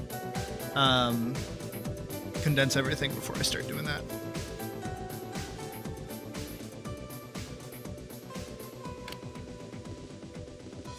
Yeah, that's good.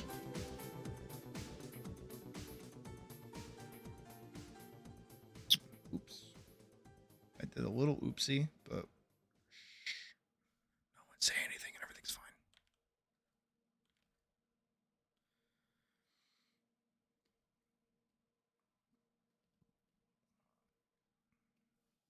All right.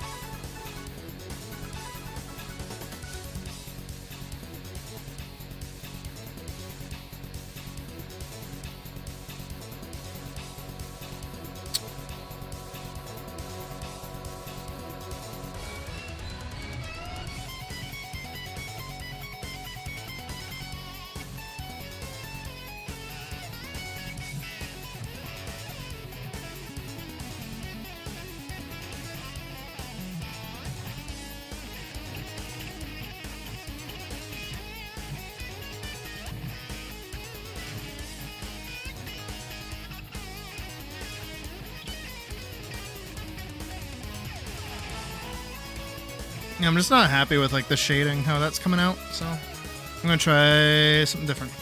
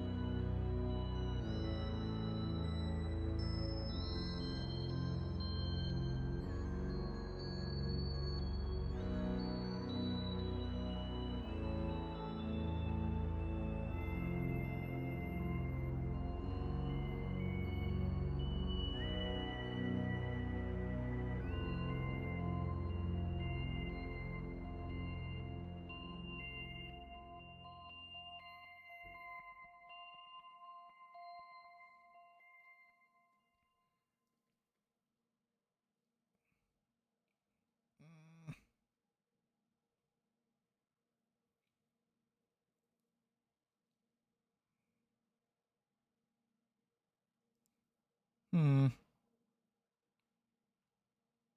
trying to get it into a state that I'm happy with it.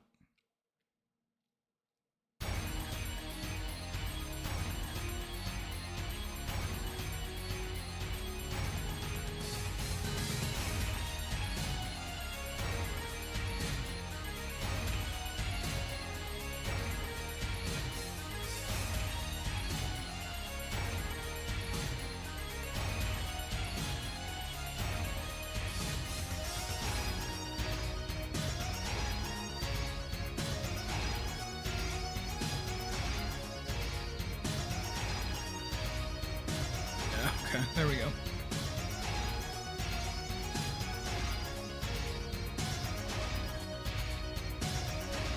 Oh, that would be what it's missing. That's it, that's it, that's it, that's it. I get it, I get it, I get it, I get it.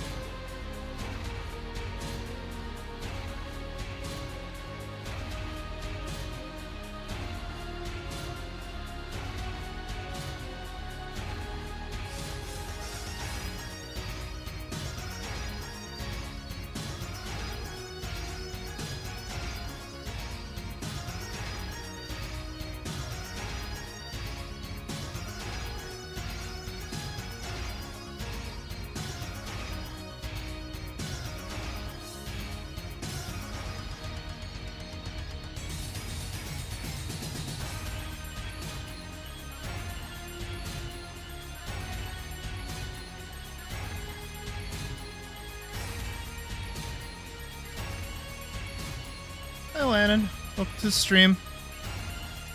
Fun is a word. I love the character. I'm having a hard time trying to get it to a point where I'm happy with it.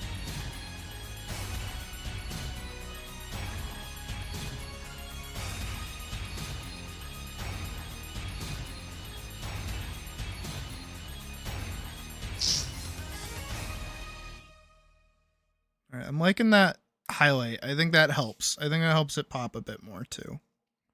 I'm liking that, which is good. I should add it to the ears too.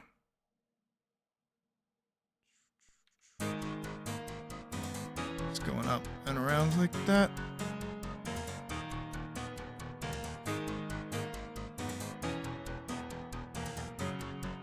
And around.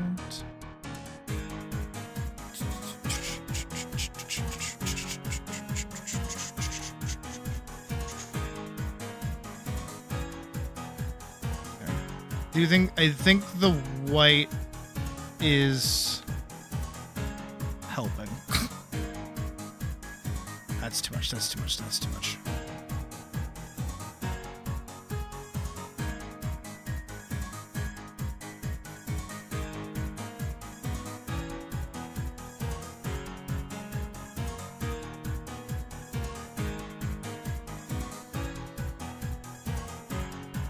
I need it to be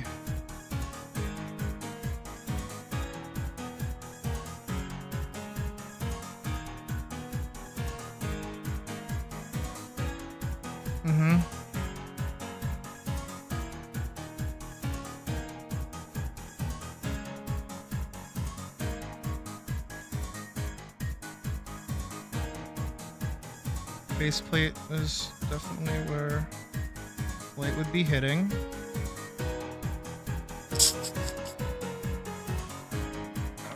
Yes. Large. The head. Over the chest. Top of the leg.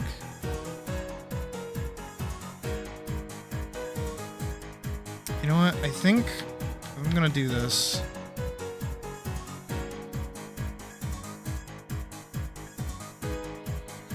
I gotta do this.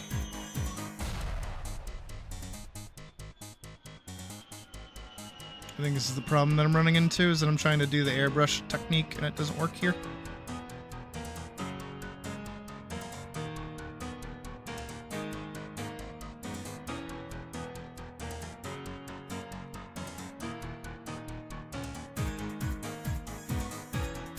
Trying to make this work out the way I want it to.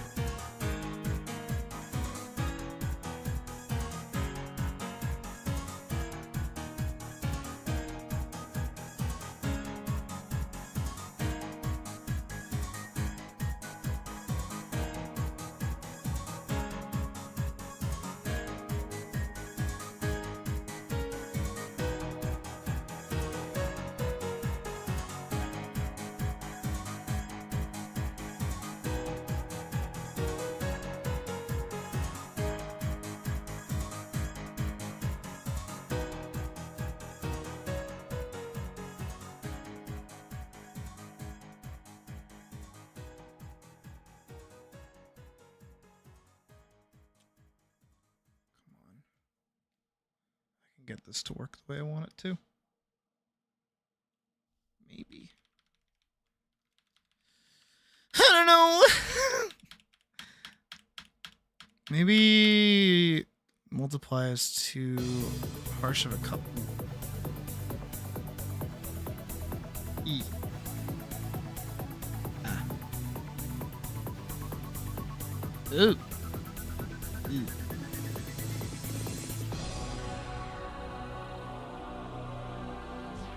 I don't actually hate that.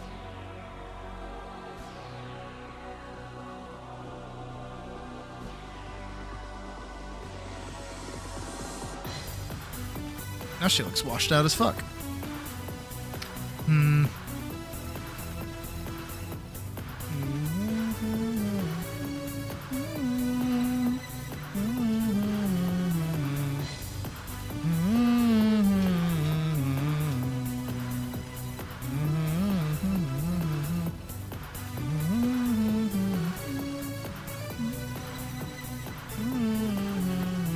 I have a solution to my dumb problem.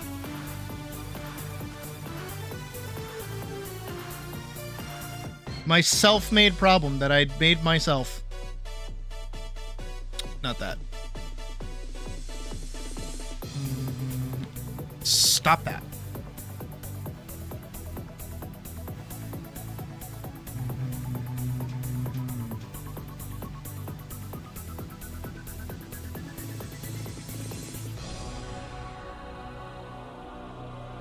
Yeesh. No.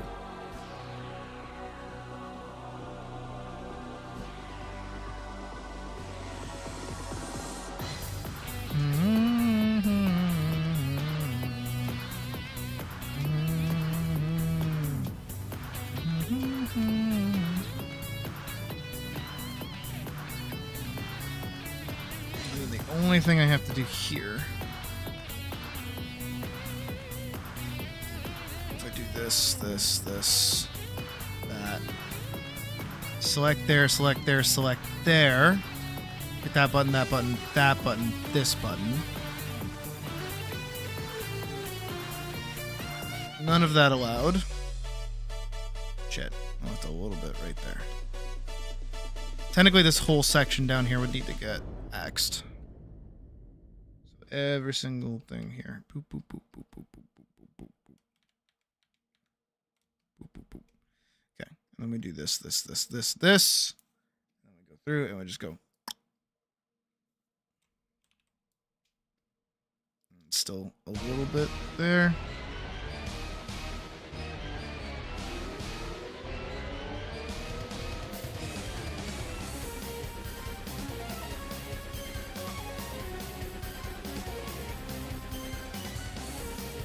And then if we do, no, this airbrush, make it big.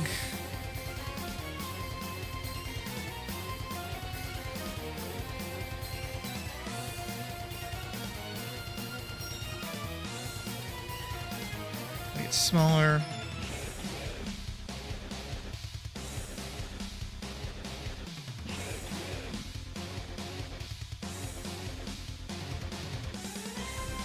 Make it seem more like it's a street light.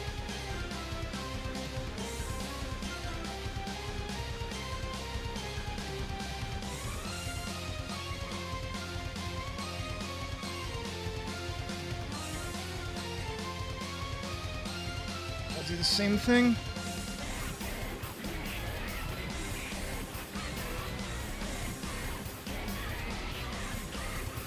With the triangles for the night sky.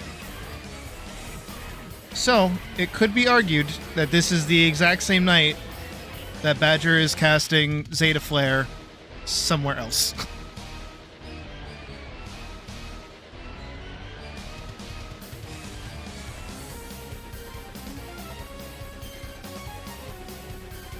Okay. I actually don't hate that. And then, as I always do, we darken the corners. Corners darken.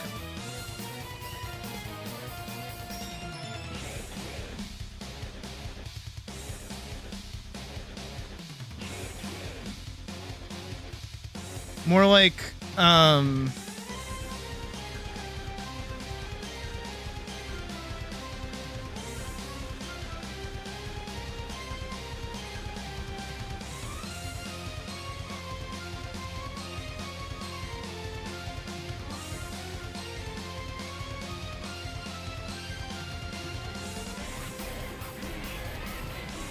something like that, probably. And then blur.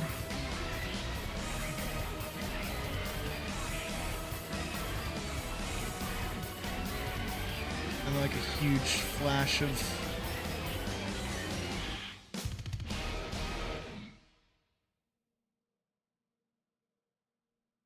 It's like, pew!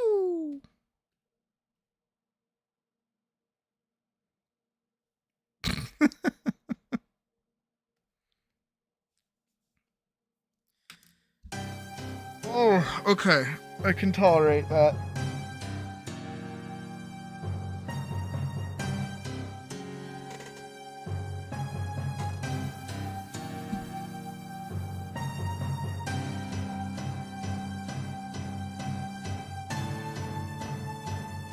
I really made my life like more difficult than I needed to make it.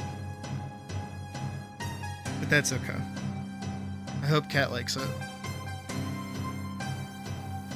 No, underscore one.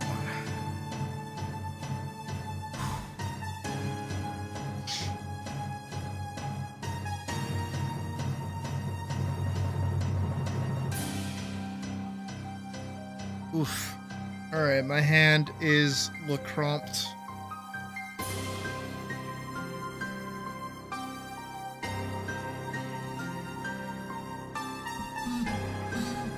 Oof.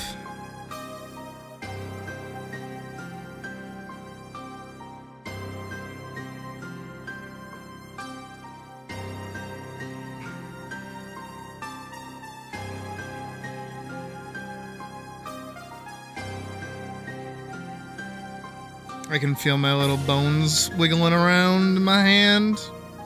Little bones in my hand. I'll save this as an MDP as well. You're happy? Okay, good. All right, I'll take I'm so happy. I'll be happy with it. I'm so happy. No. Don't apologize for my wrist. It's punishment ain't over yet. Oh, I still have crit to do. And then I want to get a comic page done.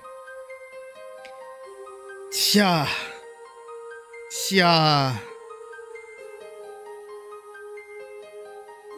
All right.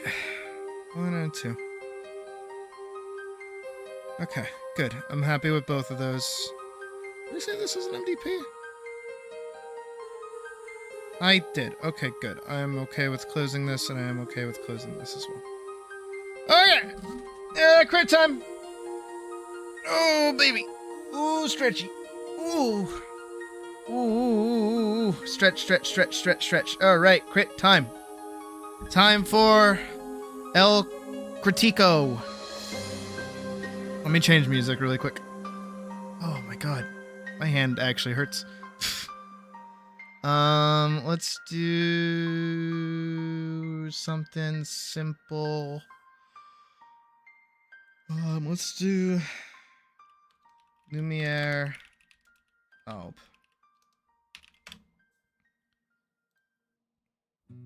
Yeah, this works. All right. Pre-spiel before crit. Crit time with Sydney. Hi, me.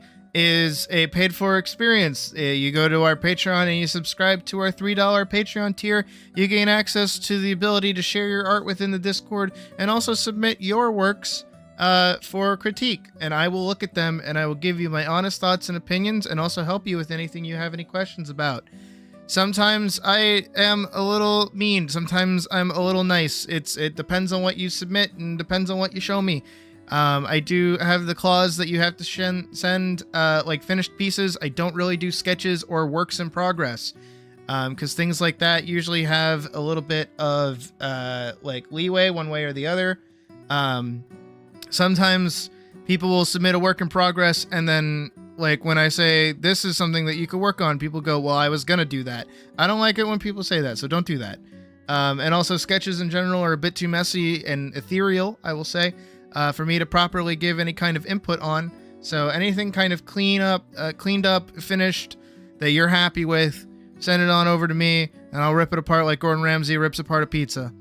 No, I won't. I'm not that mean. I try not to be anyways. Critiques aren't necessarily always negative, and they're not always about saying something like bad about something you did or pointing out anything bad that you did. Sometimes they can just be, wow, you did a really good job. I like everything that I see here. I'm not qualified enough to say anything or like give you any kind of pointers. And I'll try my best not to seek out anything to try and be like, I gotcha. Because that's not what this is about. It's meant to be celebrating you guys and making sure you guys feel comfortable sharing your art. Also, too, because this is a paid for experience and because I am actually like somewhat qualified to be talking on most of these subjects, I do request that the Peanut Gallery refrain from making fun or making jokes out of people's work. Because that is rude and kind of mean, and also it takes a lot of guts to show their art and show what they make. So be nice, congratulate people, and don't be a dick. That's all I ask. Anyways, moving on. First and foremost, we have... I'm gonna start with Pocket. Pocket here? Oh, that too. You have to be present for when I look at your stuff. Pocket's here, right? Pocket, you're here? Hair in my mouth. I had a hair in my mouth. That was gross.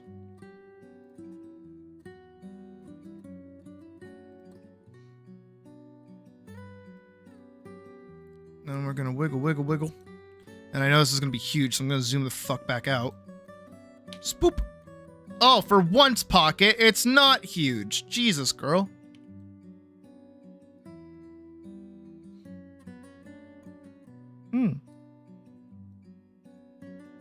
Now this is no actual name, Frolicking Horses banner, parentheses, I guess, parentheses, digitally done March 3rd, paint tool side.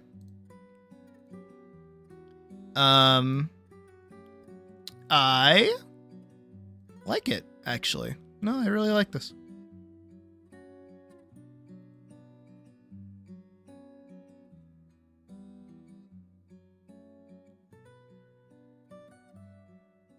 I mean, to be fair, this is mostly just par for the course with you, Pocket, so I really like it.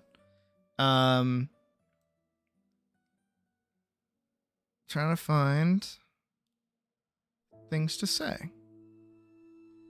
I think my one singular gripe is your little text over here, its opacity is like lowered. So it's not necessarily hard to read, but it's like, I don't know, I kind of wish that these letters here weren't so blending into the background. And you can see the shadow, so the drop shadow, you can see it through the letters too. That's probably the only thing I can really say negatively about this in general. Other than that, I think this is really nice.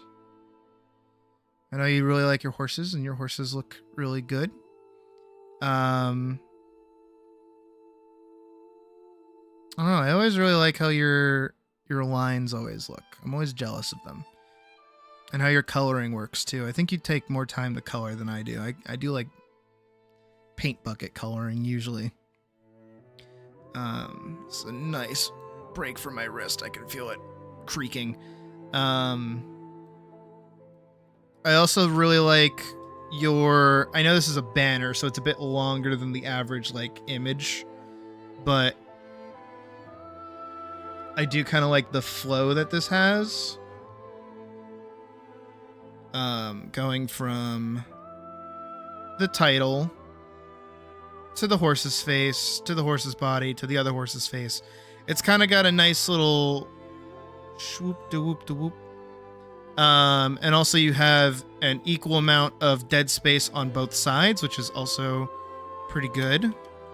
So the main block of what we're paying attention to is right here. Even though there's not a lot going on over here, that's fine. I think this is very well balanced in general, which is really nice. Sometimes you can get balances that aren't super well balanced, I guess is the way you would put it. No, and I kind of like this light fade effect that's going on the further down you go. I think that looks really nice. I will say one thing that's kind of popping out, and I don't know if it's a good thing. I'm just going to mention that it's popping out to me, is this little shape. Not for anything bad, but it's because of how like defined both of these shapes are. So these are both very high contrast. Compared to the rest of the line art here, this is like such a defined little shape. On soft light. Another copy line art, multiple and slower opacity. Soft line art. No, it's nice. No, I really like that. It is definitely a lot softer.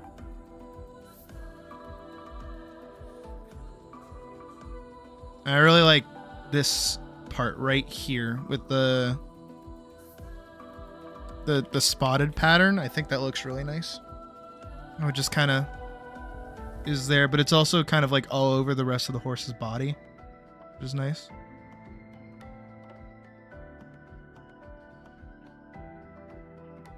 And I like this little freckle section down here.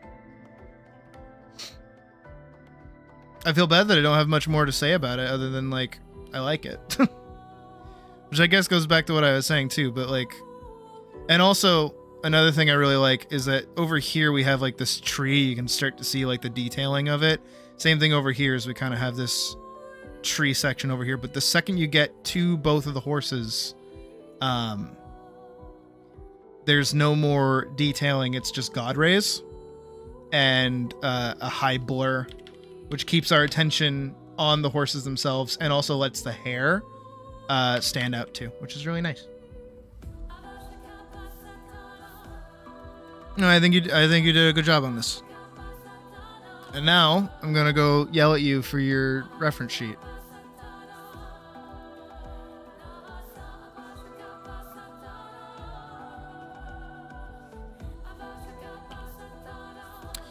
Yep. Okay, see, the one time I didn't prep for it, it is just a giant fucking image. Of course it is.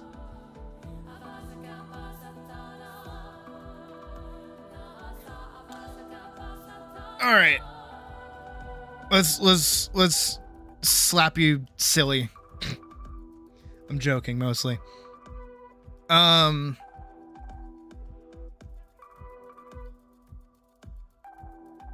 I feel like a better, like, I know that this is meant to be, there's a third, what do you mean there's a third one?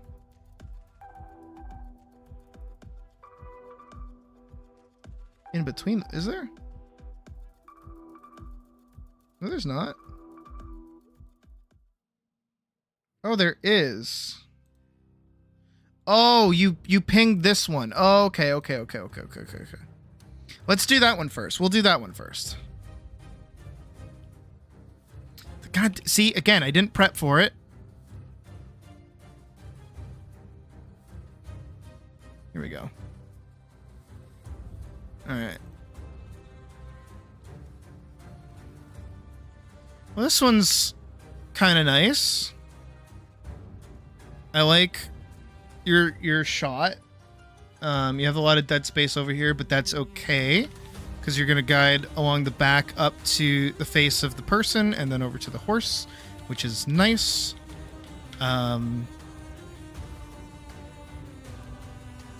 Most of the detailing kind of makes them pop because they have this as their backing, which is also nice. I will say my one thing is the horse's face is scary to the uninitiated. These teeth over here, very scary teeth.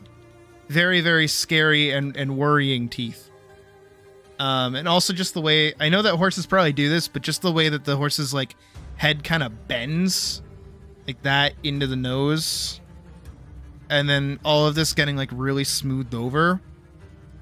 I don't really have anything to grasp like as in like facial features, so it starts kind of muddying together. And then the only defined features are the teeth, so the teeth really stand out.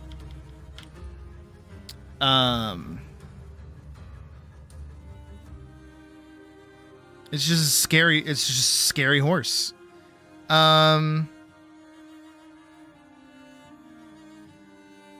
Yeah.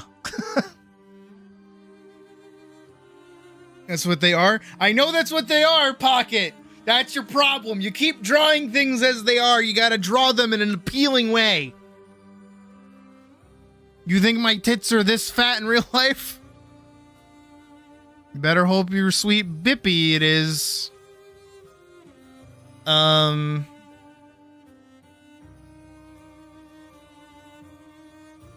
No, I understand. Again, it's just everything here is so smoothed over that it's hard to really grasp anything, and then you have such fine definition for the teeth. So the teeth really stand out. That's all. It's just a contrast thing. I almost feel like if you closed the mouth and kept the little smirk, it probably would look not as intimidating for me to look at. I will also say, blending out the lines for the elbow kind of make it just, I don't know, the whole blend, like blurring all of this out of focus. I don't know, it's weird to me. It's not necessarily bad, it's just weird. I will say though, I do really like the detailing you did for the tattoos along this. I think that looks really nice. This came out really good, and I think the overall like shading around the chest and on the collarbones, and even along the arm, even though I just gave you shit for blending that, I think it looks nice. Your hand is a little wobbly. Is this because I'm scared of horses? I'm not scared of horses. I like horses. I think you just draw scary horses. And that hand is a little wobbly. Because your fingers are kind of... It's not that you have extra joints, it's how much detail you put into the knuckles, and then also how this finger kind of like goes wee, and then even this one goes wee. If anything, other way around, because you'll see these two fingers are connected to each other, make these two fingers connected to each other, and then part that, and then part this. Like that. And then you probably wouldn't see the back of the hand here. So it'd probably just raise up like that. I mean, that is the same thing, but because you put the knuckles there, it makes that look like it's the back of the hand raising, so it's like way more lifted than if it's just naturally where the fat of the fingers kind of, not the fat of the fingers, but like where the hand, the palm is. So if you, well, something more like that might be little better. Little better. Not perfect, but little better.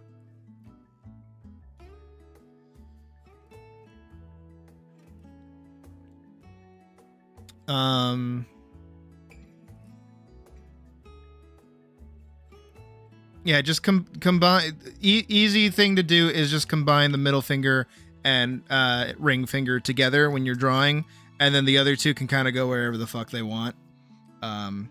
That'll just look more appealing every time. Because really try to like do that with your hand. Like put your middle finger and your index finger together, and then like spread out the other two fingers. It looks a little alien, and it's also kind of uncomfortable to move your hand around like that. But then put your middle and ring finger together. That's just kind of natural. You can even give them like a little bit of space in between each other. That's just natural, and then you can move your hand a lot more than if you were trying to do it the other way around. Just a comfort thing. I do like this hand though. This hand looks really nice. Very gentle. Very, very gentle. Motion here, which I do like. It's a very soft little like finger graze, which I do appreciate. I think that looks very nice. And I like this going on here. I will say you're double jointed. Okay, well, most of us aren't, Pocket. Stop flexing on me with your double joints, girl. I will say that overall this is very nice, especially because you do have the darker end of the face here, and it goes up like this. I would say maybe make the pants darker overall, like making the pants like way darker, just because they do kind of meld into the face just a little bit. Just a little bit. You did a good job separating it, obviously, but it's still too close to each other, contrast-wise. So either making the pants darker or lighter is probably the move. Because I can see that you shaded it a little bit, but you didn't shade it as much as it could have been for having a horse's head on top, because then it would have like really melded these two parts together. Again, I would say add more detailing to the face to kind of give it a little bit more. Close that fucking mouth so it's not as goddamn scary. And then fix that hand. And other than that, I really like it. I think it looks really nice. I will say her face is very droopy. I don't know if there's another word for it here. Because her jawline is all the way up here, but then the rest of like her chin goes like woo, like way down, and then her lip is just like huge, like massive bottom lip, like straight up Botox, looking like fucking Jim Carrey right there. I would say either extend down the jaw and then smallen up the lip, or smallen up the lip and bring up the chin. One of the two. I do think the overall like expressionism and like the gaze works fine. So I don't think you would need to change much else other than that if you were to go back and rework that, but that's not anything crazy. Again, that's either you make the jaw a bit bigger or you make the chin a bit smaller. Just because of how much it's got like that like droop to it, like the bloop. But that also kind of helps with the pointing, I guess. But overall, I like it. I do feel like you could add another tree like over here, just to kind of break this up a little bit. But that's getting very nitpicky. It's getting very, very nitpicky. So I think you're good ultimately, Pocket. I mean, besides like the few things that I point out, but I get it. Don't you worry. I get it. You're good. All right. And now I'm going to yell at you for this. Time for me to yell at you. Now, I understand that you're selling this and this is like an adoptable thing. I get it. But I hate you. And I really hate you.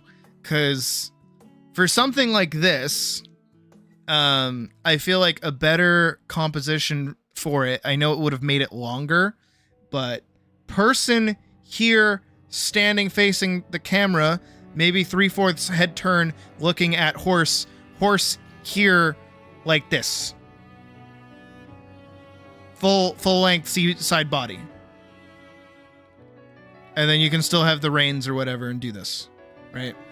This is boring, yes. But the person is in the way of the horse. Plus the person is turning 3/4 turn. They're going this way. They're looking this way. This is there's a lot going on here. I get that this character's super simple. Same with the horse too. I would assume it's very simple, but you want as much information on both of these at the same time as possible. Secondly, I don't know how I feel about this backdrop you got going on. Because it looks like they're standing in front of something. Like they're standing in actual grass. But then this background turns into like You Have a Friend in Me wallpaper from Toy Story, while also having a drop shadow, which is oddly confusing. And I feel like if you took the color swatches and placed them sideways next to each other, so like color swatch 1, color swatch 2, or even color swatch 2, like along the back of the horse, that would be a little more.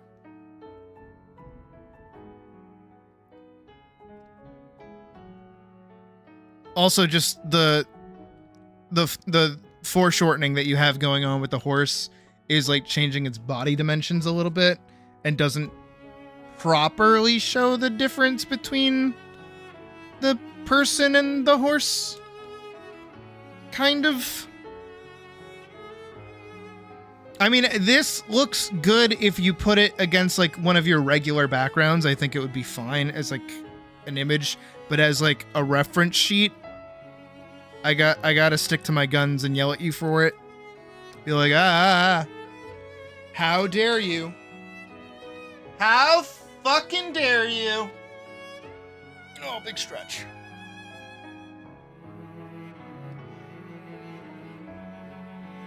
But other than that, that's kind of it. You do the thing kind of that I say not to do, which is the gradient.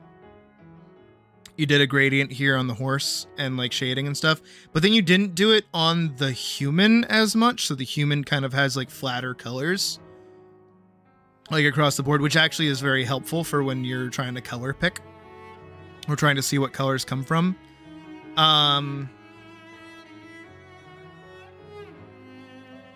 These two colors being directly next to each other is very painful on the eyes a little bit.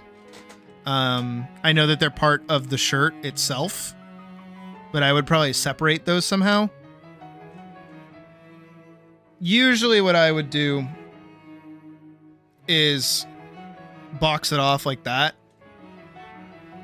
just so that it's not a pain to even just like look at the swatch. Because for some, if anybody's colorblind, like that helps decide like, oh, those are two different colors. Versus that, it's like, I can't tell if those are the same colors or not.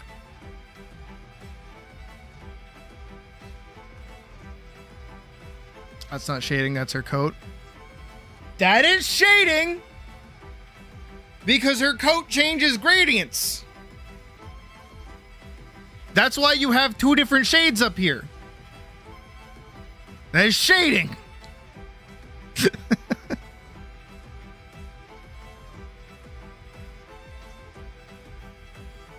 No gradients. Gradient bad.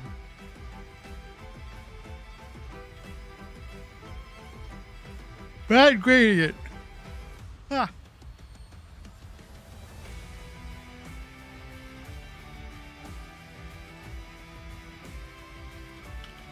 But other than that, it's fine. Like, I could theoretically draw these two, probably, just pulling from this. Obviously, I suck at drawing horses, but it works. And especially to sell to somebody else to do with what they want, and they'll probably change things here and there. It's not that definitive.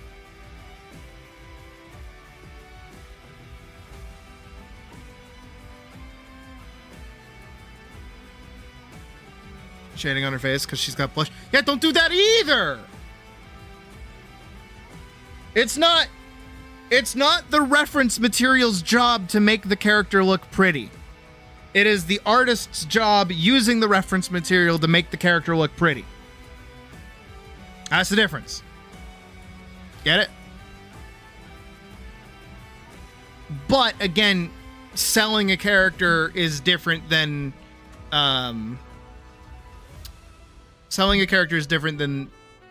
like drafting a reference sheet for like something like an actual production or something. Which is mostly where I get fucking when it comes to reference sheets. But other than that, you did fine. Again, none of these have had anything super important for me to like point out. Other than your fucking hands, Pocket. What is happening here, girl?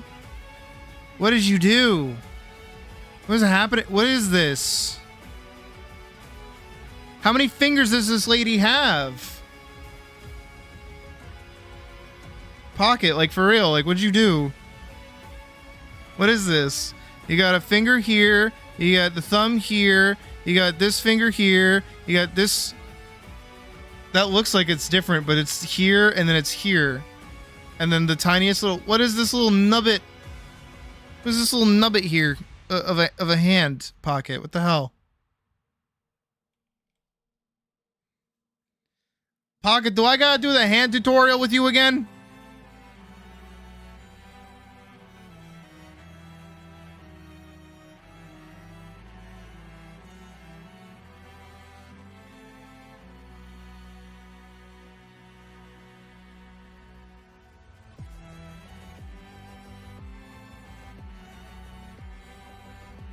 Pocket, you're killing me.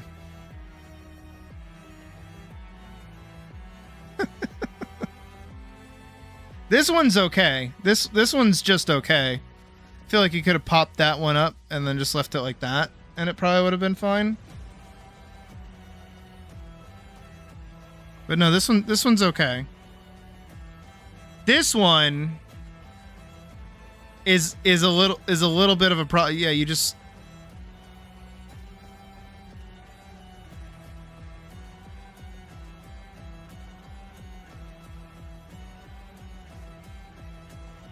No, it's hard to see, but just like, that's what you did.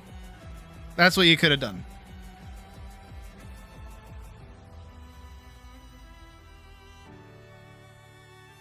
Don't make your life harder.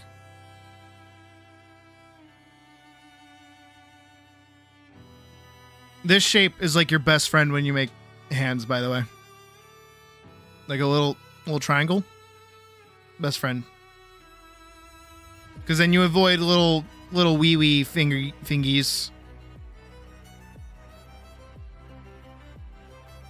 Palm on the left looks longer than it should. No, it's fine. The fingers are relaxed.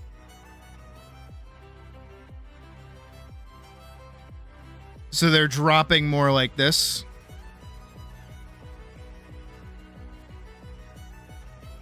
And then the thumb is starting over here.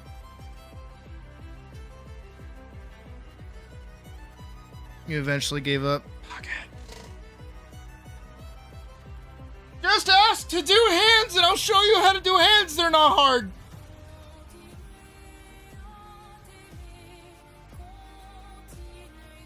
Lloyd Fermasi, one word. Wait, so if I do this one, right? If I get angry, I do this. Ah. Oh, I can do that. Huh. That's fun. Ah. Ah. Ah. Ah. Ah. Ah. Okay, that's stupid. Petting the horse, but you failed, so you erased it, scrapped it until you chucked it in the fucking bucket.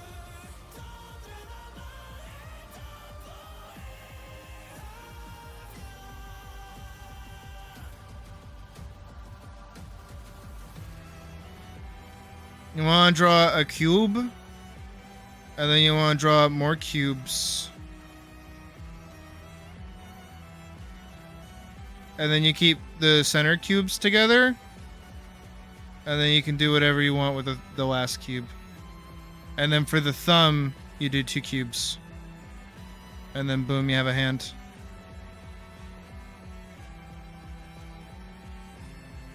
Game not hard. We gotta get you drawing, people pocket.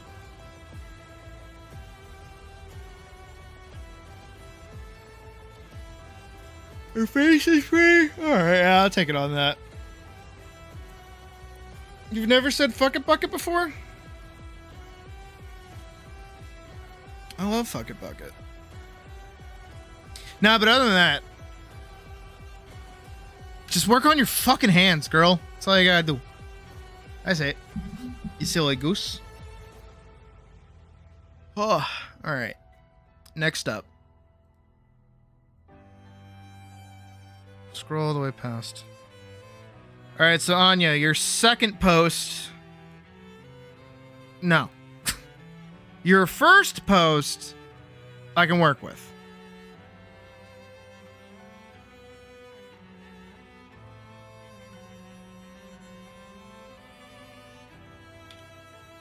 This one I can work with.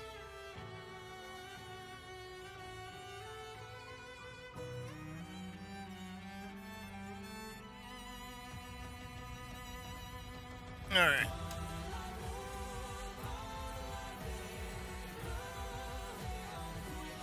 Hands later, that is perfectly fine. Alright, I don't want boss music right now. No boss music.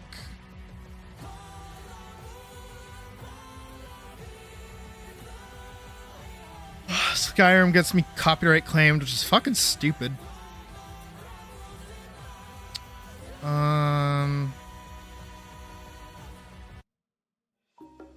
Here, we'll do old Charlie. This one works. Alright. Do some hand studies. Good. As you should. As you should. Do your studies, kids. Studying is important. Educate yourselves. Alright. Now, I'm gonna comment on something, and it's gonna be a little mean. I'm gonna be mean, like, off the rip. But it's to get you to think of something. Step 1. These feathers did not need to do all of that. None of that is needed. And to untrained eyes, they will look at those feathers and go, wow, that looks really good, when in reality, they don't actually. Which again is me saying something very rude and very mean, but it's because how this wing, I have to go thicker so you can see what I'm doing. This wing droops like that. This wing like crumples when it should probably swoop again like that. But you are probably more focused on getting all of these little details and all these little feathers and everything when they're not even consistent between each wing. Because these have like way smaller ones, while these are a series of very long ones, where these are very small, And then these kind of go all over the place when these kind of have a better shape to them. If anything, this wing over here, way better. But because you probably spent so much time working on all of these different feathers, you're missing the ultimate function of this, and you're not keeping that shape down. Because this is so much detail, and I can see that you erased a bunch of it too. You worked a lot here when you didn't need to. Could have just done that. Could have kept the shape and just handled that. It's supposed to be in perspective. It's not, though. I know it's supposed to be, but that's not what's happening. This is all crumpled. This is here. This, in perspective, would have this part just be shorter. Probably something like this, out here like that. Technically, more like that. Or something to that effect. This would probably go longer and then shorten back here. Similar to that. Actually, technically, this would have to be further back here because of where the spine is. If this is coming out of the spine, this would be back here. Then we would have this section here, which would section up here. Then we would go up, so then we'd go up. Technically, this would need to be more like this. Up, up, over, over. And then you have swoop, like that. But again, because you were so focused on getting everything else to work instead, technically this would be more like that. And that would go like this, and this would go like that, and that would go like that. Don't focus on detail when you don't have a good foundation. You need a good foundation for your detail to make sense. That is a big problem that a lot of young artists run into, and I definitely have dealt with it in the past. I had a friend, you know the one, it's fucking Bradley, that was very, very proud of a dragon that he drew, and the dragon was basically a wee-wee, but the scales had a bunch of shading on them and had a bunch of highlights, and he was very, very proud. And I went, dude, it looks like garbage, but I know that you think that it looks good because you spent forever working on the details. The details don't matter if the underlying form doesn't look very good. Not only just that, but your anatomy is very strange.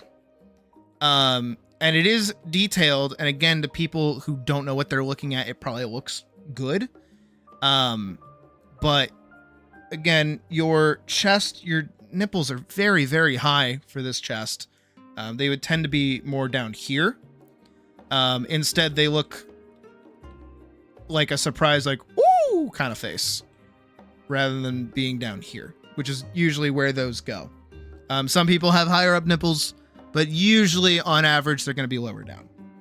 I see that you're still utilizing a sharper angle kind of dynamic for your anatomy, but it's actually harming you in more ways than you realize, because your over-reliance on having all these jagged edges is having you add material where there is no material.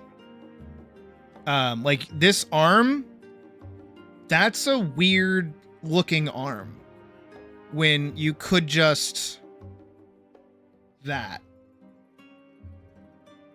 You're adding extra bumps and dips and swoops and things that you don't necessarily need. And it's making this arm come across kind of bubbly. Not only just that, but then over here, it starts to dip once again. Because this arm over here is straight here, but then you have like the longest shoulder imaginable, the smallest, littlest of biceps, and then this arm here, which I didn't do on a separate layer, so I can't hide it and show you how weird it is. That, this, that, this. Like that's a strange looking arm when you really pull it back, when again, all you needed to do was this. Like changed an actual muscle? Yeah. And also, you're overcomplicating the form and everything else that you're working on as well. Again, going back to the wings, I'm gonna yell at you forever for adding detail when your foundation is not very good, because you're spending more time on this than realizing, oh, my arms look weird. and you're adding more muscles than there are because you're like, well, I need this to be sharp. When you don't need it to be sharp, you need it to be somewhat accurate.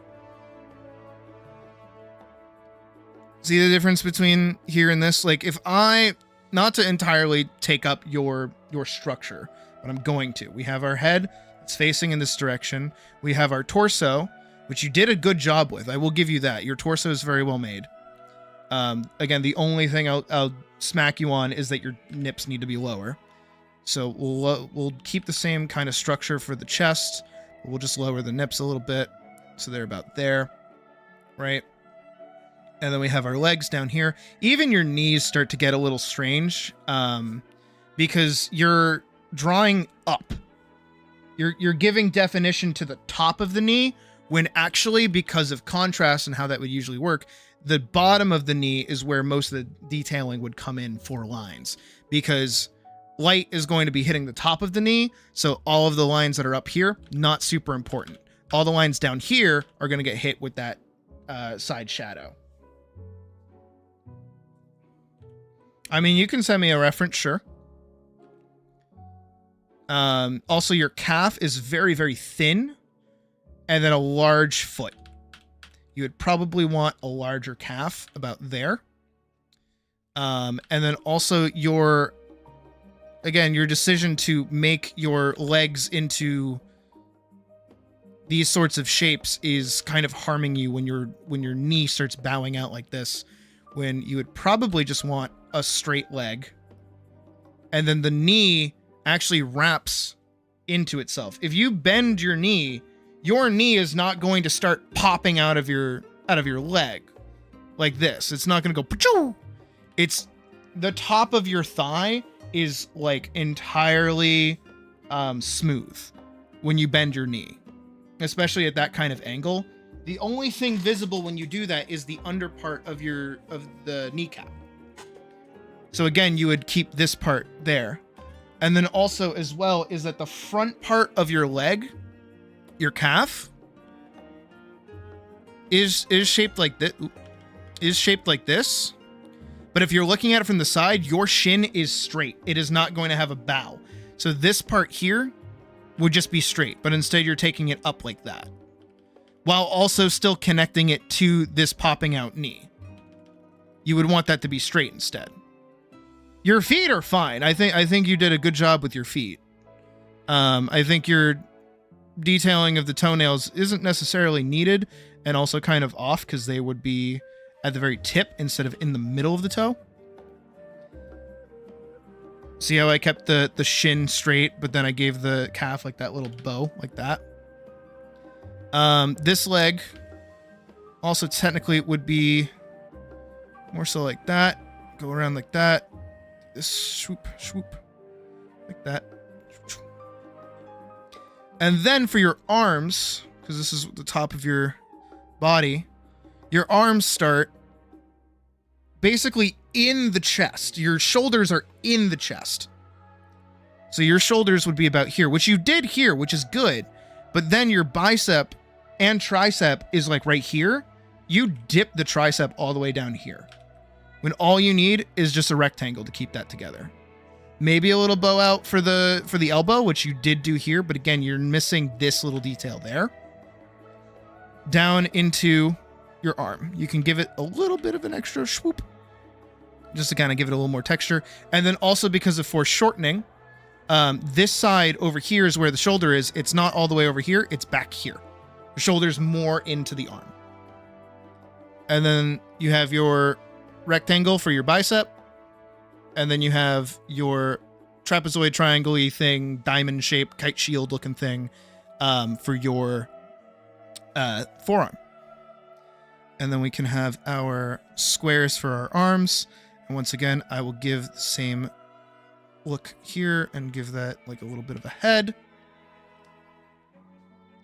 And this is in essence what, it starts to look like when you start putting everything together. But if we hold both of these next to each other, and I'm going to go over what you did, basically the same way I just did here.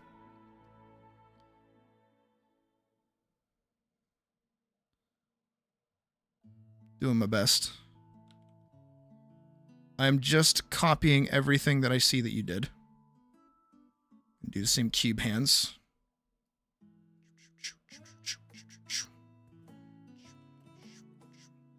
And all just kind of goes up to itself and sits in there.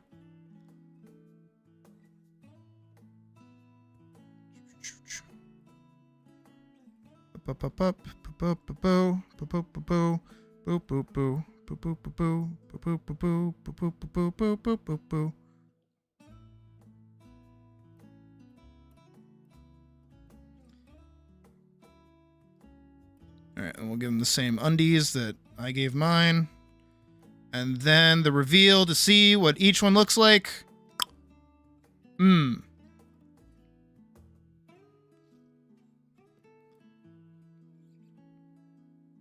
One's a little different than the other. They're both doing the same pose. Hell, I should go in and add this little bit. Both are doing the same pose, but one's got a lot more jigglies going on with it. You know, a little more zigzagginess to it. Oh, even better. Here we go. And this is the reference that you gave me. Let's scoot these both on over. Put you guys in there, scoot you two over. And this is the reference. Now, I know that you weren't necessarily drawing on top of it, but I'm going to give it as much as possible. Step 1. In a future stream, I'm absolutely going to do another... what is it? I'm going to do another... Fuck, what's the word for it?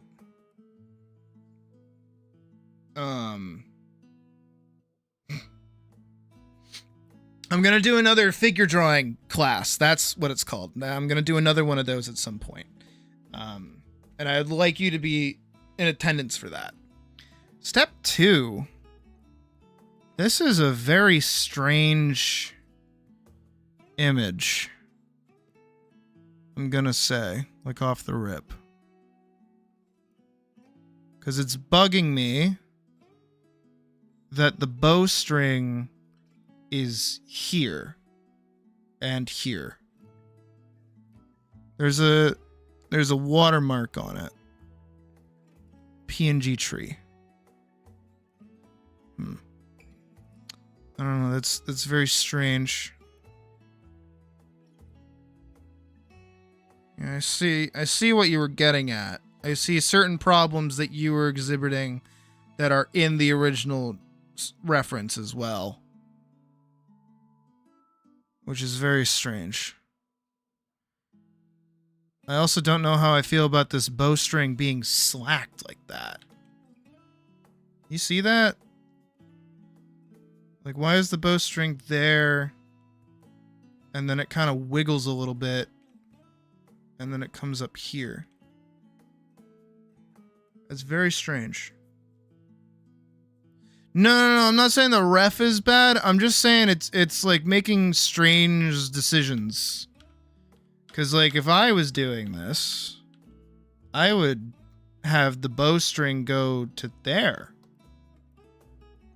I mean, that's basically where it's trying to go.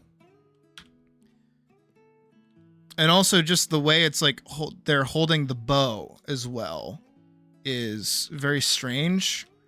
Because their finger is like resting up on this part here. And then the rest of their hand is sitting here. And then their thumb wraps around here. Which isn't necessarily bad. It's just weird. It's just very strange. But regardless, I'm not really focusing on the bow or the design of anything just yet. But also I do want to see... Yeah. Alright, I wanted to make sure. Let me go... Again, I know you weren't able to do exactly what I'm going to do, but I'm just going to show you, and you can look at it with me as I do it. So you can even see his chest is like down here. And then the pelvis is around there.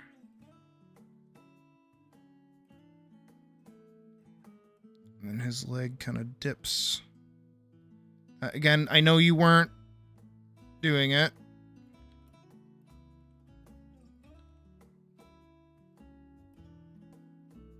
I'm carving as much of this as I can from itself.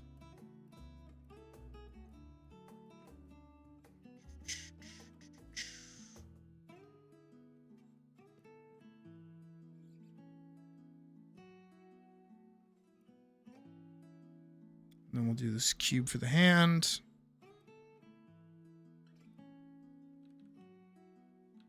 There's your bicep, there's your forearm, there's your other hand. There's your shoulder. It's actually where the neck is. Hello would probably like this guy.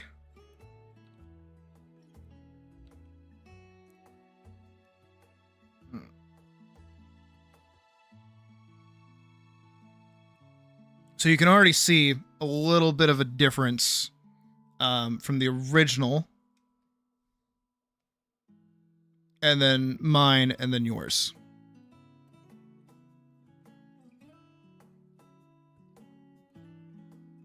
For starters as well, you can see that the musculature, let me bring it back to where it was. Wrong one. Right one. So already, you should be able to see, because he's muscular. Shoulder, forearm, or bicep, forearm, right? Shoulder, bicep, forearm. And you have these 3 individual structures that all kind of come together to form the arm. You're kind of missing them here. You're just kind of doing like a mountain and then a rectangle. You're almost there, but you're kind of missing it. Same thing over here too, is that you're probably looking at all of these little lumpies and then making them spikier, not knowing what these different lumpies actually are. Because this is obviously your shoulder, and then this is the back of your bicep. This is the bicep, shoulder, right?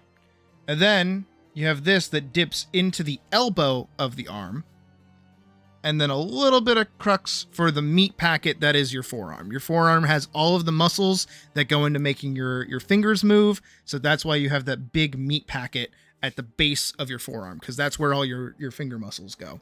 If you put your hand on that little meat packet and then you wiggle your fingers, you'll feel the top of your meat packet wiggle, because that's where all those muscles go. That's how far your hands go, and that's why like your hands are super duper delicate, is because of how far those muscles go in and how delicate and how many nerves you have in your fingers to begin with. So be very, very cautious with your hands. Always stretch your fucking wrists. But again, we see this shape compared to your shape. You're making spikes in technically the right places, but you're over spiking because you don't know what they are. Which is what I'm trying to hammer into your head a little bit, is that you're overestimating your own knowledge of what you're doing, and you're making mistakes because you think that you're understanding something and just kind of adding your own flair when you don't know what it is that you're doing. Because your reference is good, and you also have the posing down. Like you were able to dissect the pose pretty well. It's when it comes to your anatomy that you're starting to lose the plot a little bit. Same thing down here with his leg popping out like this. Like that.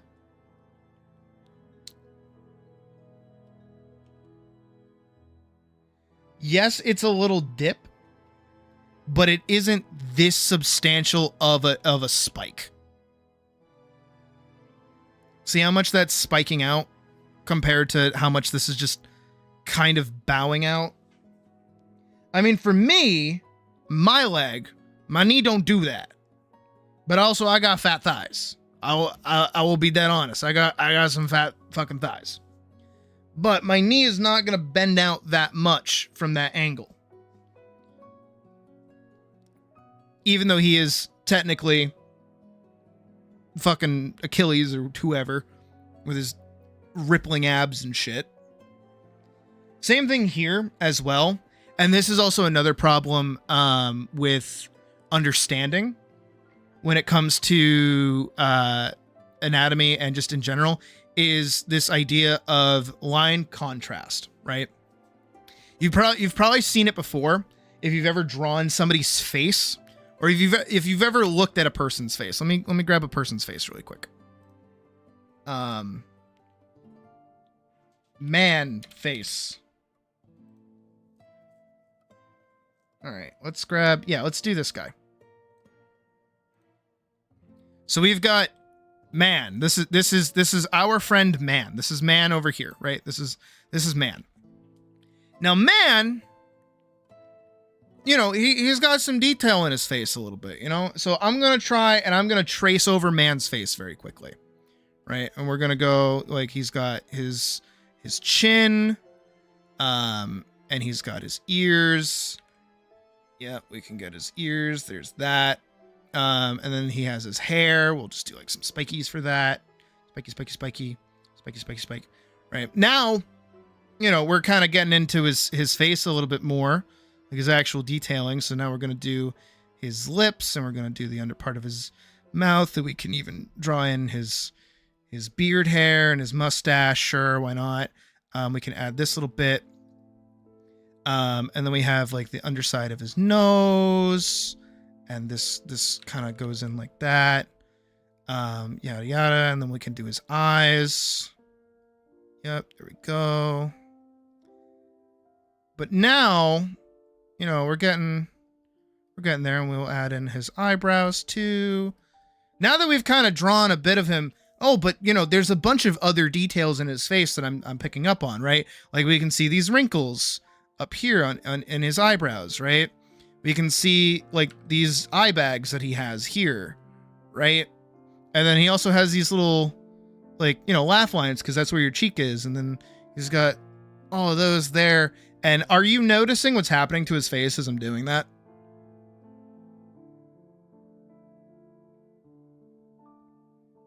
Are you seeing it? Let me add some detailing up here. Like if I hide it, like you can see that that's like the guy's face. That's basically who I drew, right? Like we can all see that, but that looks kind of unpleasant. Actually, it doesn't look super good. Kind of makes him look old, doesn't it? Well, if I get rid of these, whoa! Instantly younger. What if I get rid of those? Little younger. What if I get rid of these up here? And even his forehead. Way younger. What if I get rid of this and get rid of that? Younger still. What if I get rid of those and get rid of those? Way younger. That and that. Way, way younger. See how adding lines, even though if we go back to his face, those lines are there, but having those there. Hello? Am I hitting the right button? Z. Having those lines there make him look way older than just a picture of him. And you've definitely seen that before if you've ever drawn anybody in your family or anybody that you know, is because you're going to try and add lines where you see detail in their face. You're going to. But what happens is they're adding consistent contrast. So making those lines is starting to age them because you're drawing more attention to wrinkles and other details in their face. That is in essence the same exact thing that's happening over here with this knee. Because this knee has shading. Yes. Absolutely. This knee has shading on it. But what's happening because of the shading and the muscle is that your eye is being drawn to the coloring, not the line art. And because this is such a painted figure, it gets away with having a very smooth plane change happening from here to there to over here and then down here. That looks appealing, but the second you start applying actual lines to it, you're defining it way more. It no longer has smooth plane changes. These are hard, truth plane changes.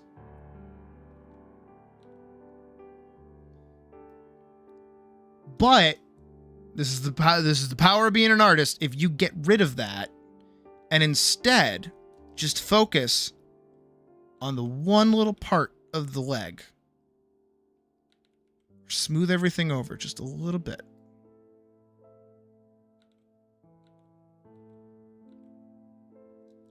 I'm trying to get it right. It's kind of fighting me a little bit because his leg is very muscular, which is why it works.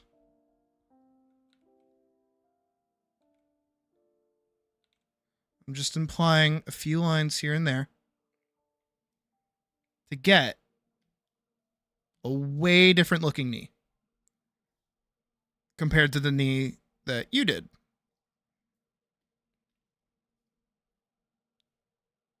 The difference also too, his leg is very muscular. You're lacking that musculature that makes this leg kind of work, especially with this plane change here. Which is really what's happening here. Is this is just a plane change.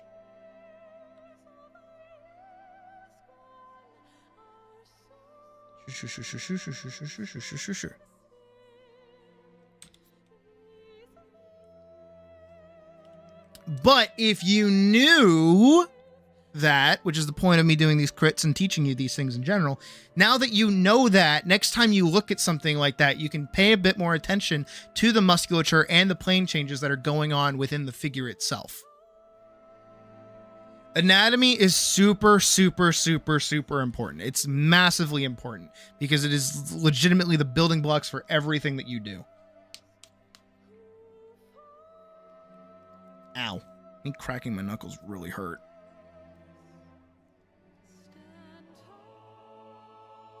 Again, you did manage to get pretty accurately the pose. I'll give you credit. The problem is just that your understanding of the musculature that you're looking at is being overtuned to account for the thing I keep yelling at you for, which is your style, which you shouldn't have. Hell, even just in what you were saying earlier about the foreshortening of your wings, I can see where you got this zigzag from now. I can see this. But do you see how much more subtle this line is compared to yours? If I go up here and we redline it, we're gonna go shwoo. Well, I'm gonna go smaller. Shwoo whoop whoop whoop up to this wing, and then down. I'm just cutting out the shape. That's all I'm doing. Right? So there's that shape, and then we'll do your shape. Wee.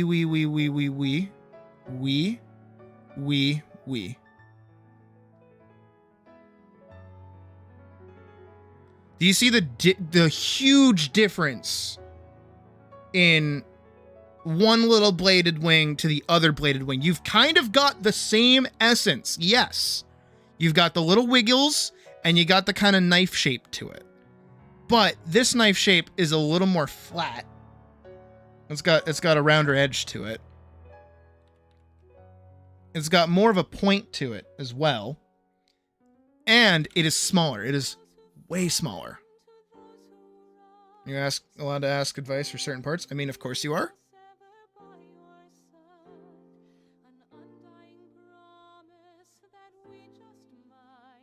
But I am mostly smacking you upside the head. Because no more sharp shit. Don't do sharp shit. Study. Simplify. Stop focusing on detail. Simplify this shit. How do you do that? Simple. Literally. You draw a circle. You draw a box. You draw another box. You draw another box. You put hands. Boom, person. How do you draw that even simpler? Okay, well, you decide where the top of your head is going to be. You decide where the bottom of your feet are going to be. You cut that shit in half. Then you cut that shit in half again. And then you cut that shit in half again. This is now your legs. Oh, boy. This is where those go. Down here is where your wrists go. This is the top of your head. If you cut this a half again, that's how big your head is going to be. Then if you cut that shit in half again, that's how big your chin is going to be. And then that's where your neck is. And then that's your body. And then technically, I'm a little all over the place with it, but boom. Person. What level do you do for detail on the wings? You just go.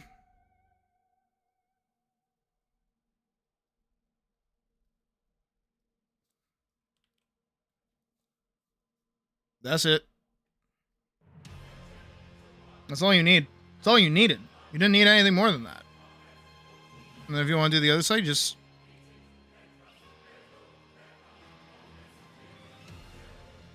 Nothing else needed. Simple. And I'm not saying you can't ever do detail. Detail is like off the charts. You can never do it. Never allowed. Nuh-uh. You're not allowed to refine and add things. No, of course not. Like, obviously do detail. But, again,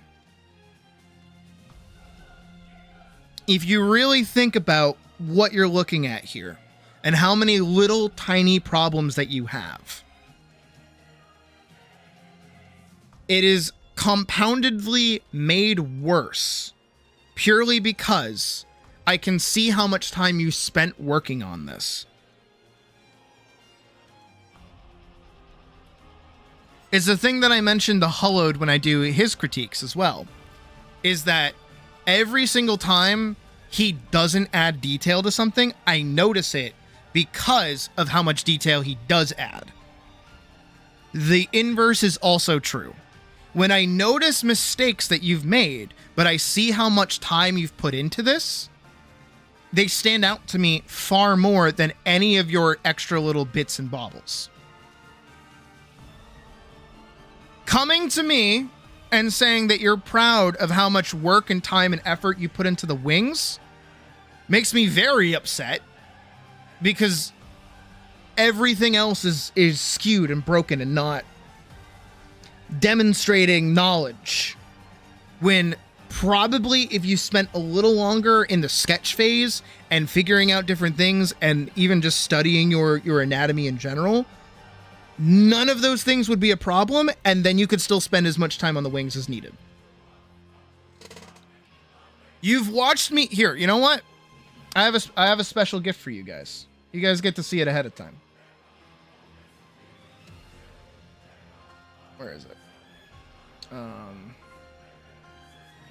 Hold on. I have a special gift. You guys get to see it before anybody else. I don't know if it's gonna open. Might have to do some bullshit. Team library. Where are my screenshots? Is it not in here? No, it's hard. That's hardware. Stream recordings. There we go. This one, right? Yeah. Can I'm gonna mute it because this is me listening to music. Can I speed it? Yep.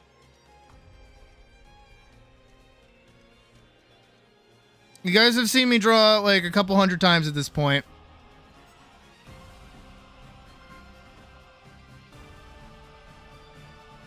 You guys have seen me put together drawings. Look at what I'm doing.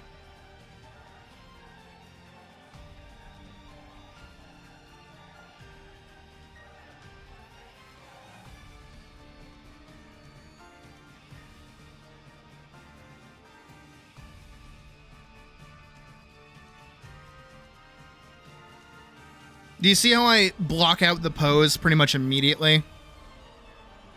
I'm not adding any details. I haven't even dressed her yet. I'm like, okay, that hand position doesn't work. This hand position works better.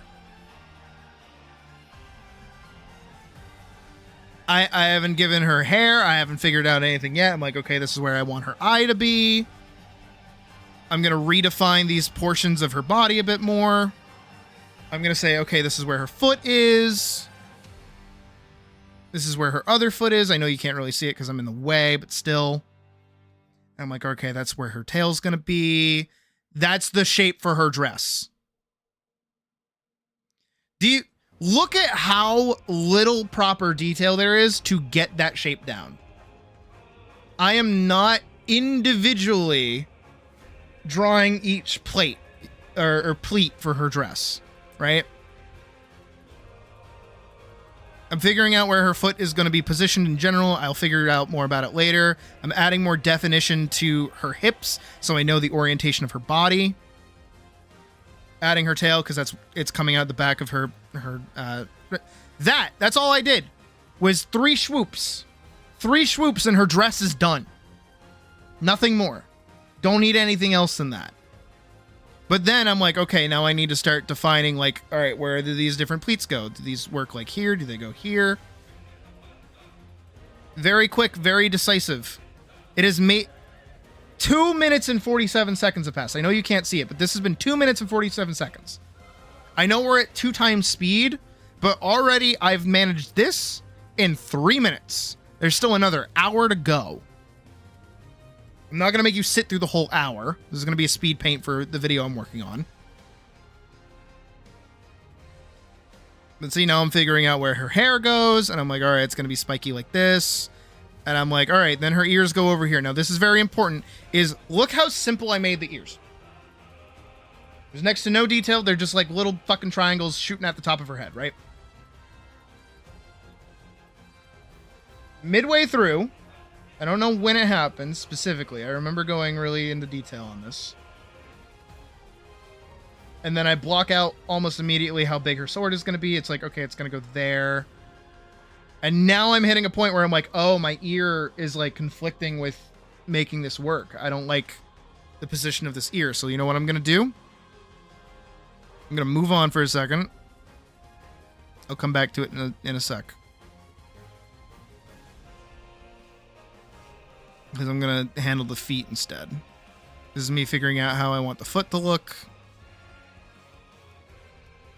And do you see how little time I'm spending on this foot? I'm just going through like, does this work? No. Does this work? No. Does this work? Yes.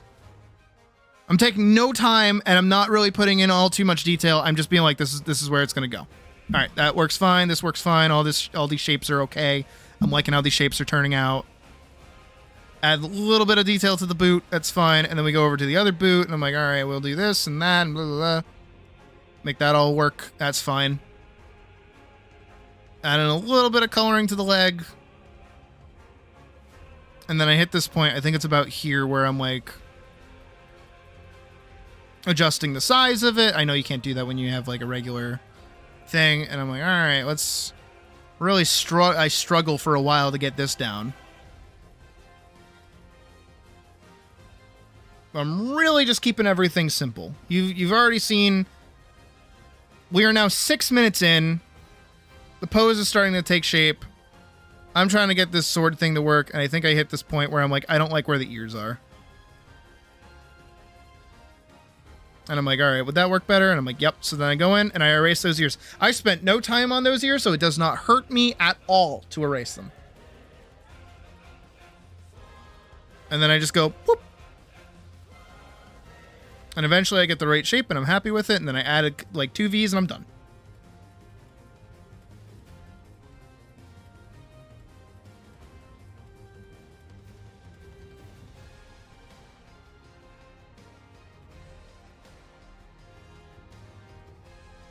I'm just letting it play out a little bit more. Because I'm just, at this point, I'm just refining my sketch and going over it, being like, all right, I want this here. I want this here. I want this there. I should define this line a little bit more so I know what I'm doing when I get there and I'm not like losing myself. I go over and I change music really quick.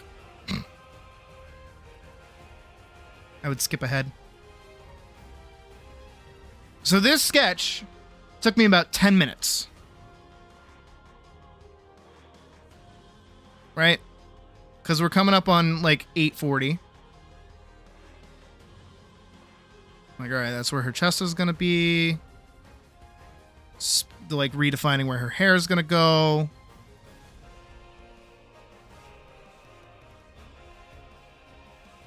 And then it all eventually turned out to be,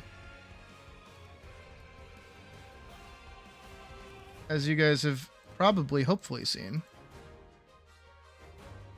turn into this. Right?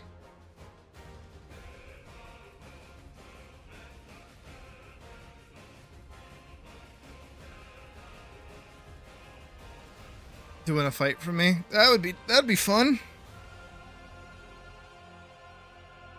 But see, we went from that. And I'm still working at this sketch. How long does it take me to get the line art? There we go. All right, there's line art. There's no way it actually like takes me like 10 minutes. There's no way. All right, I start doing line art 10 minutes in.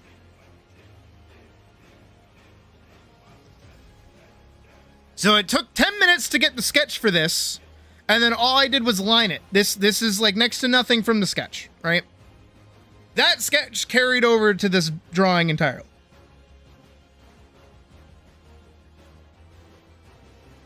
$10 minutes. I sketched for 10 minutes. And that is also part of something that I'll make you guys do when we do another, what is it called? Figure drawing class together. Where I will give you a time limit. I will give you 30 seconds to draw a pose. And you just have to do it. Have to get the most basic fundamentals down in 10 minutes.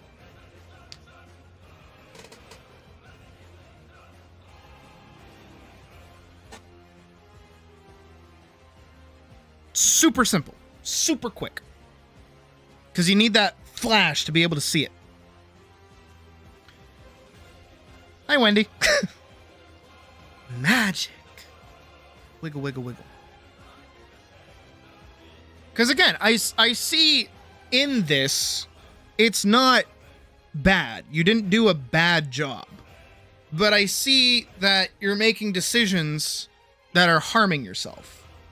And you're getting in your own way a little bit. And if you really just took the time to study a bit more and understand things, you could take what you're at and just like bump it by like 10 super easily. There are people who wish they could draw like you, but you're still lacking just a little bit of perspective. And the second you nail it, you'll go shpoop. Even pencil and paper. Even pencil and paper. Do I have pencil and paper doodles from when I was younger? Hang on, bear with me.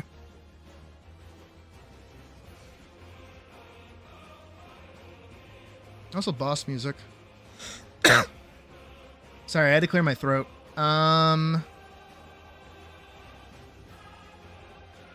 Lurking for the past 4 hours? Yes, yeah, you, Anya. I'm talking about you. What do I suggest? Have you not been listening to me this whole time? I told you what to study. Anatomy. Look at anatomy. Look at people more. And don't stylize it too. Like study proper anatomy. And like understanding how the body moves and things, and you'll be better.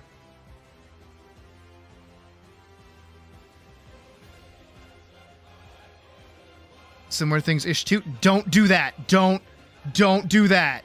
Don't do that. No. Bad. Bad. Don't try to mimic somebody. Understand what they do, sure. Don't mimic them. What specific example of anatomy? Fucking what do you mean specific example? Look at anatomy. Go learn it. You don't understand how an arm works. What do you mean? Your torso is all like fucking wibbly and wobbly. You have a basic understanding of like shapes, sure, but like the wiggles. You don't need all these wiggles. Stop the wiggles. They're a good band and they sing about fruit salad, but it's still stop the wiggles. Don't wiggle.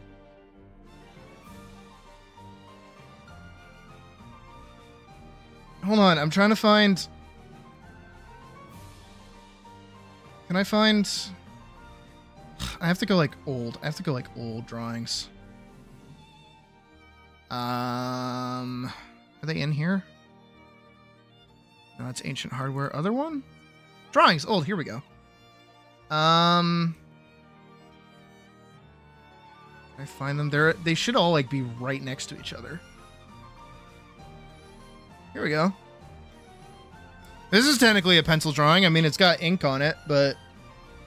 And I colored it digitally, but still.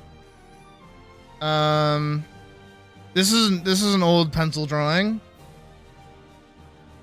That's a lined drawing. I used pen. It's another line drawing. I used pen, but also still kept the pencil involved. Another one. Another one. Another! This one's pure pencil. This one's also pure pencil. It's a little more graphic. Always fun. That's sexy time. That's fun. This one's pure pencil.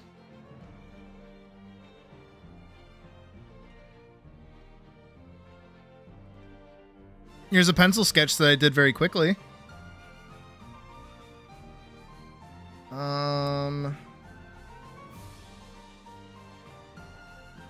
That's a pencil and ink one.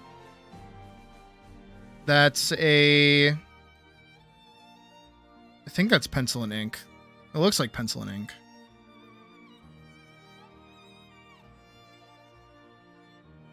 I'm looking for any more that I might have.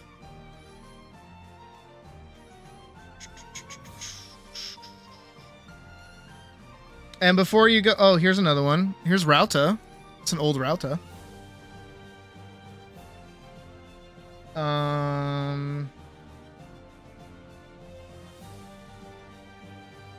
This one, I remember being really proud of this one. This one I liked a lot. So, you might look at these and go like, but Sydney, how could you compare yourself to me? You're so great and awesome and the best ever all the time. Pose My Art website is good for posing. Ooh. I like the sound of that. So, all of these were done like 7 years ago. This one was 7 years ago. This one's 7 years ago. This one's 7 years ago. This one's 7 years ago. This one's 7 years ago. This one's definitely 7 years ago. This one's definitely 7 years ago. This one's definitely 7 years ago. This one's definitely 7 years ago. This one's 7 years ago. Actually, no, it's not. It's more... Oh, no, it is 7 years ago because it was back in 2019. Most of those were done in any time from like 2017 up to like obviously 19. So... Yeah, you can do good pencil work. You can. And again, it's clear to me, looking at this, that you have like a semblance of knowledge of what you're doing, or at least the ability to copy, not directly, but from a reference, which is very good. But I would encourage you to simplify yourself and stop working in your dumb style that you don't need. Stop doing that. You're not at a point that you can say I have a style. You don't. Stop that. It's literally a video that I'm working on. Don't do it. Stop it.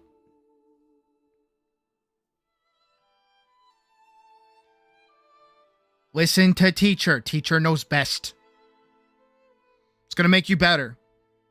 And then if you start to understand what it is that you're doing, you got to know the rules to break the rules. Once you understand why you're doing what you're doing, then you can start playing with things a bit more, changing things, looking at how other people do things and going, oh, I like that. Oh, I don't like that. Same thing happened with me when I was, when I asked Wendy actually about how they do their gradient thing and the smooth shading, which I have absolutely adored doing lately. I have eaten that shit up. But here's the thing is that if I didn't understand the basics of like shading, I wouldn't be able to put that to practice. I wouldn't be able to put that to use if I didn't have like a fundamental understanding of how to shade in general. Having a cool technique doesn't really do anything, or having cool shape language doesn't really do anything if you don't know how to like use it properly. A way that I kind of describe it, right?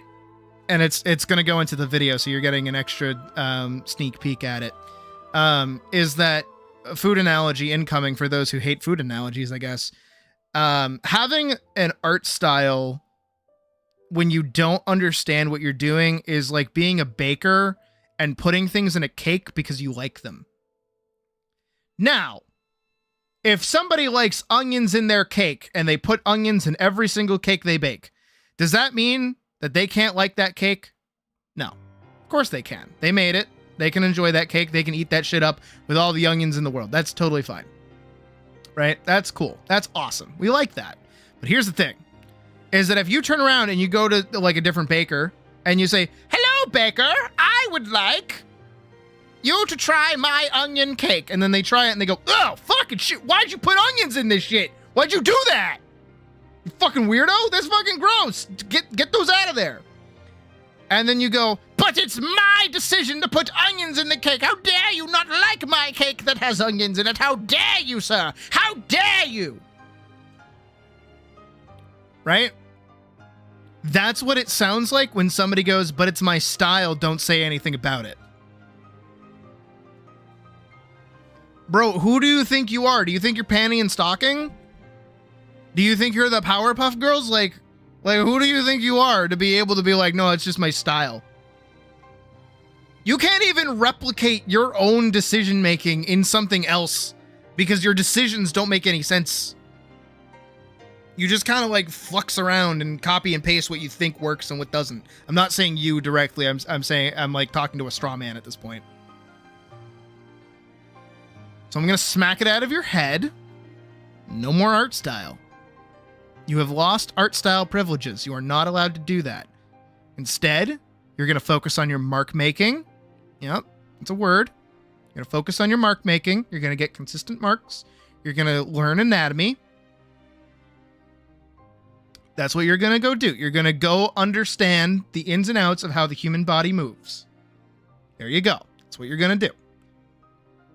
You're going to do studies, and a good method, because you technically did it here, right? Here's what you're going to do. You're going to go, "Okay, I'm going to go to the internet. I'm going to go to the mystical place known as the internet." You're going to go pull up a body, and you're just going to do like standing pose. Right? And you can find like a fun one, or like one of these, right? Like one of these. Right? You're going to grab one of these, and you're not going to worry, because I can see it, that you're able to do it. Ready? You're gonna go at one of these, and you're gonna go, "Okay, where is the head? Where's the top of the head? Where's the bottom of the feet?" Right? And you're gonna go, "Okay, I'm gonna cut that in half." All right, cool. And then I'm gonna go, "All right, where's the head facing?" So I'm gonna draw a little circle. I'm gonna try my best to match up my detailing. Of course, I have it directly next to me. You might not, but you might. However you can. And you're just going to understand what it is that you're drawing. You're not going to worry about detail. You're not going to worry about musculature. You're not going to worry about any of that stuff. You're just going to do very simple, very, very quick, very structural, quick shapes. You're going to just do big shapes. That's all you're going to do. You're not going to worry about the chest. You're not going to worry about like the hip dips. You're not going to worry about the shoulders. You're not going to worry about the collarbone. None of that matters. None of that matters. You're going to do that. You're going to do a bunch of those. And you're going to get really, really comfortable drawing like that very quickly. And then you're going to attend our next figure drawing class night, and you're going to learn from me how weight works, how legs work in general, how the head is always the center of the balance of the pose, and how lines and poses work, and like lines of action, and how to draw full poses with just 2 lines. That's it. Your current homework, you specifically, Anya, and everybody else at home, I guess, if you want, you're gonna draw a fuck ton of boxes. I want you to draw a fuck ton of 3D boxes in a variety of different orientations. I want you to draw 10 boxes a day. Okay? You're going to draw 10 boxes a day. You're getting boxed. You're going to the box dimension. If you want to get better at art, draw 10 boxes a day in different orientations. Get really good at it.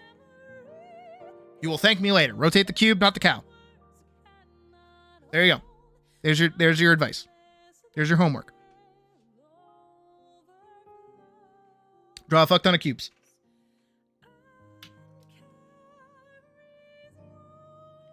Get really, really good at drawing cubes. Get really good at drawing cubes. Cubes. Cubes. Cubes. Cubes. Cubes.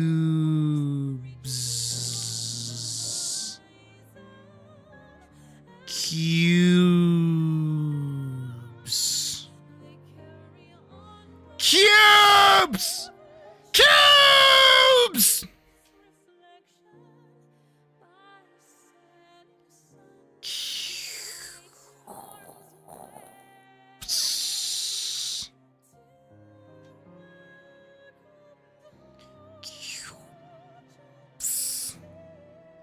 Have I hammered it home enough yet? Have I hammered it home enough? Draw your cubes. Learn how to make cubes, and your life will be so much easier. Because everything in the body is a cube. The head? Oh, the head? That shit's just a cube. The neck? What's that? Another cube? That's crazy. What? The body is... Did you say a cube? Wow, that's nuts. Did you know that the hips are also a cube? That's nutty. That's incredible. Did you know that the leg is also a cube? Holy shit, the leg is a cube. Did you know that this leg, also a cube? I mean, it's technically got a bit more going on to it, but it's like, did you know that this leg, also a cube? Did you know that the foot, you guessed it, cube? Well, a series of cubes.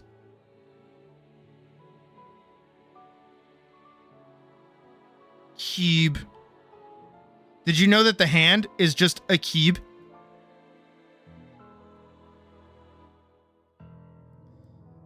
Did you know that the arm is just a cube? Just two cubes. It's another cube. And then another cube. And then the hand is just a cube. And then another cube. Whoa, it's all just a bunch of cubes. Rotate the cube, not the cow. Remember that. Repeat that in your dumb, stupid, dumb little head. Rotate the cube, not... Well, I don't want to call this nice lady a cow. That'd be rude. Rotate the cube, not the person. How about that? Everything's a cube. Everything's a fucking cube. Second you learn everything's a cube, then you can start getting into perspective and things. And things get a lot easier once you start doing that. Also, when you stop overthinking it as well. That's another aspect of it. Especially when you're early on learning, is that you're going to be applying like a lot of logic to things. It's a little bit of a bell curve. I like saying bell curve as of late. I don't know what my deal is. So you've probably seen like a this. So this is like low skill, mid skill, high skill.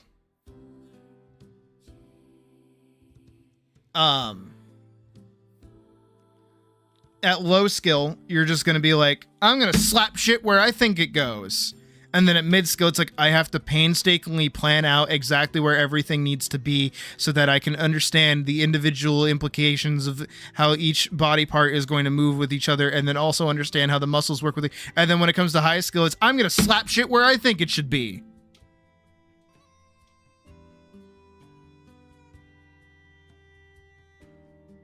Because realistically, ooh, it's still fizzy, but it's very flat. Oh, that's disgusting. Realistically, art is not a one-to-one of whatever it is you're looking at.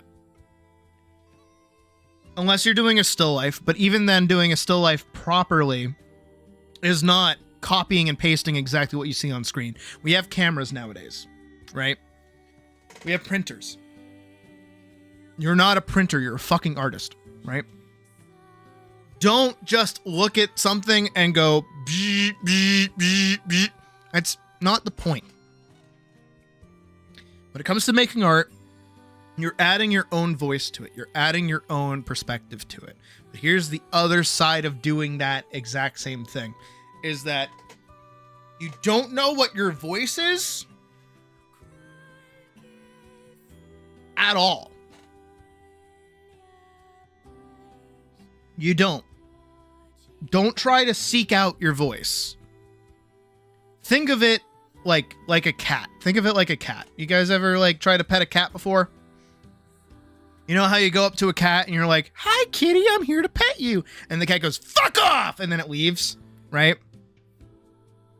Don't try to pet the cat. Your voice is like a cat. You have to not care about it, but still exist near it. And eventually it'll come to you and you'll be like, "Oh, I'm petting the fucking cat now. Hell yeah." It takes time. It takes a lot of time. It takes putting in a lot of time. And the more you try to grab it, the more you try to force it, and the more you try to finagle it, the less you're going to succeed. Cats are consent-based. And you need, like, the universe's consent, basically. So ultimately, stop using a style you don't need one. Oh my god. Anyways, on to bigger and better things. I promised a comic page today. So now we're on the page 12. I can definitely get this done today. Maybe just not within the hour. It might be 2 hours. I don't know. We'll see. I'm also a wee hungry. Hi. Hello, Domino's? You're my favorite pizza place. Hi, Papa John's? You're my favorite pizza place. Hi, Pizza Hut? I'm naked.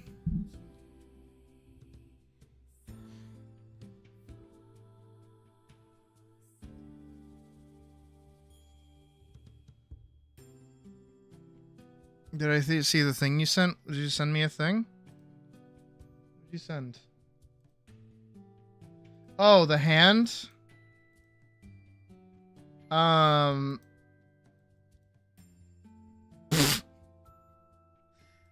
Your hand looks good, actually, Pocket. I think my one thing is just, like, make it a little bigger. Like a smidgen bigger. And you're fine. Like, actually, like, I think you're fine.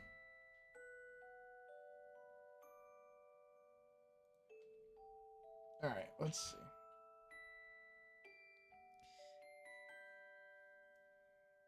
Am I hungry enough to order something before I start working? Or should I wait till later?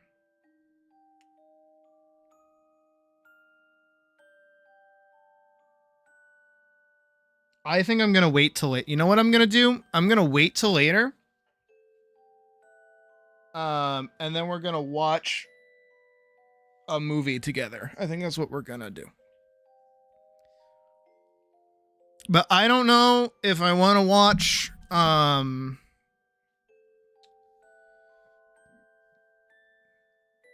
like the second Cloudy with a Chance of Meatballs, just so like I'm ready for when we do the open mic night, or if I should do the next Harry Potter film that I haven't seen yet.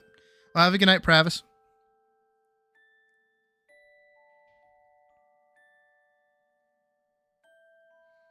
All right, I need to kind of. This shot's gonna be kind of annoying. I already feel it in my bones. Because this one is just a lot of people walking, and I hate drawing people walking.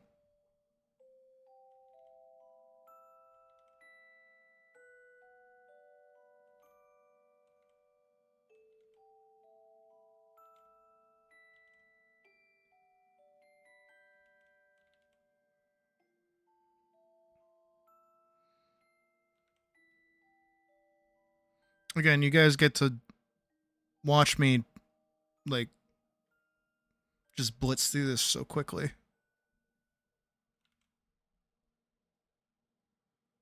But all I'm doing is just drawing a series of feet, just a series of tubes.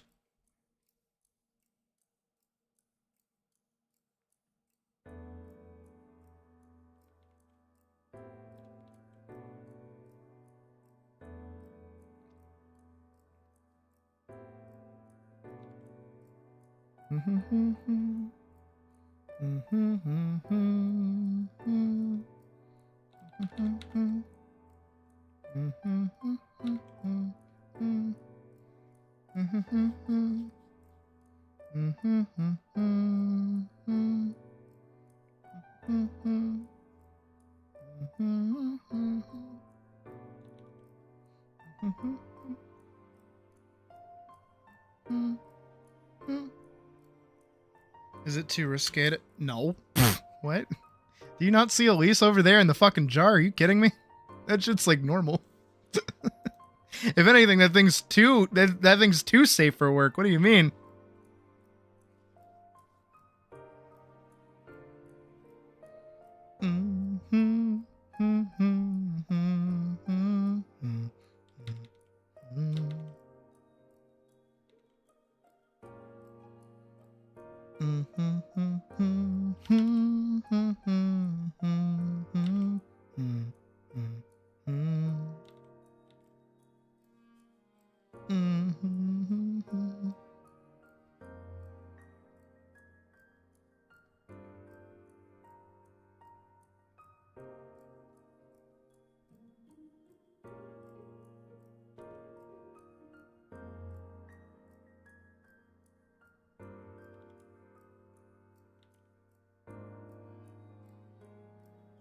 Removal paint. Yeah, go for it.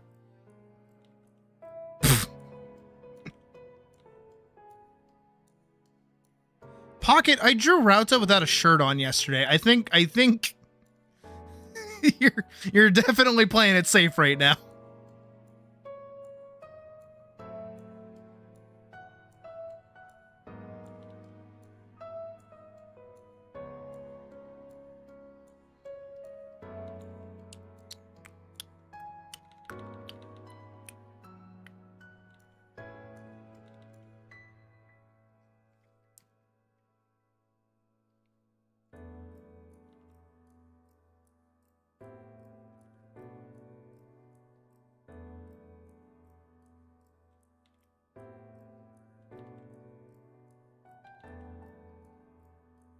Hold on.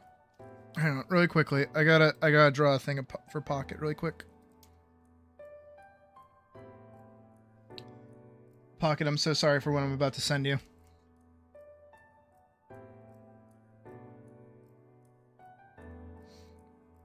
But it's an idea, and you're probably gonna lose your mind over it, so...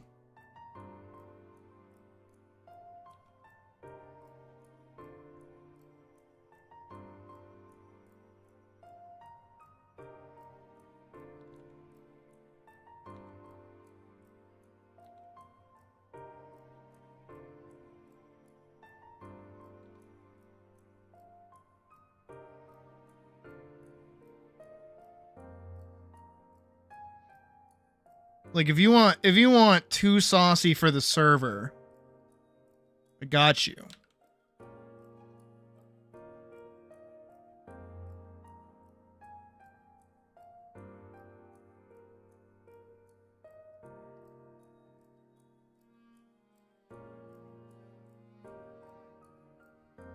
No one else gets to see this other than Pocket.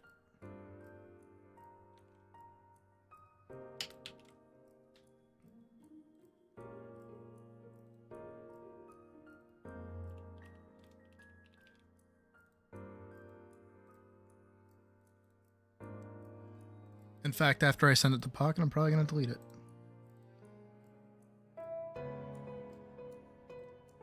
Here, Pocket, if you really want to put yourself to the test, do that.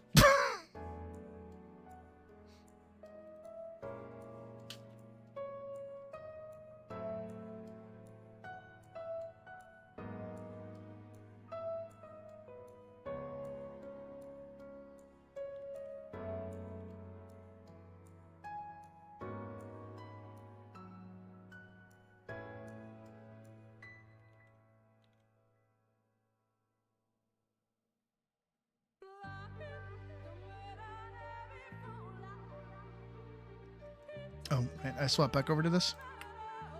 Me.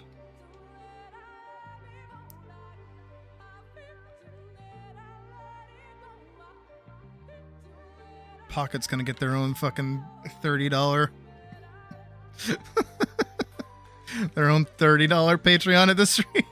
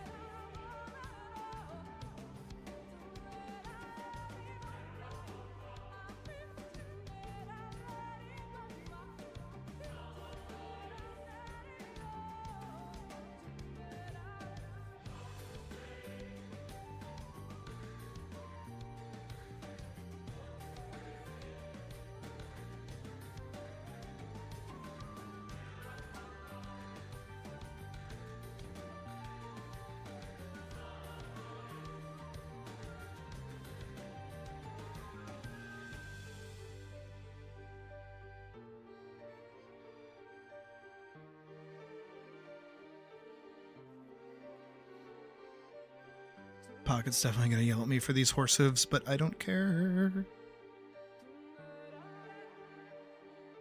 But I...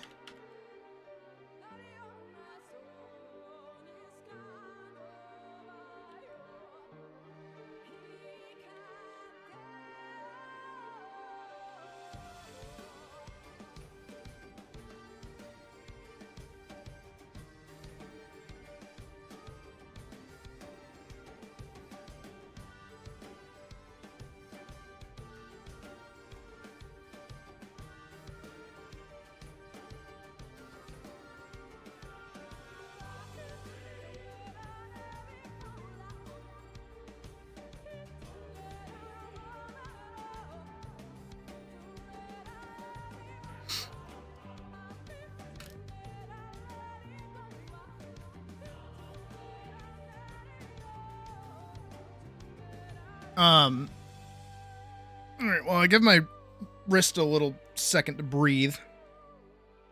I would like to do a little bit of another teaching moment for you guys here.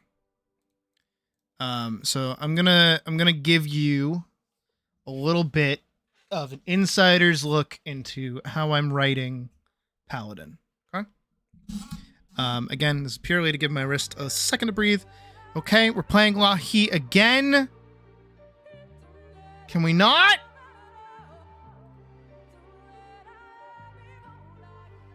All right. No more Lahi. No more Lahi. Okay. So, as you may know, if you guys have been keeping up with Paladin so far, it opens with a climax section of the story, right? We're seeing Elise versus the Red Knight, which I'm gonna depict as like a little penguin guy.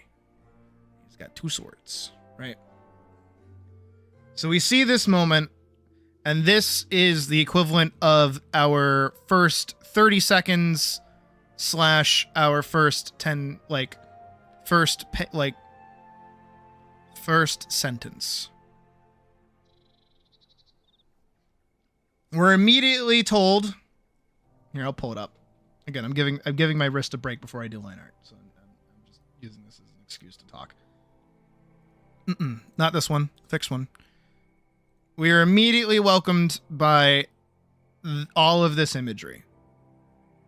Right? This is pretty much everything off the rip. Is that the first thing we see is sword. All right, cool. Most people can be like, "Oh shit, a sword! I'm down for that." And then we get, "Hey, it's nighttime." All right, cool. I'm cool for nighttime. Shattered moon, also cool. And then we see evil man in red armor, blue-haired person bleeding profusely and out of breath, and red armored guy not out of breath, getting closer, having evil red eye. So we immediately and hopefully understand the connection between both of these two individuals is that one has a cool glowy magic sword, the other one is trying to kill that one. They're definitely fighting. And then we skip ahead to this, where I got rid of all the text, and we get, once again, him getting closer. He has both swords. She's breathing heavily, but she's like standing her ground. And then he's about to swing on her. And then that's when we swap over to this page where we get to earlier. And this is where we are during the daytime. And we see our blue-haired protagonist wake up. Now, this is very important, because here's the thing, is that it's going to take a while before we get to this. It's going to take a hot fucking minute. So how do we keep the reader entertained up until that point? Because there are some things that I need to do, right? Before I can get to this part.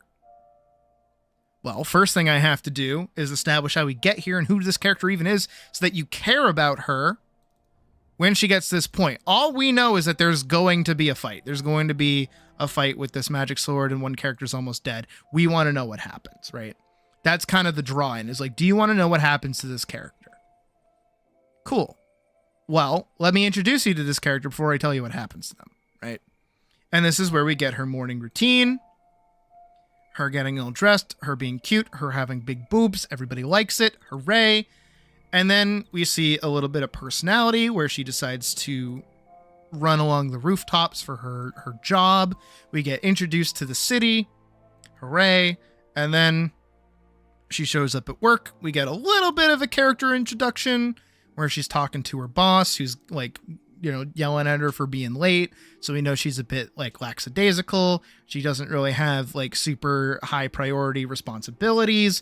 She isn't necessarily somebody that would be getting themselves into a fight with a armored clad person, let alone wielding a blue magic sword, right? So that's totally out of the blue. This is all the things that should be happening in the back of the head of whoever's reading this as it's going on. A very important thing, though, is a character explanation right here, which is her exclaiming that everything will be fine because she is super duper fast. Congrats, Elise. That is your main character trait for right now, is that people know that you're lazy, but you're lazy because you can make up lost time because you're fast. Good job. She's very much so a speedster in that regard. Speedsters tend to be late because in a world where they are the fastest thing alive, they have a warped perception of time. Kind of similar for Elise. She's not like super duper fast, but for her, you know, not the worst thing in the world. Like even here earlier, we see her wake up here after sleeping in and then taking her sweet time putting on makeup, getting dressed, getting ready, looking cute. And then she decides to not take the streets, but take the rooftops, and she's still late after taking all of her time. So for her, in her head, she was totally fine. And that's just reading stuff. And even just all the stuff that she like got handed. She's like, oh, I'm not worried at all. I've got this in the bag. And she's off on her little journey. And she's off on her way. And then we see just exactly that. We see her running. We see her doing her job and delivering people and doing a really good job up until she takes a small break. And this is another character moment here. You know, we get pretty quick back to back, like, okay, this is like a short montage of her doing her job into now she's taking a sec to eat a sandwich. And this is something else that I like to do, and you guys can use it too as well in your stories, is make sure your main characters eat food. Food is very humanizing. Food is an incredible way to humanize your main character. What they eat, how they like to eat it, how they like certain things. Think of all the times you've seen in like media where a character like picks something out of their food because they don't like it. That's a little character building moment. And it's all centered around food. How characters eat food is a very intimate thing. It's very, very cool. It's also why I highly recommend you go watch Last Meals. It is a very intimate sort of series. I've glazed it before. Most of you have probably already seen it before. I highly recommend watching them. At least watching people that you care about. I recommend the Jeanette McCurdy one. That one's fantastic. She is such a fucking delight. But food is very humanizing. So having her sit down like this is very calm and nice. And it really just kind of settles you into her day-to-day life. Which is kind of what this is shaping up to be, is that there's nothing overwhelmingly important that's going on right now, right? I mean, really, at this point, from the moment she woke up, nothing out of the ordinary is happening. She's not going, huh, that's weird, or, oh, there's a thing going on. No, she's just herself doing her normal thing. She's on her little lunch break, doing her job, being late. Her boss scolds her for being late, specifically, again, I know I'm in the way, again. And she does her job, and now she's on break, and she has this little character moment. No words, no dialogue. It's very important, is that we see that she's up here on the roof above the wall. And then the wind blows above the wall, and she is enjoying the wind, enjoying the breeze, which is meant to be a little like flag to say she enjoys freedom. She does not want to be behind the wall anymore. She doesn't want to be here. And then we get the scene that we worked on the other week, like last week, which is where the Dark Riders finally arrive. Now, not only do we have a sudden like explosion of yelling, we haven't gotten a speech bubble like this yet. Even back during all of these conversations that she's had, no loud, screamy speech bubble, no sharp speech bubbles. All of these are super round. Our first one is right here, big, loud, and screechy, saying riders approaching. And you're like, oh God, what is that? Who is that? What's that going to be? And then we see Elise being interested, and also clear the way. Papers are good as you were. So these people are technically allowed to be here. So they're here legally. And we get to see who they are. Now, because of the bomb I let the audience see, we immediately know that this guy and Elise are going to be fighting later. But not only just that, now I've added two more. So now it becomes the question of where are the other two? Where are the other two in that situation? Were they dead? Did they fight? How is this going to lead up to a fight? What's going to happen? What's going on? And then we have this moment of him even acknowledging her. And her also acknowledging him and then dipping. Right? And then this is where we left off. Obviously, I still have to keep writing. But do you see how little time passes between this setup of, okay, there's going to be a big climactic battle later down the line. Here's her average day at work. And then here's the bad guys. The bad guys are here now. The danger is getting closer. The danger is still on the ground while she is still in the air.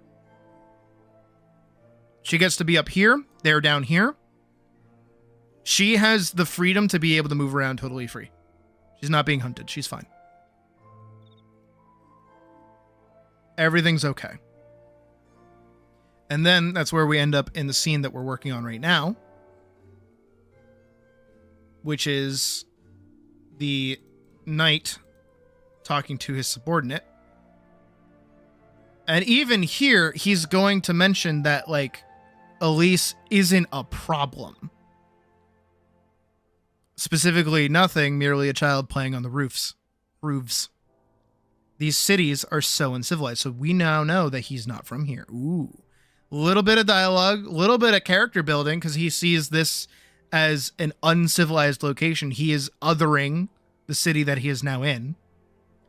And on top of that, we have a character deferring to them as sir, which is a authoritative, a position of power. So we immediately know their relationship to each other is subordinate, leader, is not from here, and is othering this location. So they're definitely not from here. And just as quickly as we set up this information here, we go down, we establish where she is, that she's lost. She's trying to figure out where this package is meant to go. And then we get a horse galloping through the city. And it's going to be galloping through this crowd of people, which is what this shot is meant to represent, is a bunch of people. Which is a problem, because a horse trampling a bunch of people, probably not very good. Which I believe is actually where we ended off when it came to sketches. I don't think we did not go up to 13. And I will share with you what is going to happen after this leading up to the fight. Just to kind of give you a brief summary. So we already have our climax, and then we have our normal day. Right? So we establish our normal day. And then we have our danger arrives. So now we're aware that Birdman is here. And we're worried about him. But then, normal day part 2. Only for normal day part 2, I'm going to say normal day. Normal day part 2 involves a small character building moment, but it actually represents way more than what it's going to seem like on the surface, because I tend to do it to Elise all the time, is that I put a tiny child in danger. We take a tiny little child, we give them a big lollipop, and give them a big smile, and the dumb little propeller hat, and then we say, all right, tiny child, here comes the fucking anvil at your head. Woo! It's gonna go hit the tiny child. And so this is usually where Elise comes in and is like, no, don't hurt the tiny child. I will push the tiny child out of the way. And then the tiny child is pushed out of the way. The anvil falls and misses the tiny child. Tiny child is safe. Hooray. And then we see a moment of humanity from Elise as well, which is usually her, like, helping the kid or making a sacrifice in order for the child to be happy. This does so much groundwork while being extremely preachy, but only if you don't look at it very deeply. But also, anybody who doesn't look at it deeply is not going to see the preachiness, because they're just going to see it as, oh, she's a good person helping a child. When in reality, step 1, hey, who else have we seen on horses? Oh, that's right. It's the Dark Riders that just showed up to town. And all of a sudden there's a guy sprinting a horse through a crowd of people, not caring about running over a child. And they're running away from something, panicking. That's strange. So that's setup 1 is, hey, that guy is going somewhere. That guy is like afraid for his life and he's running. Setup 2. Elise, in this moment, actually drops that package that she's holding in that shot, and it gets trampled by the horse. This is very important because it's going to show how she deals with failing her job. Elise, in this moment, has failed a part of her job. So she is immediately met with failure. We don't see her save this child and get rewarded for it. Instead, she's going to be punished for it. Not only that, but her saving this child then actually requires her to take more time. Again, one of the first things we learn about her is that she's very fast and she's priding herself on being able to deliver all of these things on time. Not only was she having a hard time finding the location that she needed to go to, but now the product is damaged. Whatever the package was is now damaged, and she still has to go and take this child to go re-get the thing that was broken, which is probably going to be like ice cream. I tend to default to ice cream because everybody likes ice cream. So she's probably going to go take the child to go get ice cream again, spending her own money to make a child happy after she saved them. And that does so much for her character, especially in regards to how this whole narrative is actually going to play out, where in this moment she is abandoning like a faction. She is not doing her official job. She is instead doing what is right by protecting the innocent. Like, this child didn't do anything wrong, was just chilling about their day, and was about to get trampled. So she did everything in her power to save them, and this results in her failing. And she takes it on the chin. That's very important, is that she understands the consequences of what she did, but she can feel good about herself, knowing that even though it made somebody upset, she chose the lesser of two evils, basically.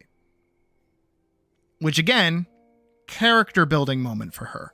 And this ramps up, and this whole little event, this tiny little microcosm, maybe takes 3 pages. Maybe 3 pages. Is then compounded by the next scene, which is our call to adventure.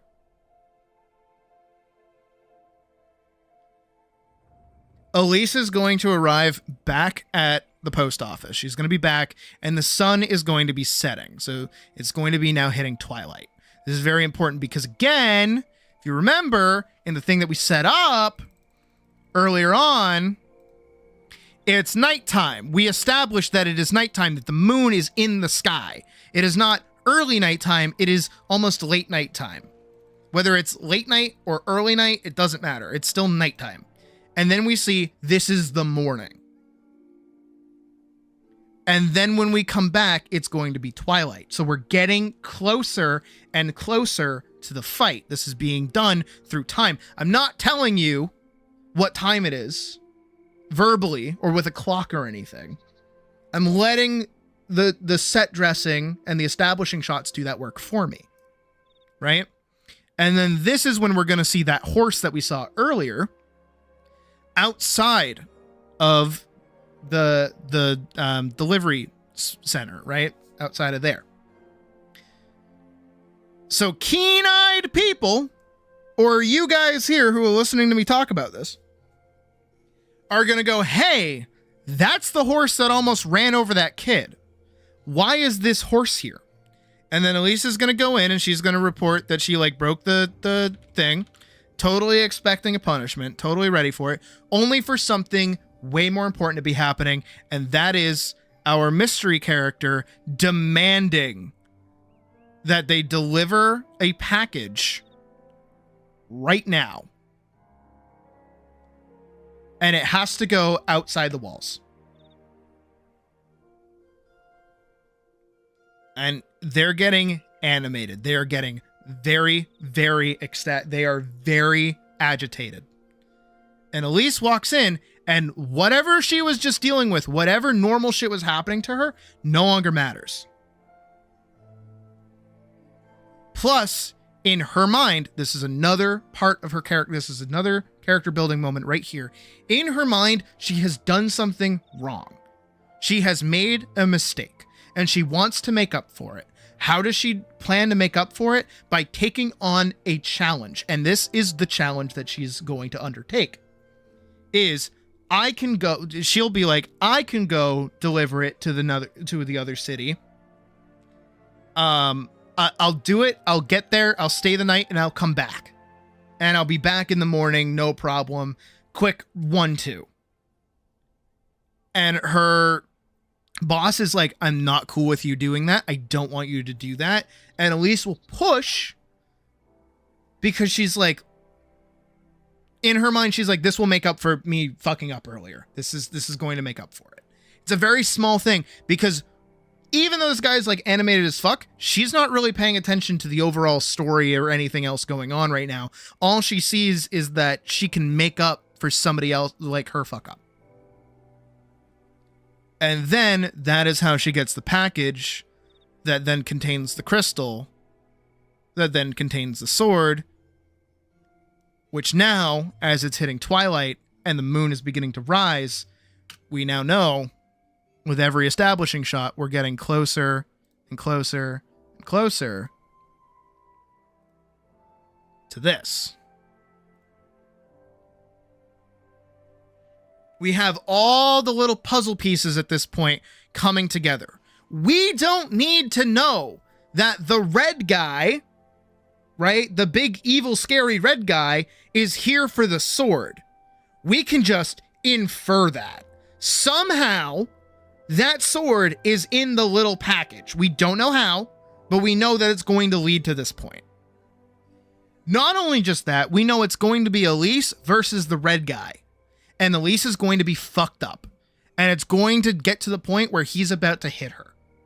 And probably kill her. They are out for blood. We also know that they're out for blood because this guy was running like a fucking madman away from them. We know that that bomb is ticking, and we know every single time we see that sky get darker and darker, it is closer and closer to her being in danger. And then the second, this is another important point, the second she is in danger, I start adding more questions to the mix. And then it can loop over into the next part of the story. Do you see how, this is my little teaching moment. Do you see how all these tiny little pieces of story crumbs all come together to create this narrative and make it work? Turn Elise into a character that off the rip you kind of care about because you want to know what happens. That's where you start. But then you see her interact and just kind of be a normal person. And she's not necessarily like annoying or quirky. She's just average. And then she does something that changes her life. And then she has to deal with it. And at every single turn from now on, she will be trying to get rid of it. She does not want to do this anymore.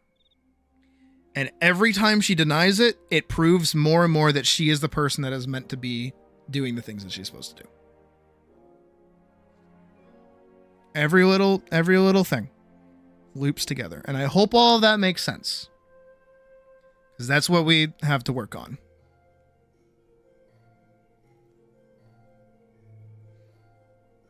All right, now, if I'm being entirely frank, my wrist still kind of hurty. So, I do think what I'm gonna do, because it is we're approaching 8 hours, and it's 12:30 a.m. my time basically. I think what I'm gonna do is I'm gonna wrap up stream. And I'm gonna take a break. I'm gonna relax. Right, I'm gonna chill out. I'm going to order food. When food get here, we're going to watch a movie. All right, we're going to be over in the Discord. We're going to watch a movie. We're going to hang out and watch a movie. Cool? Then, once I'm done eating and I'm done with that, I'm going to work on this page off of stream. And I'll have it done out of stream. All right? So this will still be done technically today, but you'll just have to wait till it's done for later. And I'll even get started on the next couple of sketches for the next few things as well, right? So, I will keep you guys posted on the state of our next movie night, which is technically right now, because I'm gonna watch a movie in a little bit after I order some food. I don't know what I'm gonna get. I want another one of those burgers. I got a burger from McDonald's. It was like a really expensive burger, but it was really good. It was the Big Arch burger. If you can get one, I recommend it. It's actually really, really good. I really liked it yesterday. I'll probably get another one. It's like a hefty fucking burger. It's the same one that the McDonald's CEO like couldn't even take like a full bite out of. He took like a little nibble, and he's like, very good burger. Yes, yes, yummy burger. Yummy, yummy burger. Yep, very good burger. Num num num num num burger. Yum yum yum yum. So we'll watch a movie. You know what? Let's do a Cloudy with a Chance of Meatballs. Fuck it. Right? Come on, fuck a bucket. And then I'll work on the page and I'll have that done tonight. And then tomorrow we'll do another 2 submissions. I think I have Shadow and Hamlet for tomorrow. So the NPC and Shadow. I have both of them for tomorrow. And then KDD sent me theirs. Anya still owes me theirs. And I think one other person. I can't remember who. Hayden Okay then. I think that's their name, right? And Doctress. I need Doctress's and Anya's, so I just need those 2. And then I should be good to go. But yeah. So, with all that being said, thank you guys, as always, for watching today. I do appreciate it. You guys are fantastic. Today was another great turnout. Where can I find... And I hope you guys have a good rest of your night, and I hope you guys tune in for our movie night, because we're going to watch Cloudy with a Chance of Meatballs 2. I've actually never seen it, so that'll be cool. But that'll be a minute, because I'll wait till my food gets here before we start watching it. But killed me all do or no pinups. As you should. Good. Draw more boobies, and then send them to me. Yes. That's a good way to make Puck happy. Don't post them and then tell me where I can go see them, please. That's what I want. There you go. Anyways, thank you everybody for watching tonight. I appreciate it. I hope you guys have a good rest of your night. I'll see you in a minute for a movie night. Well, one movie. And then I'll do a comic page. You know what I'm doing, but bye. I'm leaving. Good night.